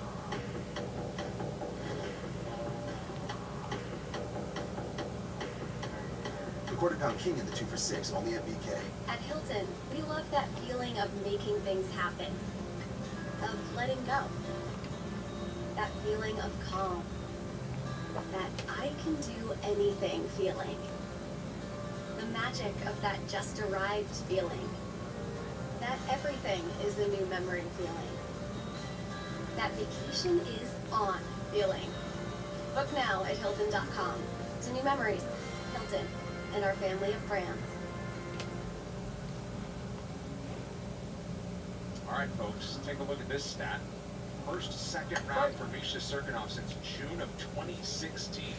Wow. He's going down or he's taking him down inside the first round. I like the advice that Misha Serkinov got from his corner. They want him to fake the takedown and come up with a strike. And I like See? His arm is way more full. His right arm is way more full than his left. Yeah. Yeah, maybe torn. I don't see any obvious scarring. So Yeah, but he's also white too, so definitely not a shark bite. if he were black Ooh, or ha, ha. dark skinned Hispanic, you would be able to see those surgery scars a little bit easier. Or like a white guy that farms and ranches and all that stuff. I wanted to do a Finding Nemo joke, but there's no one here to understand my joke. I mean, it's not like I haven't seen. Shark bait. Ooh, ha. Okay. Shark bait. Ooh, ha, ha.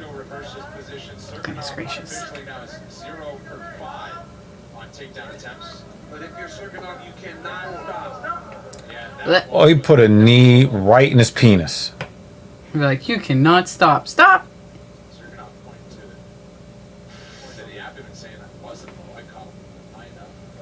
It was a high knee, but I heard that cup. It did brush on the cup, yeah.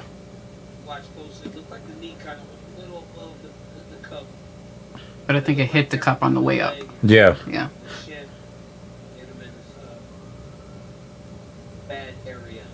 Oh, come on, DC. He's like, this is a family program. We need Paul Felder. That's what we need. This is a family program. Come on, Irish Dragon, where you at, man? Yeah, it was a graze. It was a graze. Mm-hmm. I think that's actually that's honestly also because of the fence grab a little bit, right? Give him back an opportunity. You can't go back and put him on a single leg. You're gonna at least close the distance for him. Nice. He's got a very pretty high kick, Jotko.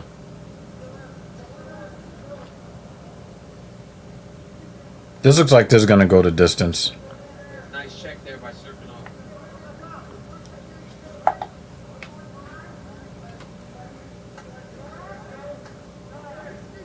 Every time Serkinov tries to go inside, Jotko pot shots him. Jotko's got nice hands, man.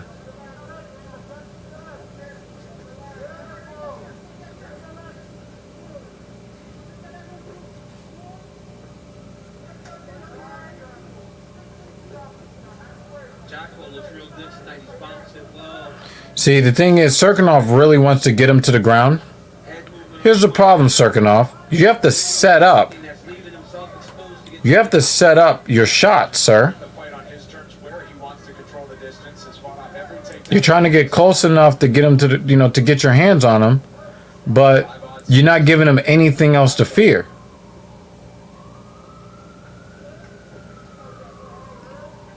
And anytime you get in the striking range, you're getting fucking comboed. Absolutely necessary that he gets to take down against Krzysztof Jotko, because as the time goes on, Jotko becomes more and more comfortable. He's becoming more confident on his feet.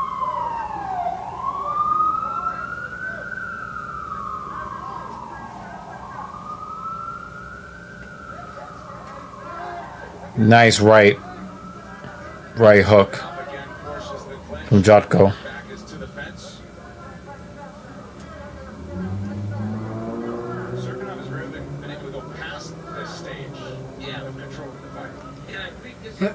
Excuse me. Have the advantage going down to 185. Right, strength. Yeah, strength. But Jotko's so well trained that he goes right to the position he needs to be in order to defend and kill the advance. Nice shot to the body, follows it with a left hook. And then you wonder if it's his first cut to 85, how much gas he has in the tank. He made the weight successfully, but as it goes later, does he have that full explosive power? You know, a lot of times when you go down, there are a lot of different effects, right? A lot is the chin. Like when TJ Dillashaw went to 25, his chin was so affected because he was sucking all that weight off. Serkinov looks fine. He took a big shot from Jotko early and ate it. Much better than he was taking shots at 205 towards the end of his run there. So he seems to be in great shape, not breathing heavy, but I don't think he's really... He doesn't really know how to get in on Jotko. Jotko's not giving him anything. 30 seconds to go. go in round 2. Another clinch out in space. Serkinov brings him over to the fence, fires a knee, but Jocko again. Jocko will escape rather easily. Jocko's just not allowing him to get his hits. He beats him before he gets Dead Man Slasher, what's up, man? Good to see ya. And anytime Serkinov throws anything of consequence, Jocko makes him pay every time. There's Bush used to eat breakfast somewhere else. Then he tried Wendy's breakfast. Now we can't get Working and I hate it. What are you doing work-wise, Dead Man? $1.99. Yeah, Reggie. How about the sign up?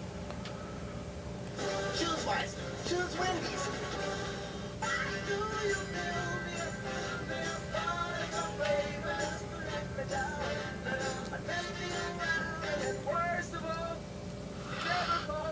Baby, You don't drive it, right? Geico motorcycle.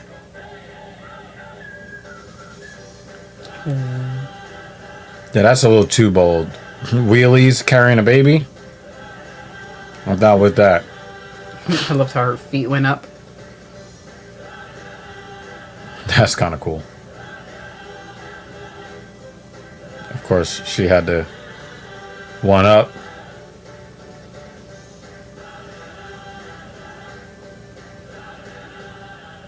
Yeah, why not? Round 3 is brought to you by Peach. We want to have the most direct smile that we can. You get frowns.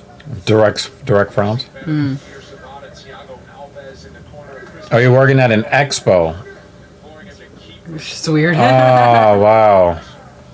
So your whole job is basically talking to people.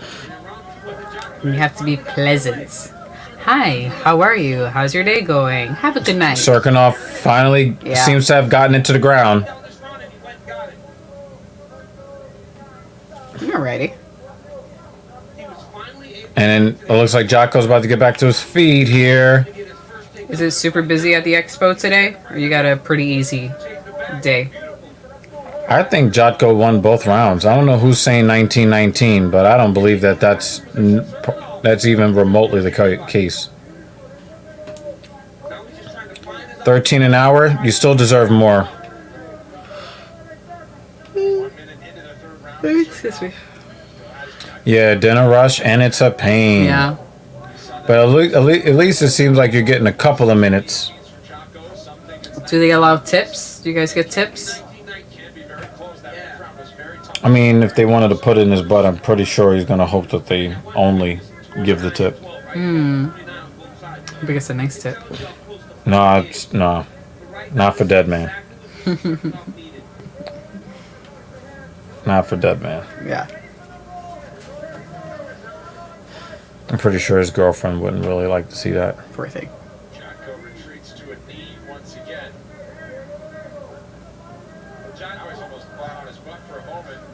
Well, he's doing the right thing. You got to back pressure into your opponent. He should use Serkinov needs a finish here to push back, and all that does is wedge you back. because he's losing 2 rounds. He's got his weight. He's pushing his weight forward. He's got enough time. He's got enough time. Oh, he slipped out. Wow. He got underneath, and he's got his hands clasped, and he's going down. 2 takedowns. And he goes right back to his feet. I don't know what it is. Serkinov's just not doing well with his transitions. It's almost like he's shocked that he's having even this amount of success, and he's just not chaining it together properly. And now you're right back in the center of the cage. That was his chance to win right there, and it's over. I think Serkinov lost his fight.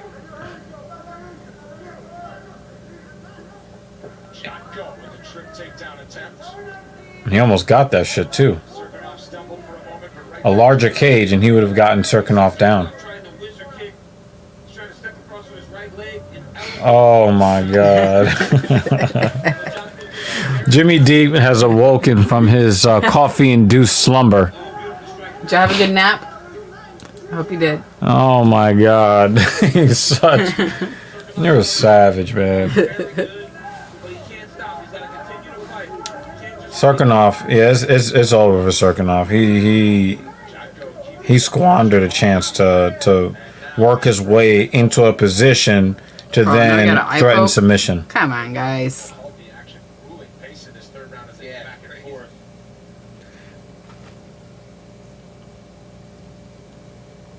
I'm ready for the next fight. Oh yeah, I saw that.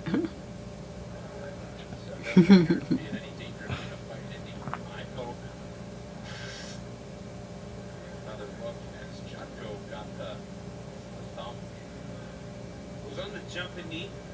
From that angle, it's hard to see. But it was on Okay. the jumping knee. Where he kind of extended his lead arm. Poked him in the Yeah, eye. that's it. Yeah. Back to that side here, Jack. To that side here. It was a little swelling in the corner. Right there. Jocko, there. Come on. Huh? All right.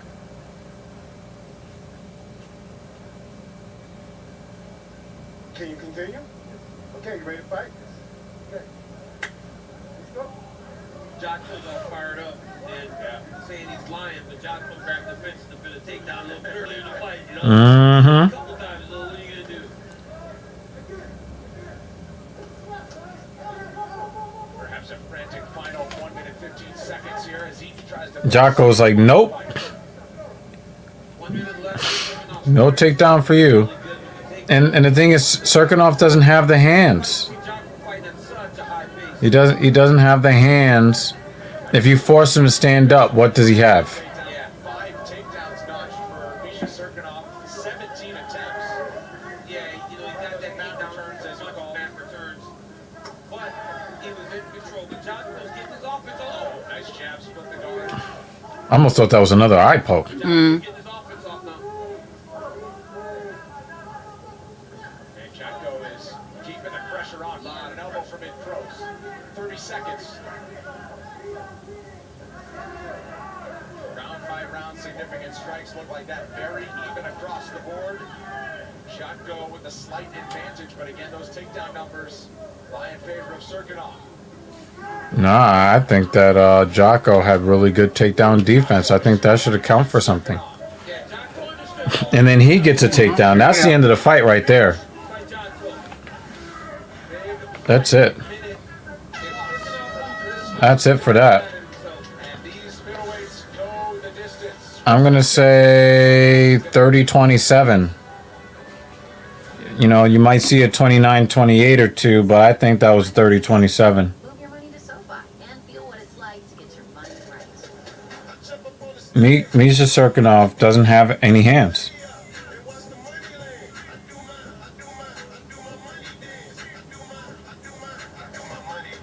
Did you know 44% of homeless people are employed? When I was homeless, I was employed.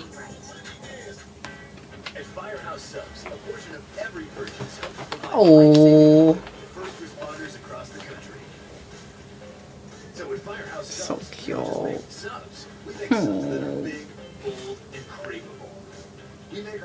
So vicious. Tearing that shit apart. Oh, I hope they show a porcupine. Oh, what do you find? Enjoy more subs, save more lives.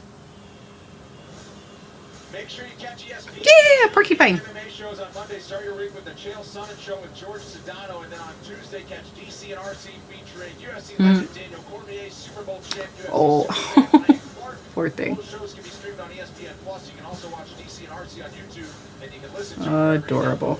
your podcast. The scorecards are inside the octagon. Mhm. They are with Bruce Buffer.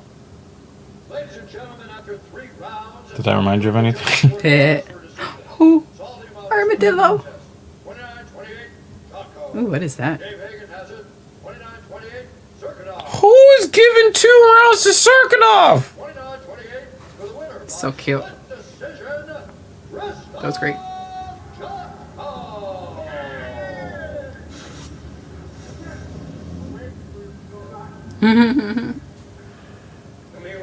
Jocko Christoph, did you think that you had done enough to win the fight when Bruce was reading the judges' scorecards?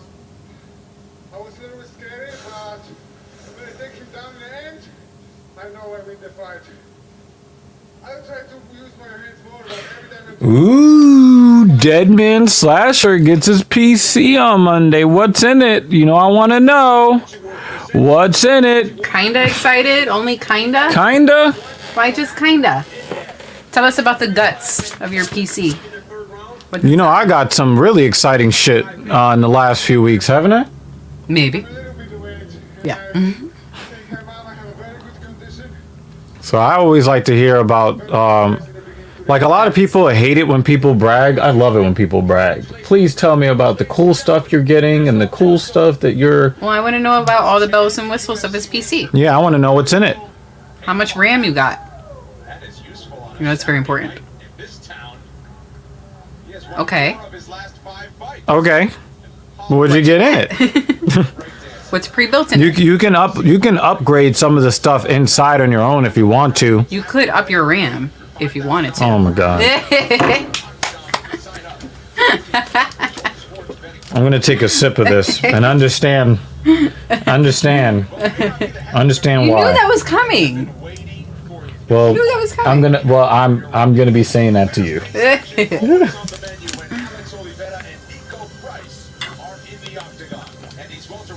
These are some real OGs right here.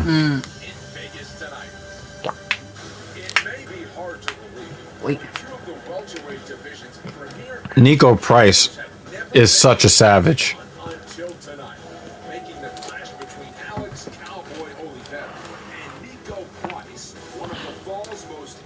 Don't be shy, dead man.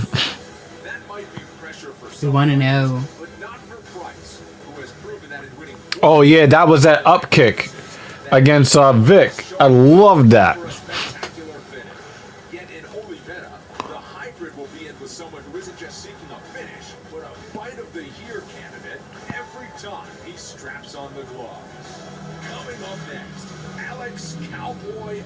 Remember that fucking crazy opening of his forehead? I forget. I gotta remember who it was against. Yeah, let us know, dead man, on your turn, because you know we're just sitting here. Yeah, we're just sitting here chilling, you know. And I'm gonna say it again. You deserve more than $13 an hour. Plus tips. She decided to give the card to me. Chick-fil-A feels like one big family, helping you like any of my coworkers. I forgot that you were working. When you have a moment. We're not going anywhere. Are you planning on keeping your new smile? Yeah, so shouldn't it be guaranteed for life? Smile Direct Club has this really clever name for it. Lifetime Smile Guarantee. And their doctors straighten your teeth for 60% less than Invisalign. So, to review. Doctor directed, 60% less, lifetime smile guarantee. Get a smile you love for life. Your life. Choose smile. Choose direct. And when you smile directly at me. I thought about doing that just now, but I figured it'd be kind of creepy. Like, it wouldn't be nice at all. It would just be creepy. Really creepy. The implication was creepy. Yeah. I would do that. Because when you teach her how to be smart about money, she'll go far, real far. Invest in your best investment. Greenlight. That's a car, and this is drive time. We make bidding approved to get a car easy.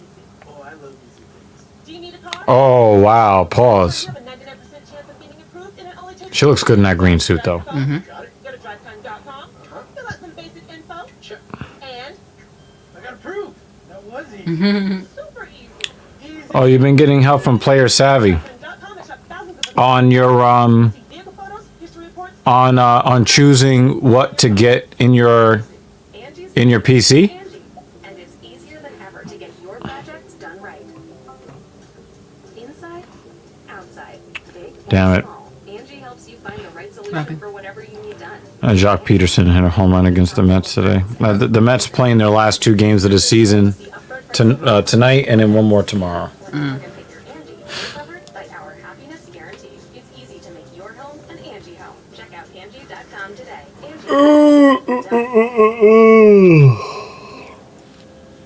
Crisis can happen unexpectedly to anyone, and though it may seem like a small barrier, a simple log Comes with 8 gigs, but you bought a 16 for better. Oh, yeah. Not only do you want 16 gigabytes, but you also want better clock speed as well. I like it.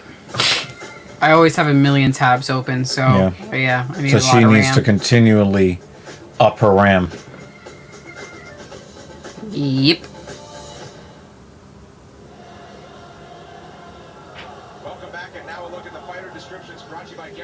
Why is he so emotional? Is he retiring too? Mm.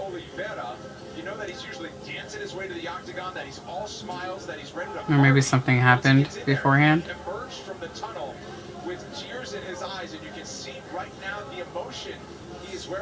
Either that, or I hope he didn't recently lose someone. Could be something like that. Mm. Oh, so you're getting 32 gigs. Good. Very nice. Very nice. Good. You know, just I wonder if he's gonna announce his. Open. I wonder if he's gonna announce his retirement. I think in this machine I have 32, and in the MacBook Pro I have 64 gigs of RAM. Ooh, nice. Yeah, they've been pretty good. It's just that the MacBook Pro. He's only 33 years old, even though it seems he looks like he's 43 years old. Yeah, he does look like he's 43. But sometimes the fan goes a little crazy in the MacBook Yeah, Pro. but that's thermal throttling, which is why I bought the fan stand. Yeah. But on this PC, I really do have everything open when I'm on this PC. But we also have the ultra wide screen, which When I have the money, I'm gonna do a serious upgrade. To this PC.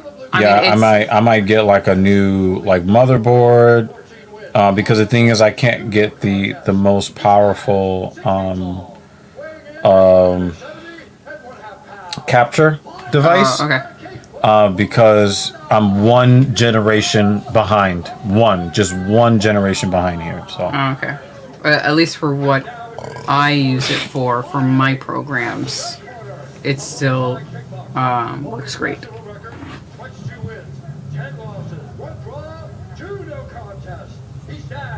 Yeah, I'm hoping the tears are for retirement and not because somebody recently died. But the thing is, like, so many people are dying. So many people.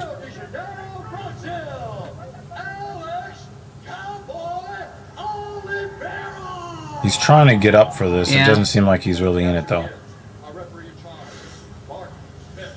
Mark Smith. Smith figures to have his hands full. Camila Oliveira with us here in Las Vegas, as is Brooklyn. We don't care. Let's go. Matchup. A lot of fight fans have this one circled. It appears that Alex Oliveira has the emotions in check. Important. When you're in there with somebody like this fight clock is brought to you. Yeah, because Nico Price is a killer.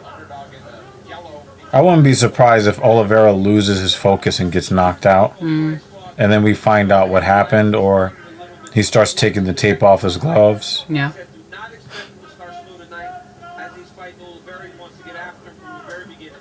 You know, hopefully he's able to keep his focus, because Nico Price will hurt you.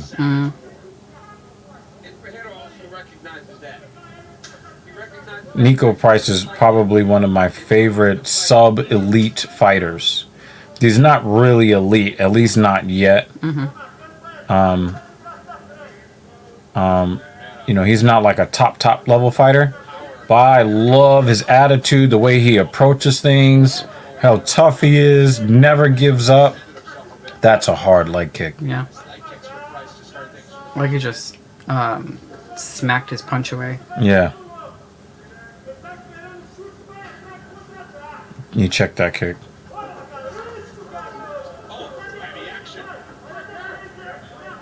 He's got his hands clasped together. Will he get this takedown?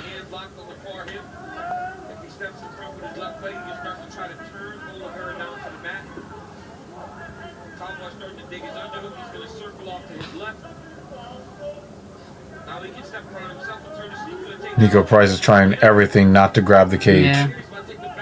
Price. Start to sag backwards. There it is. And Oliveira gets the takedown. Very nice. And but Nico Price ends up on top. Back into control. Right here, Oliveira has been bridged back towards the octagon. He's got to keep Price going in that direction. Or start to lift the underhook and try to... No, he's in full guard now. Was the option he chose, which is probably the only one I wouldn't have chosen when I was in that position. You never want to be locking your legs while in the guard. You really don't want to be accepting that position. And now he's trying to posture up to drop that ground and pound. That's not a guy you want dropping elbows on you. Some space created there. Halfway through round one. Great job there by Nico. Half guard, deep half guard right there by Oliveira, but he can't do the sweep because of the octagon side. He should be trying to control on the opposite side. There it is. Now we can start to try to get up on his right elbow.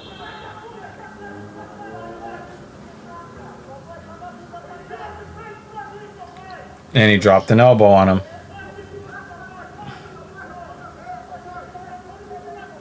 This is not a guy you want posturing up, preparing to drop elbows on you. Good job. You see Oliveira's going nowhere. He wraps up that right leg of Price on the ground. Yeah, he's got that lockdown. That's a very difficult position to defend. It's hard for you to land anything substantial when they take that lockdown because they keep your hips so tied to them. They can't get up. It's safe though. But Price broke it here.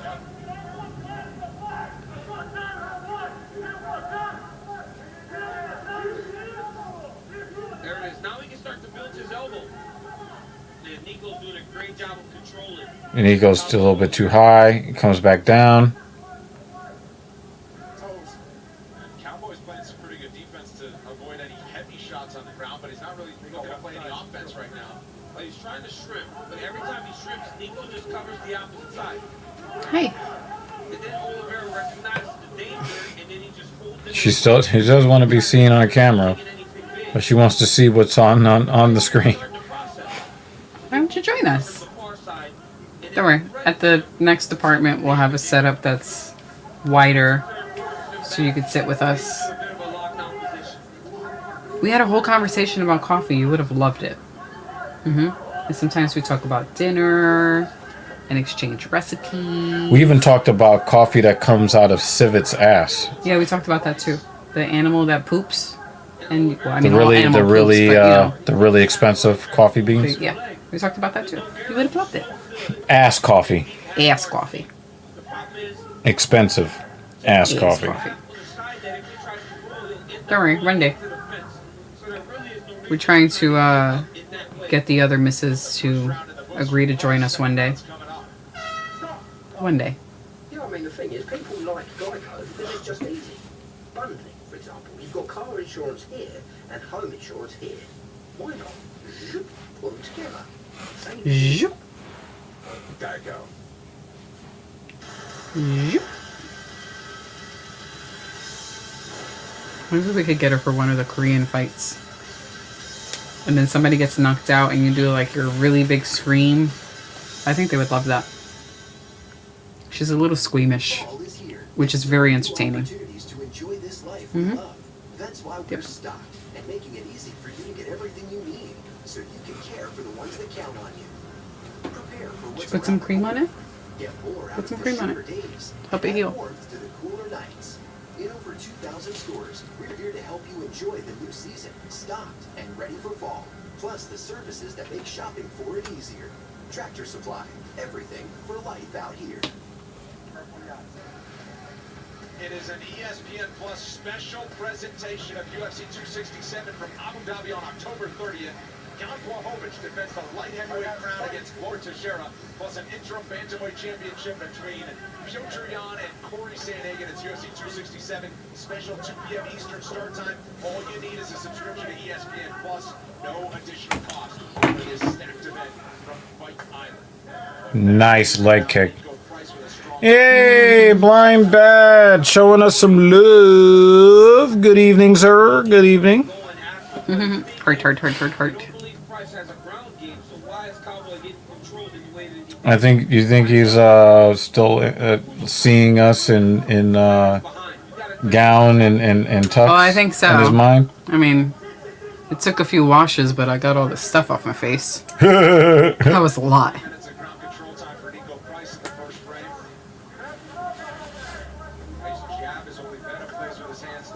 You keep it up. I'm gonna bring a chair over here so they can see you. I only have to just kind of push the monitor in that direction. Yeah. She understood that threat.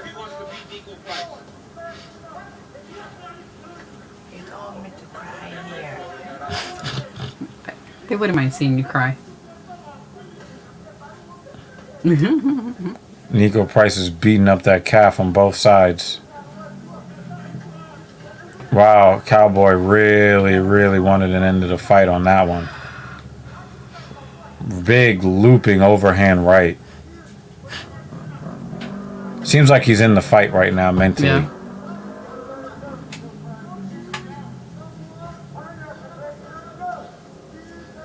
Cowboy's a lot faster than Nico.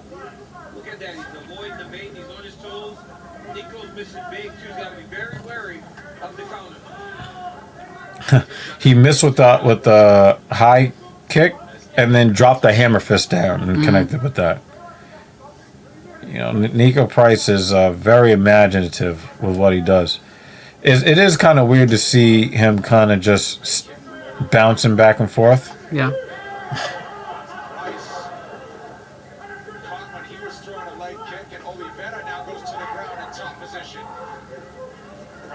Uh-oh. Yeah, but Oliveira did a great job trying to roll to normal block to Oliveira, rush to the far side. And now he's on top, and he's got his arm trapped underneath. Head, shoulders, knees, and toes. Uh-oh, he's look like he's trying to go for a triangle. Armbar here. Cowboys have to be very careful with the armbar. He's out of it for now. North-south. Nico's just going to continue to roll and try to find opportunities to change of position. Trying to grab the right leg. Still has it in the grasp. He's going for a leg lock of some kind. Excuse me. We already know that Price is deadly with the up kick.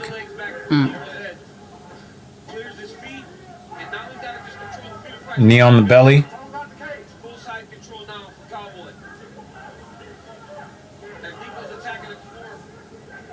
Yeah, it's not a great Kimura attempt though.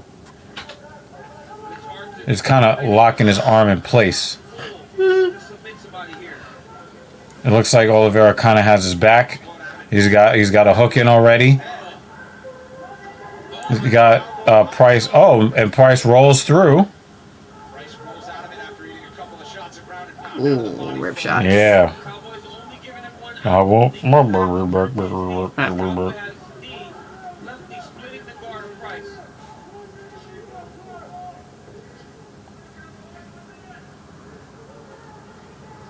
This is a much better round for Cowboy Oliveira. North-south top position. Swings over to side control. He was more active. Sorry, 50. He was more active on the feet. Which in turn made Do you give Oliveira round 2? in top control for the vast majority of this round. Nice elbow on the jaw. D. Thomas, go ahead. You know, DC, you were 100% right. It wasn't until Cowboy gave that smile at the end of the first round that he came out happy. And we know that what they always say, a happy fighter is a dangerous fighter. As soon as he got happy, now we see him turn it on. It was such a different approach by Cowboy. This is not the fight I thought we were going to see. Yeah. He didn't even look like himself. No, he looked totally different. I mean, he just was a completely different fighter. Price definitely got round 1, so it'll be 1-1. I think it'll be 1-1 going into the third here. Yeah.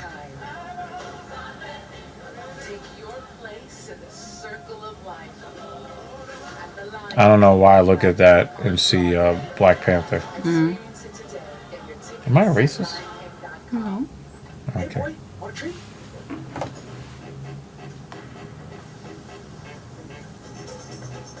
Crafted with quality ingredients to tempt their taste buds. Kitchen-inspired treats, only from Rachel Ray Nutrish. Fall is here, and so are new opportunities to enjoy this life we love. That's why we're stocked and making it easy for you to get everything you need so you can care for the ones that count on you. Prepare for what's around the corner. Get more out of the shorter days and add warmth to the cooler nights. In over 2,000 stores, we're here to help you enjoy the new season, stocked and ready for fall. Plus the services that make shopping for it easier. Tractor Supply, everything for life out here. Dana White's Contender Series off and running. Watch the future of the sport compete for Dana White and the matchmakers to earn a UFC contract. Dana White's Contender Series every Tuesday this fall at 8 Eastern exclusively on ESPN+. I get to be back in this building with my friend Daniel Cormier on Tuesday night. We're back, baby. We're back from the Contender Series. Let's see if I can get something right this time. That was a nice shot from Oliveira there.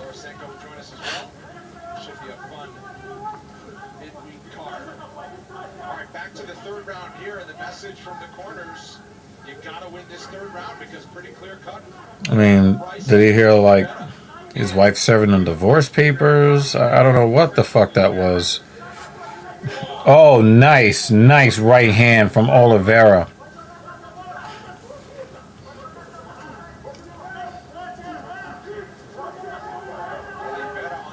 Has been elusive from the big efforts of Price. This is not Price's sharpest fight. And Price is missing really big. Nico needs to tighten everything up if he wants to hit Cowboy. Nice knee to the belly and then a straight right. Got him a little bit on the wobble there. Oh!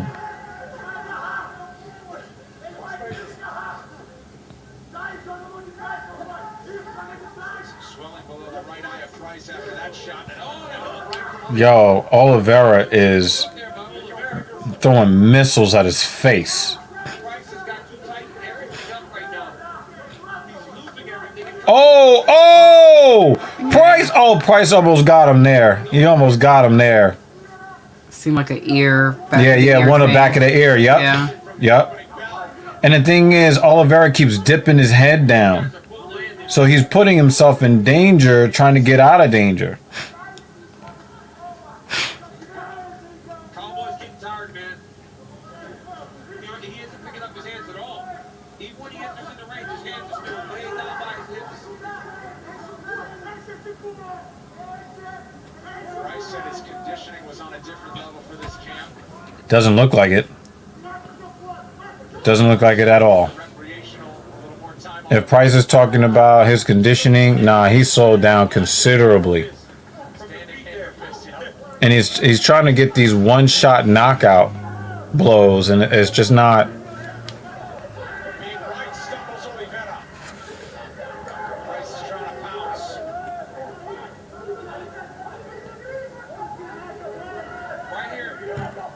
No, that is not a great position to try to get a takedown.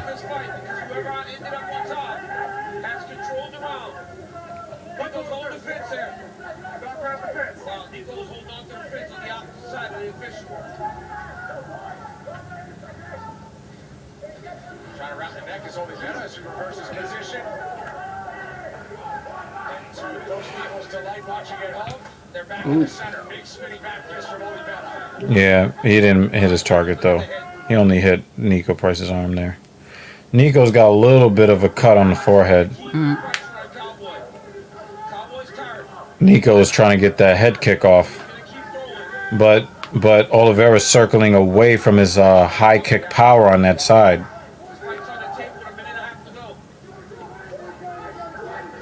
Does Oliveira think he won the fight already? And then Oliveira swings back.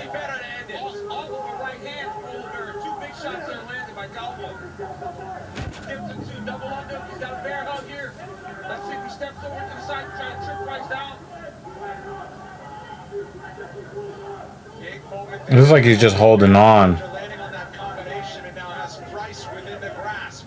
45 seconds remain. Oliveira has the back here. It's a matter of him trying to drag Price down to the ground. Very close third round. After Price had the better of it, mostly on the ground. Price is turning into him like he's supposed to. And he falls on top of Oliveira. No, he doesn't. There's no Kimura there. He rubbed his elbows on his face. Oh my God.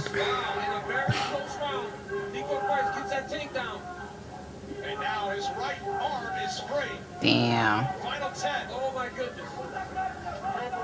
Almost a knee to the face on the ground. Instead, Price will hammer away. 2-1. Now to it. That's a close fight.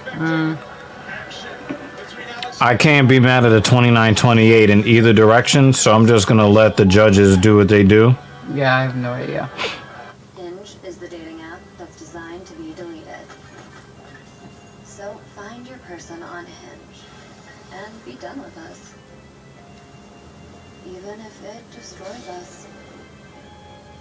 Because when you find the real thing, you won't need us anymore. Which is kind of the point. Hinge, the dating app designed to be deleted. Here's a direct question. How long are you planning on keeping your new smile? Yeah, so shouldn't it be guaranteed for life? Smile Direct Club has this really clever name for it. Lifetime Smile Guarantee. And their doctors straighten your teeth for 60% less than Invisalign. So, to review, doctor directed, 60% less, lifetime smile guarantee. Get a smile you love for life. Your life. Choose Smile. Choose Direct. Smile Direct Club.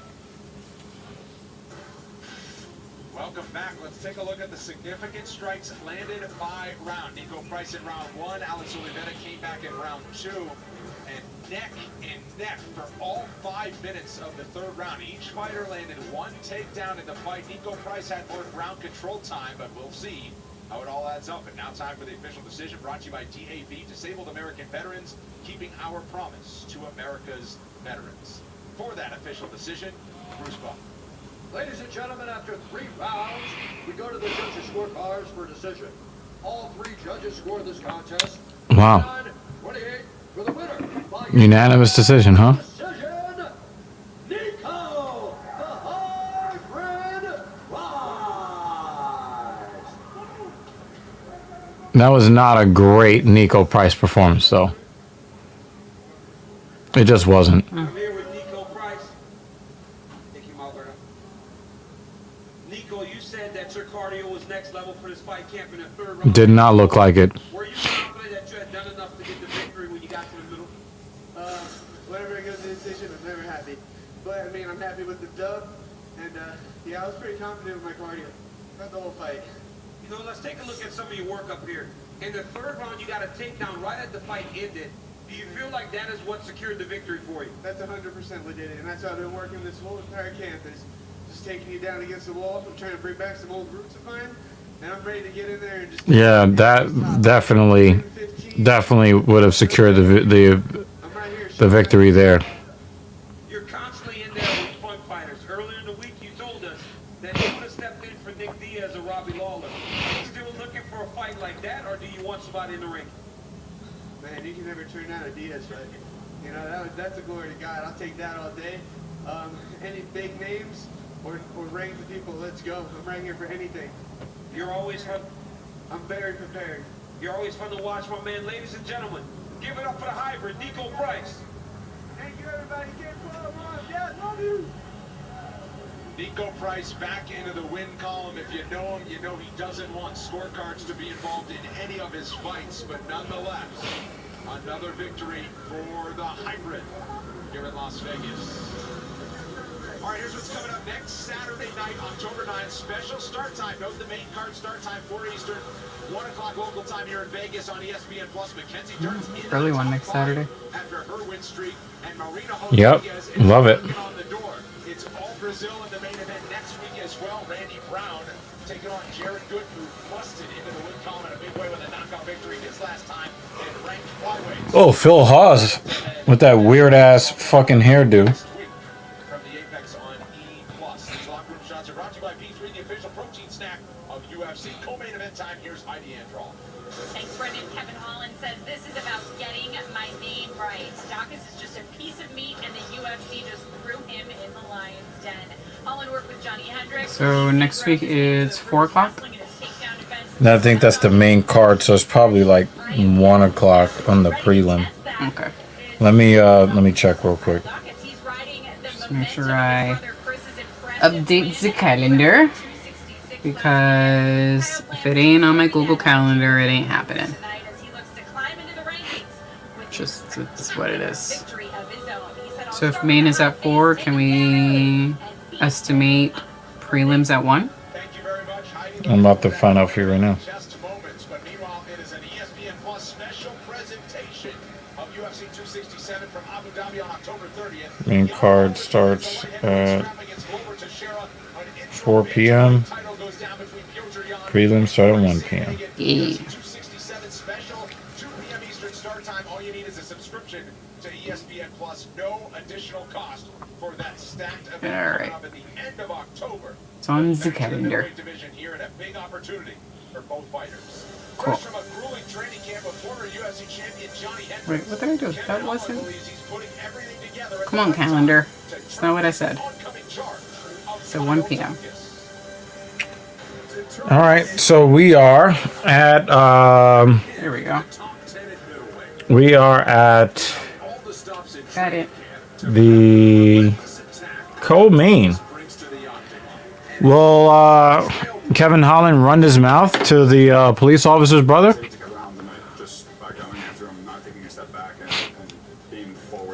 Just realized on this phone when I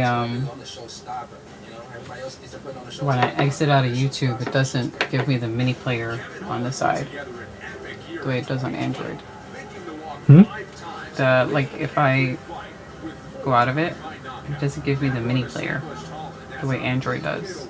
No, they still have that in beta. Oh, okay. That's in beta.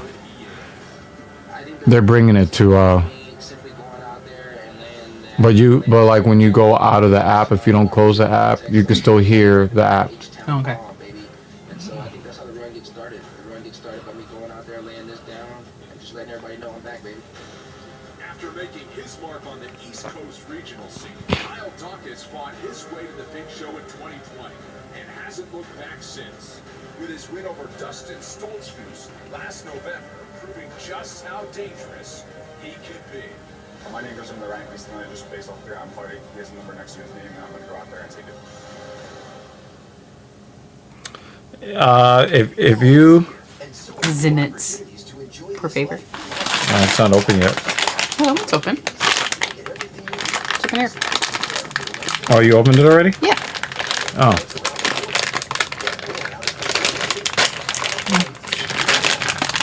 Hey, people. She says she wants nuts in her mouth, so.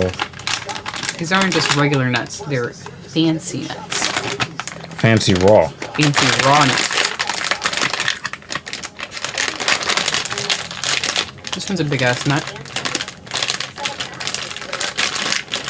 Just don't turn it into coffee. Why not? You can start selling right away. You can take payments online too. Hmm. Get your money as fast as you want. Hazelnut. We make sure your data is secure. And I think that one was a Brazilian nut. which is why millions of businesses trust Square with their payments. Get started free at square.com now. So anyway, you were saying. Here's a direct question. How long What were we talking about? Kevin Holland versus the cop's brother, Smile Direct Club has this really clever name. Kyle Dawkins. Lifetime smile guarantee. Kyle Dawkins thinks that if he keeps moving forward on Kevin Holland, that he'll win the fight. But the problem is that in order to beat Kevin Holland, you need to put him on his back. And if you think that you're going to stand and trade with Kevin Holland, he's going to turn you into a highlight. Hi, I'm Reese Davis, host of ESPN's College Game Day, here with Sling to help some fans make their signs. Coffee. Let's get these signs ready for game day.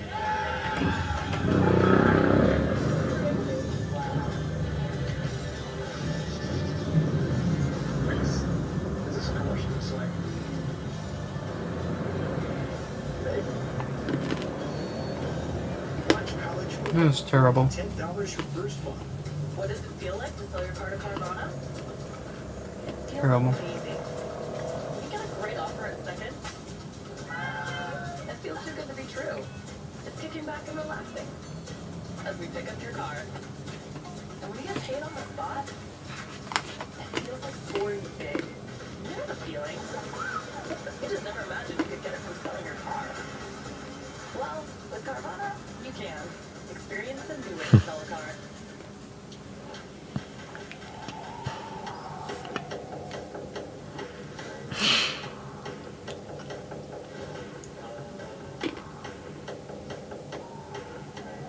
The quarter pound king in the 2 for $6, only at BK. Oh, this is a fragrance, right? How about to say I've never seen a D&G commercial, and then of course it's the favorite, the fragrance. I'm still trying to figure out what kind of fragrance would be good for me. Two more big fights from the Apex. Here's your co-main event, tail of the tape. Couple of 28-year-olds in the middleweight division, both standing 6 feet. This is not going to be good for Kyle Dawkins. Sizable 5-inch edge in reach lies with the 14th ranked Kevin Holland over Kyle Dawkins. Here is Bruce Buffer. Ladies and gentlemen, this is The co-main event of the evening. This fight is 3 pounds in the UFC middleweight division. Introducing first, fighting out of the blue corner. A look-see new fighter, holding a professional record, 10 wins, 2 losses. He stands 6 feet 3 inches tall, weighing in at 185 and 1/2 pounds. Fighting out of Philadelphia, Pennsylvania, Kyle Dawkins. Oh, his brother's not in his corner. Fighting out of the red corner, a kung fu fighter, holding a professional record, 21 wins. All the odds went up in favor of Kevin Holland. Weighing in at 183 and 1/2 pounds. Fighting out of Fort Worth, Texas, Kevin Trailblazer Holland. When the action begins, our referee in charge. Dan Murgliata. So Dan Murgliata with a smirk will get ready for the assignment in our co-main event tonight. 14th ranked Kevin Holland. That's your minus 175 favorite. That man in the blue, Kyle Dawkins, plus 150 is the underdog. This fight clock is brought to you by Modelo. Starts with the calf kick. The new approach and extra emphasis in wrestling from Kevin Holland, training with former UFC champion Johnny Hendricks. How about Dawkins? Yep, you're gonna have to get it to the ground, Dawkins, if you want to be Holland. You're gonna have to spread those legs, Holland. Excuse me. But this is good for Dawkins. He's talking to him. Hooks the leg on the back. He didn't grab the cage. Great balance there, right? A little bit, right? He talks too much, but he's so entertaining. Yo, look That at leg already. one kick that he put on his leg. Wow. Just one. Get up, Holland. Just a knee now, and Holland right back to his feet. But the problem is he's got to dig an underhook here. Billy Quarantillo wants to know, is he gonna? But you know, shout out to Dawkins. He's like, yo, he knows that he has a weakness on the ground.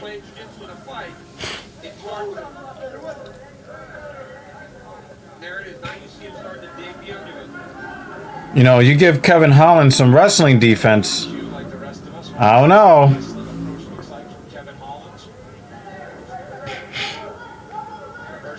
Is he? Is he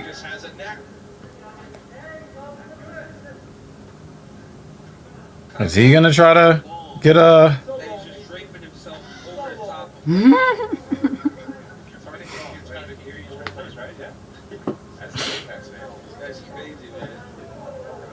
Stomping on his foot. That enjoy being in there more than Kevin Holland. Joe and everybody's watching and talking about him, right? He's one of those kids. He's made for this, right? He's made. Oh, he gave him that quad. I saw his quad fucking jump when he kneed him. Yeah. He's making those comments across a 25-foot octagon. He's not working right in front of us.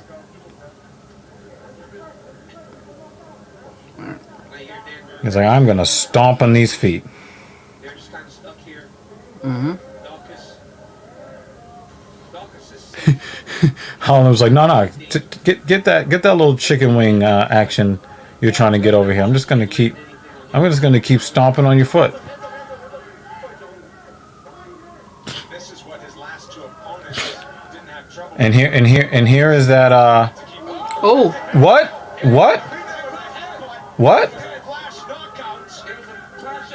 A clash of heads. Oh, he's calling for the replay. Because I wonder what just happened there.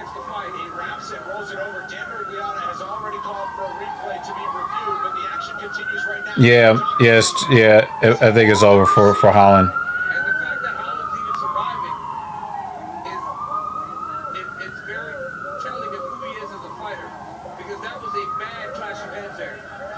Yeah, because it definitely didn't look like a strike there. No. He's underneath the chin. And his hands are hidden.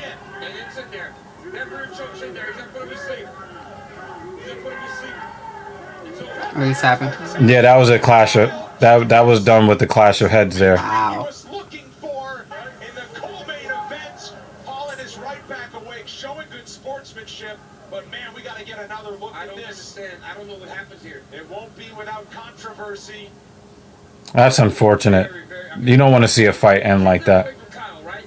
He saw he got him hurt. They all went to the finish. But right here, it's a bad clash of heads. Oh, whoa! Oh, wow, that sucks. Yeah, he was KO'd on that. Yeah, it just... Yeah, he was out. It is what it is. And Dan Miragliotta was about to stop it right there. He never really recovered. That sucks, man. That sucks. That was a nasty, nasty clash of heads there.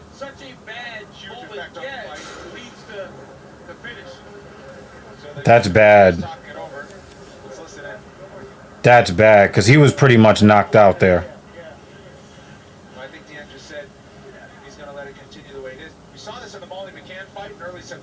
That sucks, man. Because that's 3 losses in a row for Kevin Holland. That's not. But I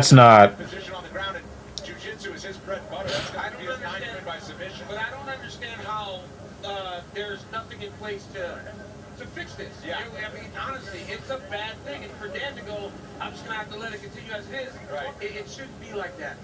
So we have the replay official, and what happened after the clash of heads was Miragliotta. If you'll see a ref do this during the action, they kind of wave their hand as like, I want to see that again. They'll give a signal to the review official, which in this case was Herb Dean. So here's another look. As Dawkins dips down, and they both... Oh, yeah. Wow. That was a battering ram. Mm-hmm. His hands, and Holland was throwing that big left.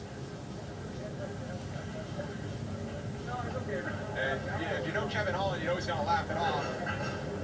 They can't let that stand like that. Because he got choked out right after that. Mm-hmm.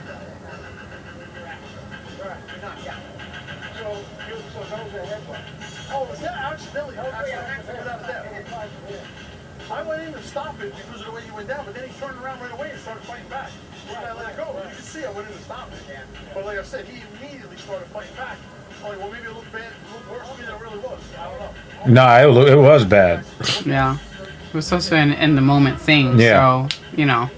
And the thing is, Kevin Holland doesn't know what hit him. He's not just going to lay there.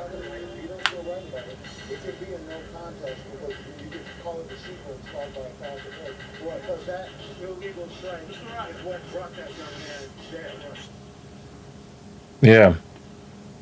I would much rather see a no contest and have them run it back. I don't like that. And of course, Doc he's not a dirty fighter. You know,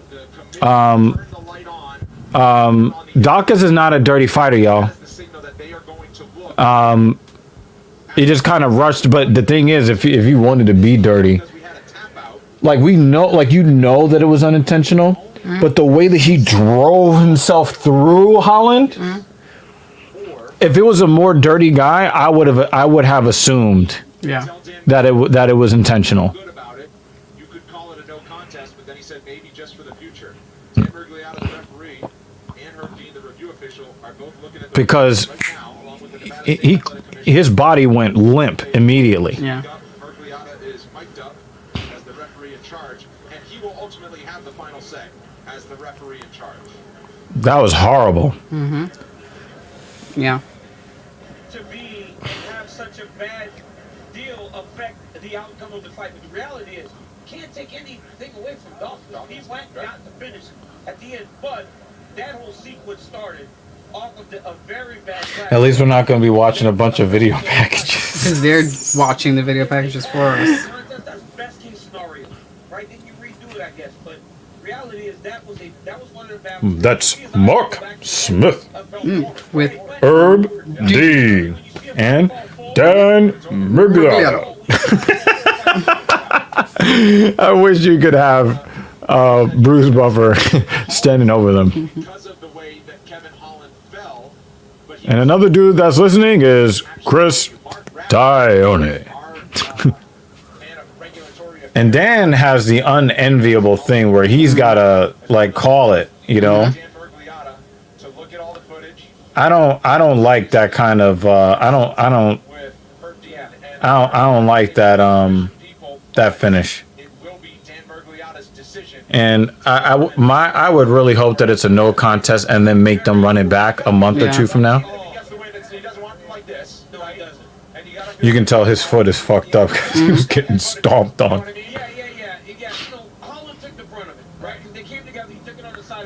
Yeah. But it looked like, you know, one of those rams.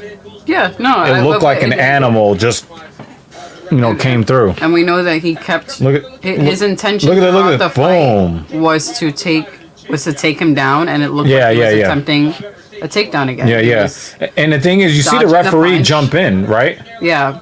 But I his think arms and legs were going I think he should have just stopped it right when there. he turned around. Yeah, I think he should have just stopped it right there, though. Because I don't think that it's fair to Dawkins. Look, he's out. He was knocked out. I don't think that is fair to Dawkins to say, well, we're gonna call it a no contest because he got finished right after. He should have just waved it off right there. No. So there you have it.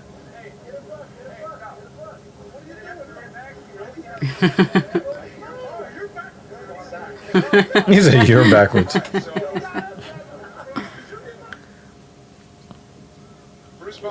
Everyone's all fucked up now. Here's the official result. Ladies and gentlemen, after review of this fight, due to an accidental headbutt, Dan Mergliata has called a stop to this contest at 3 minutes, 43 seconds of the first round. This fight is declared a no contest. All right. That's fair. It's fair. Part 2 later. But it's also unfair in a way to Kyle Dawkins because, you know, Kyle Dawkins went out there and continued the fight because the referee did not step in. I think that if Dan Mergliata had it to do all over again, he would have put hands on their back. I think he would have done that because if you look at the way that Holland's body went limp on that, I think that would have been the right move to make, and I think that that's the move that he would have made. He would have. I think that he would have made a different decision, but that's what the replay is there for, right? That was very, very weird. That was very weird. But the thing is, like, I would not want to see Kevin Holland take a third straight loss, not like that. But I think it's a little bit. To me, it is the fair thing to do because it should have been done when it happened. Mm-hmm. But it feels a little unfair to Kyle Dawkins under the circumstances because he went to go do what he did, though. But at least this fight doesn't fuck up either of their records. So I mean, it Do it does. again. They both have NCs now. yeah, but it's better than one having a loss and the other one feeling shitty about his win. I'm tempted to buy this, even though I don't like Colby Covington. But I want to hear like the kind of shit that he's talking. Just to have time to hold up the way. Because if he's still talking that racist shit, I'm not buying it. A couple of assholes in that card.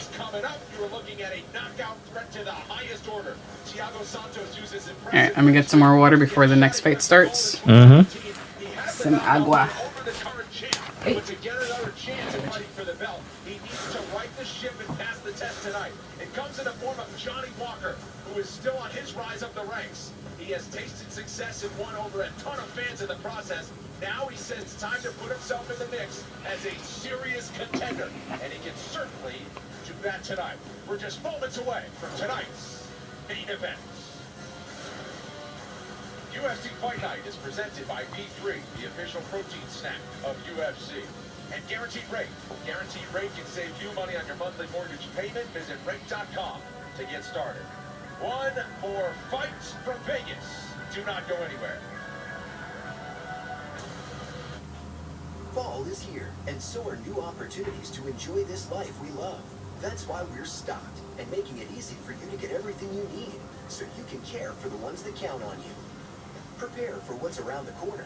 Get more out of the shorter days and add warmth to the cooler nights. In over 2,000 stores, we're here to help you enjoy the new season, stocked and ready for fall. Plus the services that make shopping for it easier. Tractor Supply, everything for life out here. I'm a person that struggled with every aspect of healthcare you can imagine my entire life. And then I walked into Forward and had a baseline appointment. The baseline appointment will answer all your questions. It will take away all hesitation, just that one appointment. You'll never see medicine the same way again.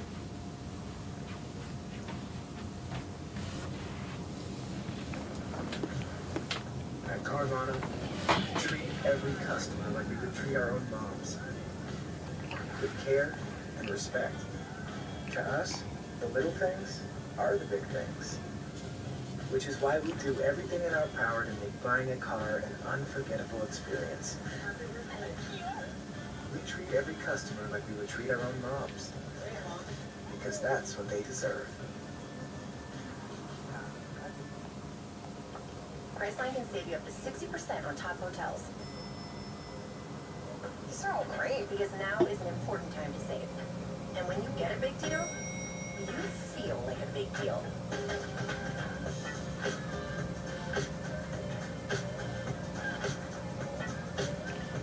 When you're ready to travel, we're here to help you save. Get up to 60% off amazing hotels with Priceline. Priceline. Every trip is a big deal.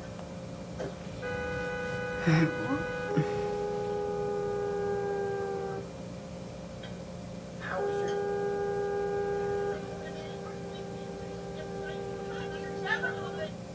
We have to get a new car.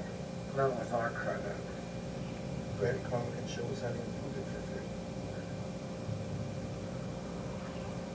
From free credit scores to auto loans and everything in between. Credit Karma.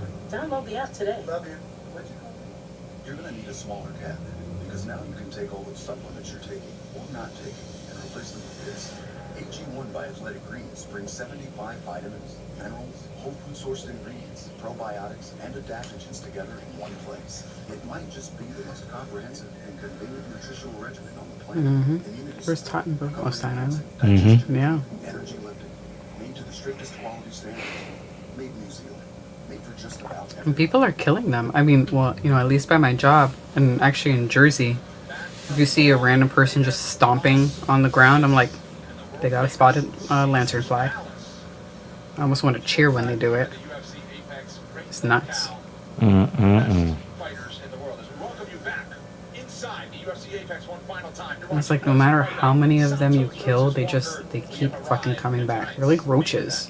Well, this is exactly the type of fight that They is are. the UFC into the leader in combat. They don't have any natural predators. No. One, the hard veteran with a chance to rise again. The other, the rising star, ready to use tonight to arrive. My last fight was against Rice Bear. It was 1 year ago. Johnny Walker rallies for a sensational finish. After this win, I tore my back doing bench press. I got the surgery so I couldn't fight. My shoulder is 100% back and I'm ready to go again.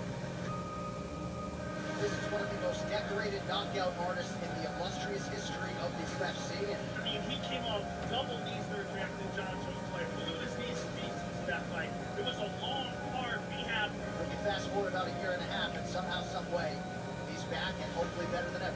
This fight are gonna be back the old Santos aggressive. I hope so. People out. I hope so. Because those first two fights back, man, maybe look at him as if like retirement. Because he just couldn't move. So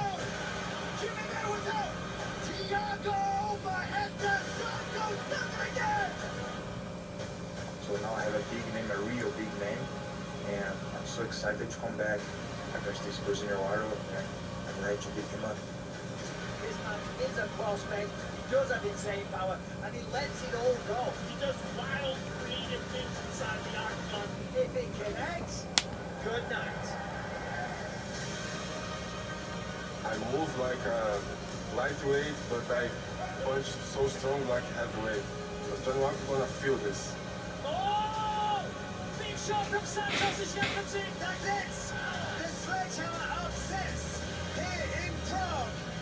It's gonna be a very exciting fight to watch because somebody's gonna get dropped. And two big, explosive fighters, and somebody's gonna get hurt. I wanna show to the world that I can become the UFC champion.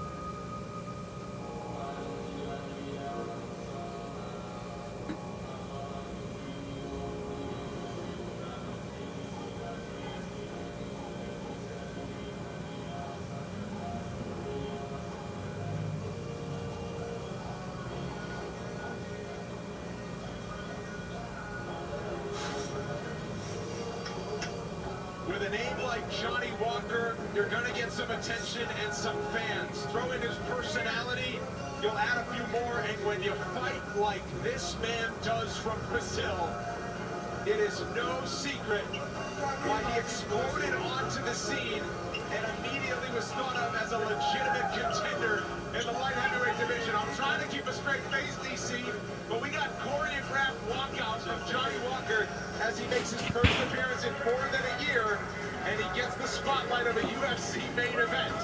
This guy's dangerous when he lands. It's Michelle Mahana and the bad guy. Yeah, exactly. Dance together. They're friends. I always thought that combination leads to some fun training sessions. Sure does. But when you get to the root of Johnny Walker, you get to a physical, big, unorthodox light heavyweight. A guy that can hurt you in so many ways. We have seen Johnny Walker do some truly amazing things in a short time inside the octagon. What we hadn't seen Johnny Walker is him deal with adversity and then come back to win. We saw that last time. Yep. We saw him deal with the adversity. We saw him get hurt bad by Ryan Spann. We saw him get taken down. We saw him stay in the fight, come back and get the TKO, and look at him dancing on Tate again. This has become like the thing. Chris Tyone's like, listen, really don't want a grown man dancing like that in front of me. So show me your fucking gloves, mouthpiece, and then you can do that fucking hip gyration shit in front of somebody else. Chris Tyone is like one of those guys that you just know. There's no bullshit in here. I'm not accepting none of this garbage. I'm not with it. Looks like we'll be done long before 10 o'clock. Take a lay down.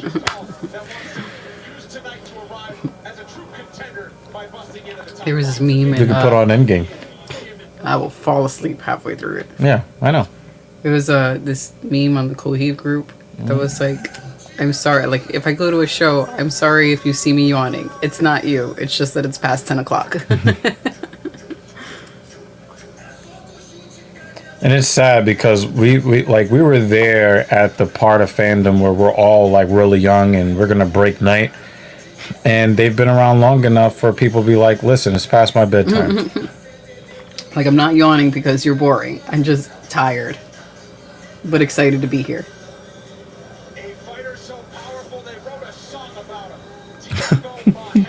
Did they write a song about it? Where's this lady? Oh, right there.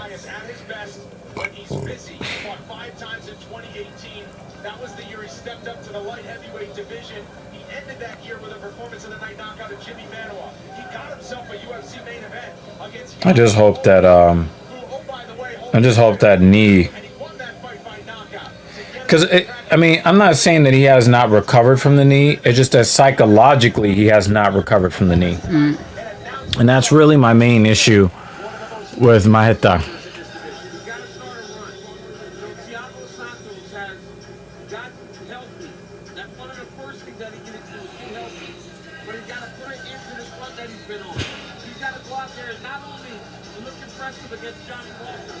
The physique is looking all right. He's not looking flat like last time.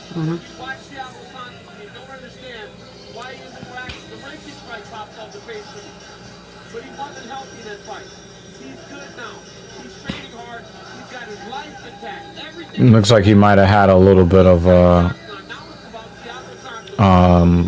a bruise from sparring. You can see it right there under his left eye. That could end up being an issue.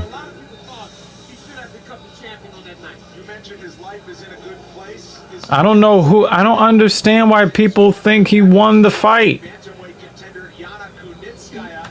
Everybody knows I'm probably as much anti John Jones as there are in MMA fandom. But if you actually watch the fight, you will see that John Jones showed that he's got some kind of morals as a man. He knows the man in front of him's got no legs.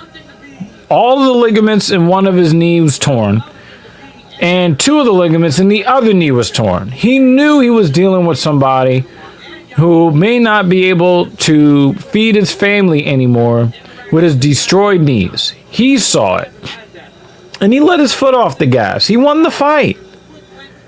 I don't understand who thought Santos won that fight. The dude couldn't even stand. And if that fight would have happened in today's UFC, they would have called it TKO. Tonight's main event. Here's your tale of the tape.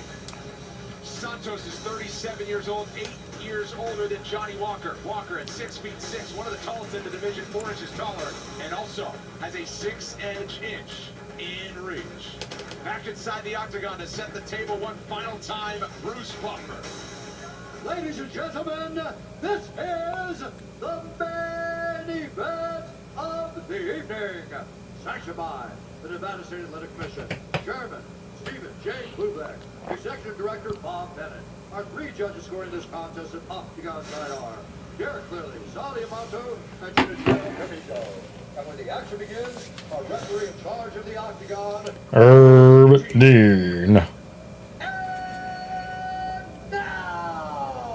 for those in attendance and UFC fans watching around the world, this is the moment you've all been waiting for. Live from the UFC Apex in Las Vegas.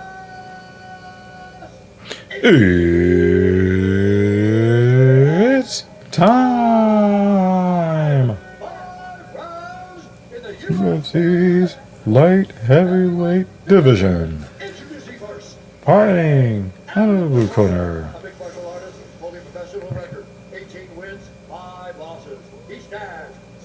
Fighting out of Dublin, come on.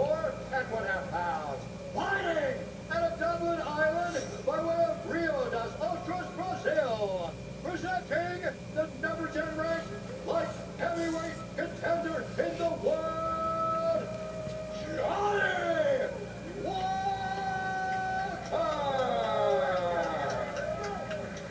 And now introducing his opponent, fighting Red corner. a striker, holding a professional record, 21 wins, 9 losses. He stands 6 feet 2 inches tall, weighing in at 206 pounds, fighting out of Rio de Janeiro, Brazil, presenting the number 5 ranked light heavyweight contender in the world, Thiago Santos.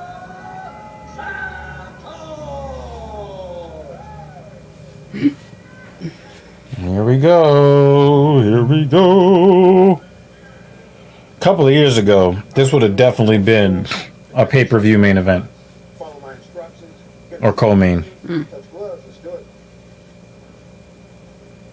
Ready for this all-Brazilian main event matchup between light heavyweight contenders and fighters who are no stranger to a knockout. Johnny Walker has 15 wins by knockout in his career. Thiago Santos, the same.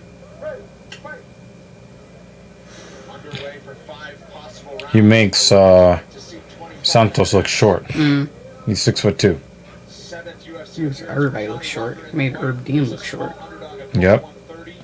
5 of his previous 6 UFC appearances haven't gone into the second round.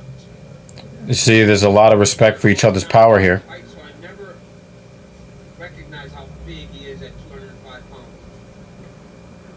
Thiago Santos, if he lands, he can put anybody out. Yeah, he goes right for the leg kick. You know somebody's got a history of knee problems? Right to that leg kick.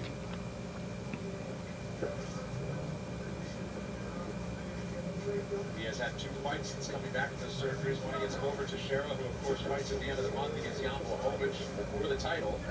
It started off great against Glover. But that's one thing Glover Teixeira has done on this run. Yep. Is even though you get out ahead of him, he continues to grind you down until eventually he breaks you.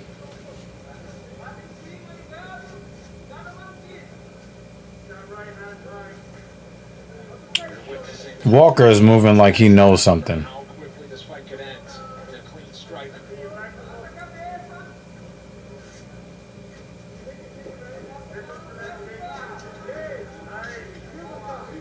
Walker's trying to close the range.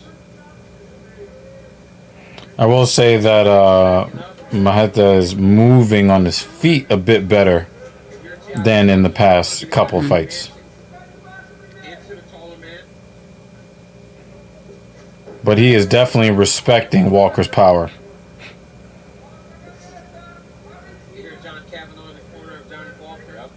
He goes that T kick, that oblique kick, excuse me. And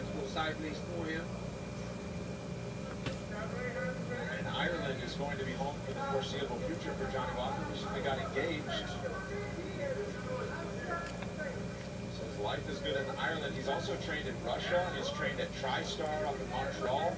He's trained in Thailand as well. Of course, in his native Brazil. So he has traveled the globe to improve as a fighter. Meanwhile, Thiago Santos no longer in Brazil for the past several years. He's been an American top team in Florida. He also spends a little bit of time out here in Vegas taking advantage of the UFC Performance Institute.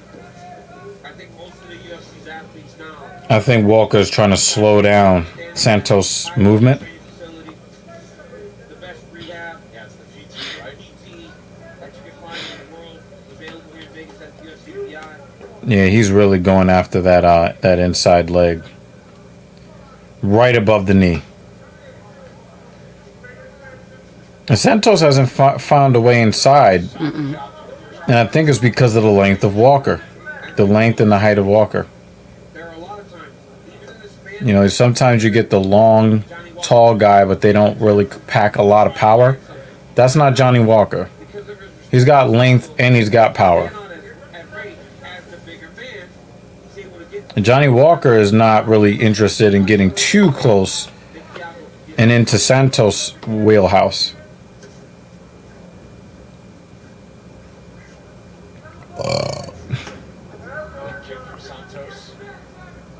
He keeps throwing that kick, and Walker is going to start timing that. Johnny Walker needs to do a better job of cutting Santos off, though. That's why Thiago's making that big circle around the side of the octagon. Johnny's following him. He needs to kind of take a step, close the door, make Thiago circle back to his power. Walker, the busier fighter in the first 4 minutes. Santos is looking for the entry point. This will help him. Him going forward will help him. Nice use of feints by Walker. He's definitely keeping Santos honest. And if you're Santos fight, that's all the guy. He's got a great body kick from the left side, from the southpaw position. I would go southpaw and start trying to throw those body kicks at Johnny Walker, hoping that my legs can get to him faster than my hands.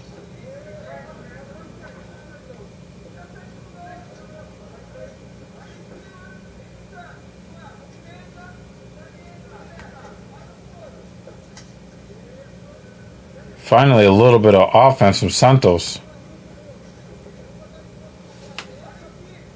Santos starting to be a little more aggressive here in the waning moments of round 1. I give the round to Walker. Quick 30-second break. We're back with round 2 after Did Walker even land anything? Yeah, Walker did land a lot of leg kicks. He definitely landed more than Santos. And he had octagon control as well. So Walker very comfortably, if without a lot of action, he definitely won round 1 in my opinion.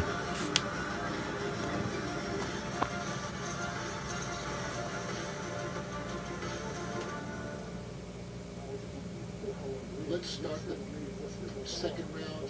You dominating the range. Okay, let's breathe. Breathe in. Again. Okay, let's control your heart. You see everything. Okay, you know what's coming. I don't need anything else. Let's go. Conan Silveira out of American Top Team. The instructions to Thiago Santos. Meanwhile, producer in the truck telling me that Johnny Walker's corner told him he won that first round. Hard to argue with that, considering he landed 10 strikes.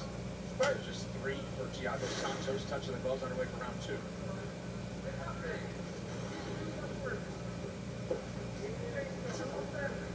Corner Santos told him that Walker's afraid of him. That's why he won't engage. They're going to need Thiago to open it up a little bit. Yep. Thiago's got to make some sort of move. And he started to get a little bit aggressive at the end of the first round. I'm not sure that Thiago Santos really feels that confident. I don't know if Santos really has confidence in his legs just yet. I think that he, in his first 2 fights, he definitely was trying to protect his legs. And I think that he needs to be able to take a couple of leg kicks, understand that his knees are not going to explode and need to be reconstructed again, to then start getting aggressive in his fights. And he took I think at least 8 leg kicks in the first round from Walker.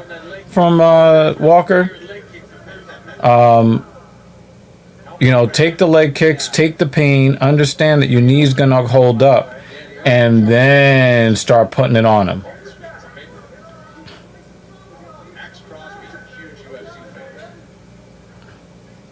You interviewed him last week. Talked to him last week. That was cool.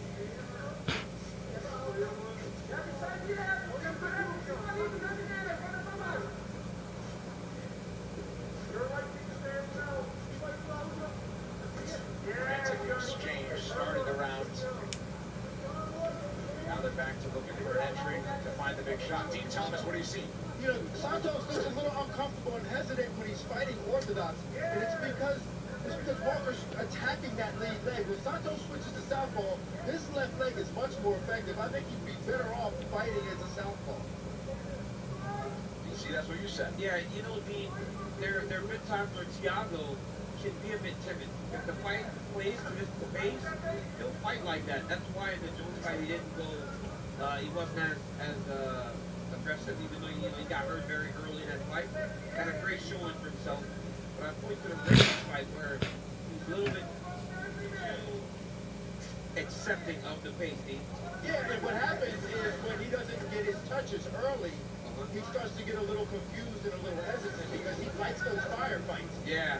And when he can't get into a firefight, he almost doesn't know how to fight. It kind of shuts him down a little bit. He's more aggressive this round than he was last round. But when they play the space game, Johnny Walker's okay with this, right? Just chopping him up from the outside, just touching, and almost point fighting. In that win over Jan Blachowicz, though, Santos. I think they're both afraid of each other's power. That was a nice body kick from Santos. First 2 rounds before they started really opening things up, and that's when Santos caught the chin. The counter shot. Thiago hit him with a beautiful check right hook and hit him with the left on the other. Ooh, another body kick. Oh, man. Southpaw body kick. Oh, man. That hurt me. Another body kick. There he is. That's the Thiago Santos that everybody knows and loves. He's loading it up again. Under 90 seconds to go, round 2.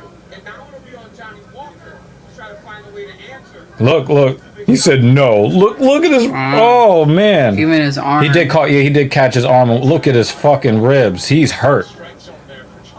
Ooh. Yeah, he's a big guy. Thiago Santos did a great job. That is one of his best attacks. That body kick from the south. Then I look like that dance that people do when they exchange. Oh, yeah. I don't know the name of that dance, but that's what that reminded me of. And I know that the pace is a little slower than people are expecting, but hats off to Johnny Walker for fighting with big game plan and sticking to it in the way that he has. Defended kick. He doesn't seem like the reckless kid that we all fell in love with early in his UFC career. Because while that gained their notoriety early in some bonuses, when he got to the highest level, it didn't really benefit him. First appearance in more than a year for Johnny Walker, who was dealing with a torn back muscle earlier this year from the sub. Nice calf kick from Santos. Tore his left neck muscle. Yeah, I think that the slow pace is not like a lack of cardio or lumbering fighter issue. I think each one really does respect the power of each other. I give round 2 to Santos.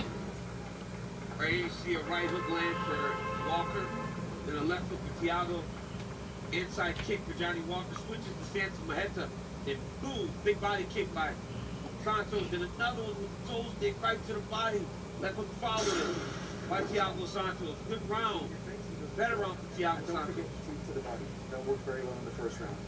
Okay, you have to hide. Yeah, hide it. Do it the right time.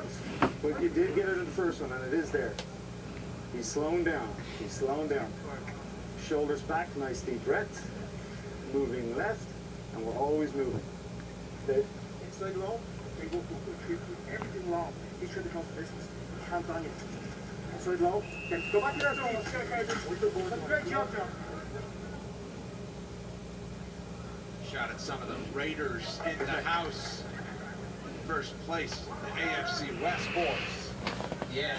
Just saw another reason not to move to New Jersey. Comcast is not going to be carrying Rangers or Knicks games. I'll stay right here in New York.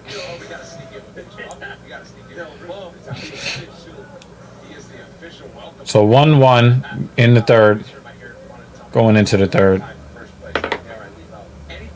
That was an opportunity for Santos to really throw an outside leg kick there.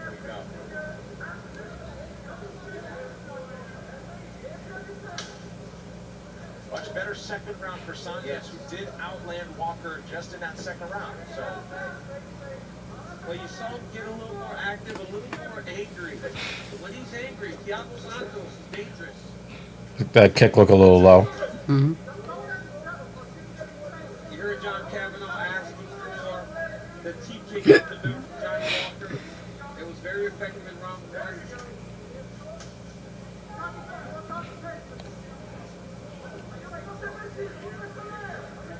A lot of feints from Walker.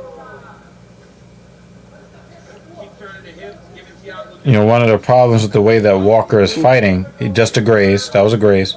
One of the problems with the way that Walker is fighting is that his other style is what got him to the dance. That's what got him close to the belt. And this patient Walker is a smarter fighter, yes. But doing much. he's not doing much, right? He's looking very bruised. At least in the leg. He's doing a lot of feinting, but at some point you got to throw something behind it to give the feint more power. Mm-hmm.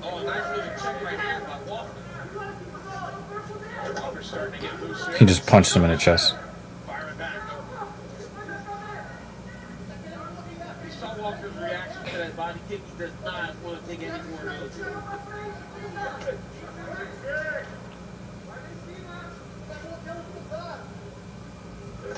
Ooh, nice power left from Santos. And puts an outside calf kick on him. Very, very nice.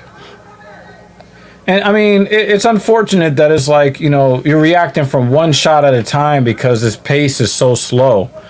But I think that the pace is slow for good reason here.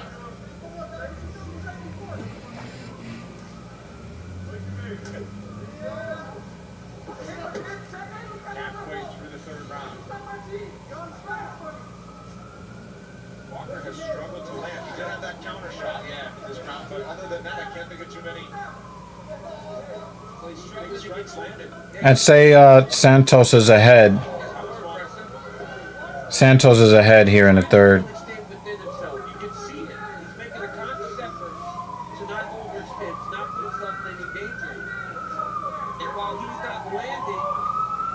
And even though, you know, Walker is not really, you know, coming through with the kind of volume that you want to see from him, he still has one-shot knockout power. So, nice little mini combo from Santos. He's beating up the inside and the outside lead leg of Walker here. Santos seems like he is very comfortable in the range that that they're fighting at now. Oh, careful. Santos is doing a great job of staying all the way out, going in, getting his, and then getting back out of there without taking anything in return. He's limited Johnny right now to just leg kick. It seems like every single time Walker wants to make a move, he gets touched on the inside or the outside of that leg, and then it resets him again. It's very similar to how Valentina won her fight last week against Lauren Murphy. Lauren Murphy went in there, you know, super confident, but every single time she went in to set up against Valentina, Valentina would throw a strike or a little combo, and it would make her reset. That's what's happening to Walker here. You know, limited engagement and all, but Santos here is moving on the outside of the cage. But every single time that Johnny Walker goes to set up to get something done, he gets a little touch on the leg, resets him. Or he goes for a head kick, or he hits him with the body kick. So, again, very, very slow pace. But it feels like, you know, it's not the action that you want, but it's the action that you can understand. Because each guy can shut the other guy off with one shot. And, you know, neither one of them wants to end up on the other's highlight reel. Third round, again, not a whole lot of action, but most of the damage was done on Walker from Santos. So I got 2 rounds to 1 so far, Thiago Santos. We move into the championship rounds. With feints, some long-range weapons, inside low kick. I mean, you go southpaw. You can do your own right kick as well. It's there too. Okay, you have to slow him down or lock down. Okay, Dave? Use the really picture and slow him down or lock. Feints and be first. Feints and be first. Just out point them. Okay? Keep touching, keep touching, keep touching.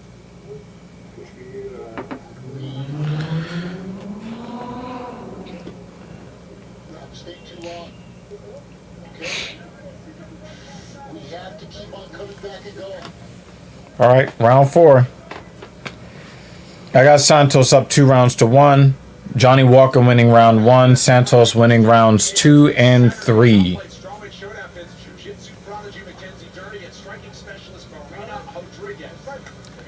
I think you will see Johnny Walker try to turn it up in round 5. That's my expectation. If he's still conscious. I hope we don't make it to round 5.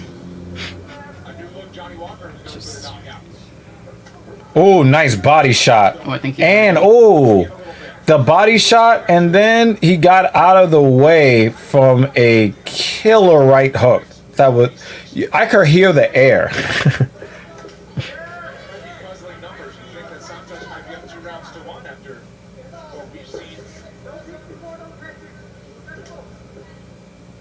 All right, a little bit more activity from Walker here in round 4. Little outside leg kick connects.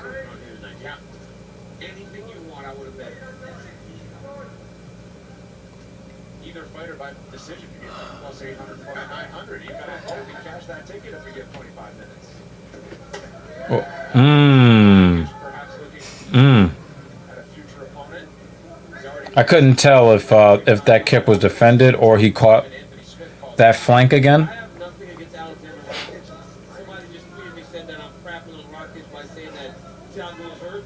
I really don't care. I kind of wish they both lost because the fight was that bad. Yo, TC is a savage. Somebody got to be savage. Nice overhand left that followed the defended high kick. We finally get a high kick out of Walker. You would think you would get more high kicks out of Walker with how tall he is. Yeah. And how long his legs are. He really hasn't used his legs much. I mean, he's done a lot of leg kicks, a lot of low leg kicks, but that high kick is right there for him all day. See, and the T kick is there for him too. DC, you're 100% right. He needs to open up a little bit more, but it's hard for him to open up because he doesn't have confidence in his defense. So as he starts to open up, he thinks he's going to get hit back, and then he shuts himself down. If he had a little more confidence in his defense, he'd be able to keep going forward and amount an offense. That's right, Dean. I mean, I never thought of it like that. Nice body shot from Santos. He's hurt. Or he's pretending to be hurt. He's being a clown. But that was a hard shot. Sometimes you can't tell. It was a bit exaggerated from him, so I think he's clowning. I hate hearing that little click when they just barely miss because you could tell their toe makes contact with the knee. That's just got to be painful. From the one throwing the kick. Yeah. Outside leg kick from Santos. This is a more even round between them. With 2 minutes left, somebody, lands a nice combo here, they'll win the round. Because it's pretty even here in the first 3 minutes. I would even say that Walker might have been like a tick ahead.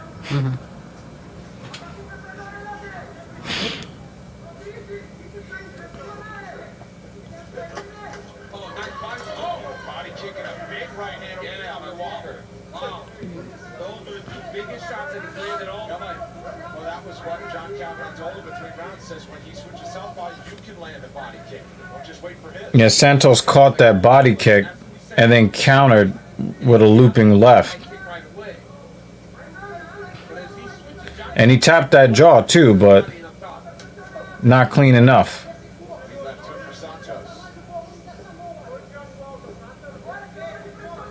1 minute to go, fourth round.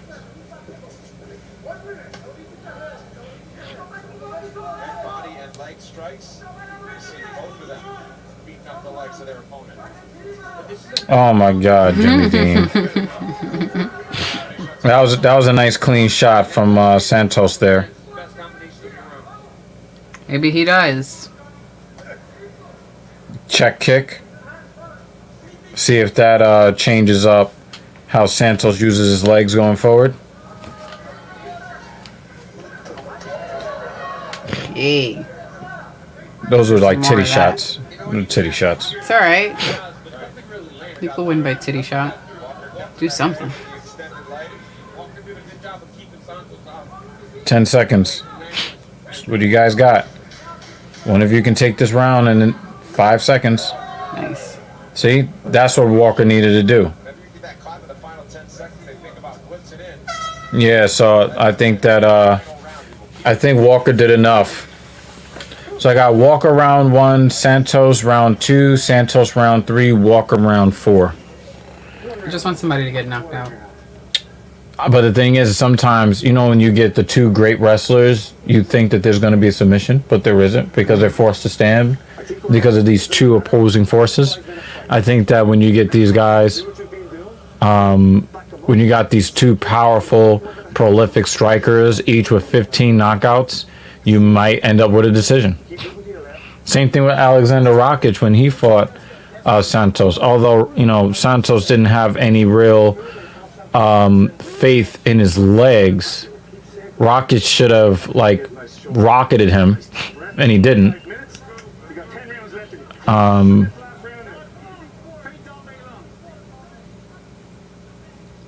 But I think you got 2 rounds of 2 here.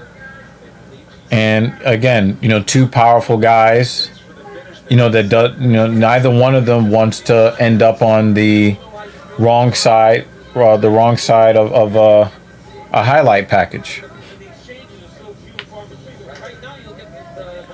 But I think you're going to see more intensity from Walker here in the 5th, definitely. The question is, will Santos match it? Walker has had his moments, and honestly, Walker is fighting a much more composed, a much more disciplined fight. He's not been in any danger. But to be that I don't like Santos' approach here in round 5. I'd like to see what the world's thinking in terms of where the score is. He tried the question mark there. It's Walker, that is. Mm-hmm. But I think this one's so hard to score, right? They're not even bothering to put him up, yeah? Okay, outside leg kick there. Oblique kick. Santos is trying to do a little something. And a lot of the strikes have been done with kicks.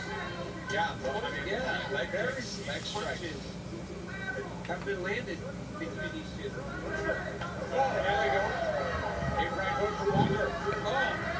Body shot from Walker, from Santos there. If anything, I mean, I thought through the middle, Santos fought well. 4th round, equal Walker. 1st round felt like Walker won a lot due to activity.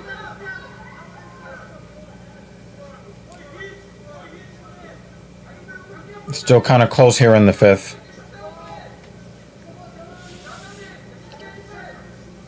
Oh! Walker! Oh! Yo! Oh, Walker! Yo, I am shocked. Oh my God! That. Glad for a little excitement. I think that made me spit a little. Yo, I think he spit a little after getting hit with that. Yeah, because that crack is like jaw breaking. He's trying to get that body kick going again. That was a pretty strong shot from Walker on Santos, but Santos cracked his jaw.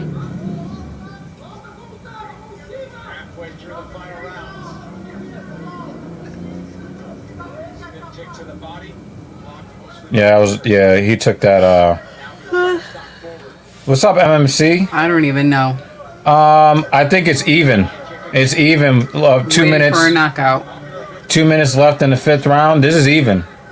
This isn't even an even fight. This is an even 5th round. And each one of these fighters has won 2 rounds. On my scorecard, anyway. I'm just waiting for a knockout. But Santos hit him with a cracker.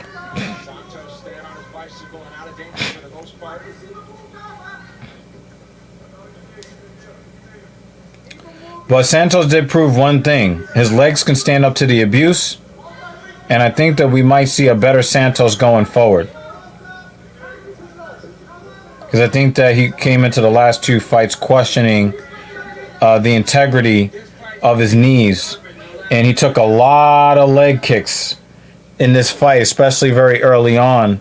and he's still moving very, very well.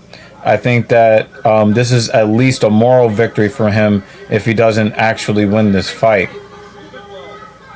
He's moving in the wrong direction in the lightweight division, but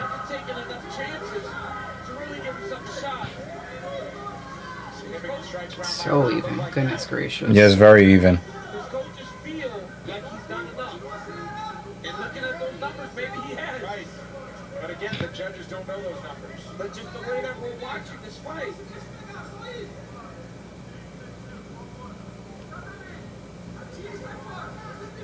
30 seconds. This has been 25 minutes of feints. Yeah. Are y'all a couple? Oh, man. Maybe. 15 and a half years.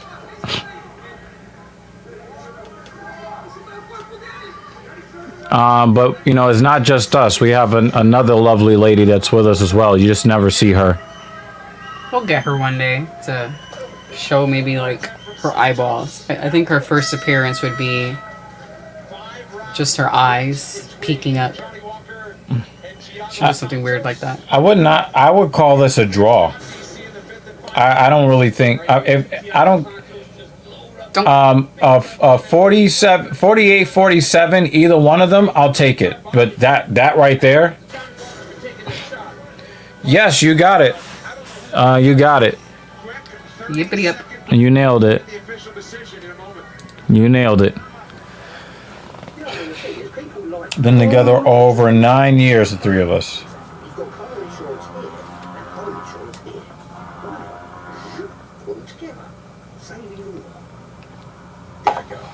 How are you, MMC? Do you watch MMA? I think MMC does watch, if I'm not mistaken.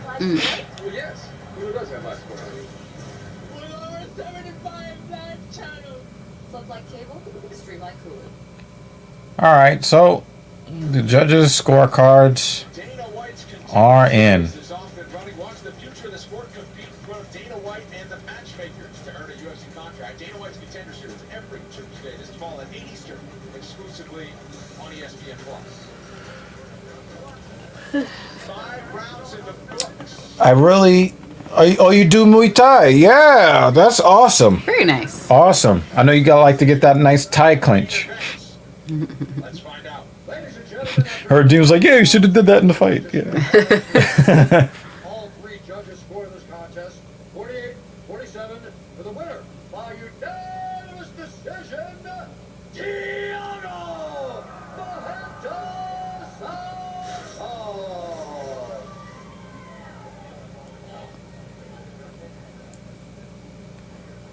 I can't complain. I cannot complain about that. That I think that in the 5th round he hit him with the hardest shot of the entire fight. Ryan Fry loves the Coheed love. Yeah, I just wish you were here. No contest was right. The problem is that I thought it was a little unfair to Kyle Dawkins because Kyle Dawkins went and continued to fight because the referee allowed them to. In the very end, the no contest was the right call. It should have been made early. It should have been made earlier. And I think that Dan Miragliotta, I think that Dan Miragliotta should have trusted his instincts because he was about to jump in and do the right thing. And he hesitated, and I think that he should have just put his hands on both of their backs, and that should have been it because but I saw this, but I saw that. But no, like you saw this guy's whole body collapse because he took somebody's fucking skull on his jaw. So I do believe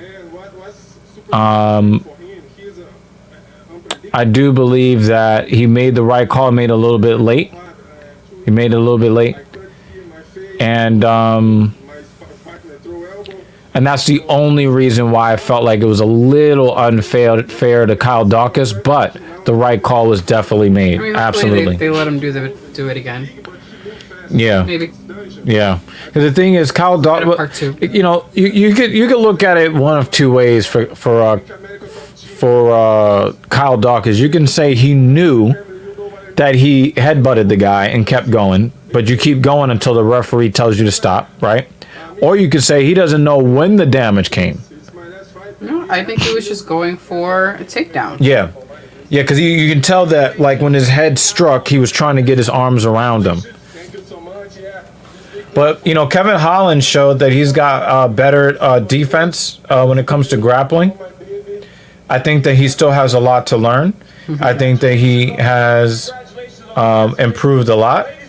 I think that he will continue to improve a lot because he's a very intelligent guy.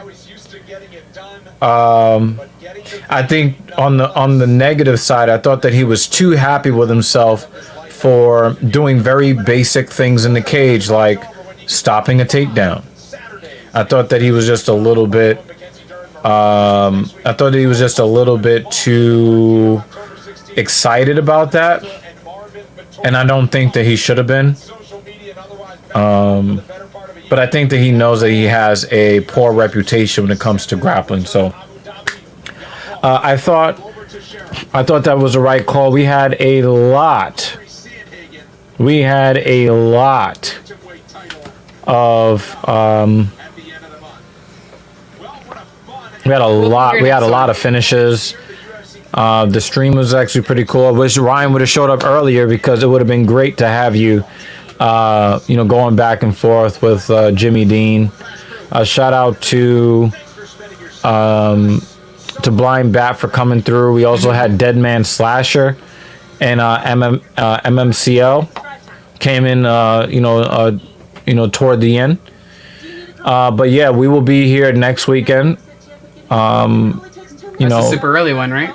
Yeah, well, I mean, well, for relatively, us. Relatively speaking. So it will be brunch for us. It will be a filthy casual MMA brunch watch party. Possibly. At least on our. Was watching. Oh no! Damn, Ryan. Aw. Oh man. Give Grandma our love, hugs and kisses. Just don't kiss near the nose though. I mean, like you know, a little cheap. Yeah, MMCL. Yeah. We'll see you next week. We'll be here. Hopefully, Captain Paul is also there because he should be here for 3 straight weeks so we can get more content out to you guys for the actual regular podcast. I know that we have been sort of kind of slacking. We're going to kisses on the nose, yeah. We're gonna bring some more content to you. Until then, have a wonderful evening. Bye.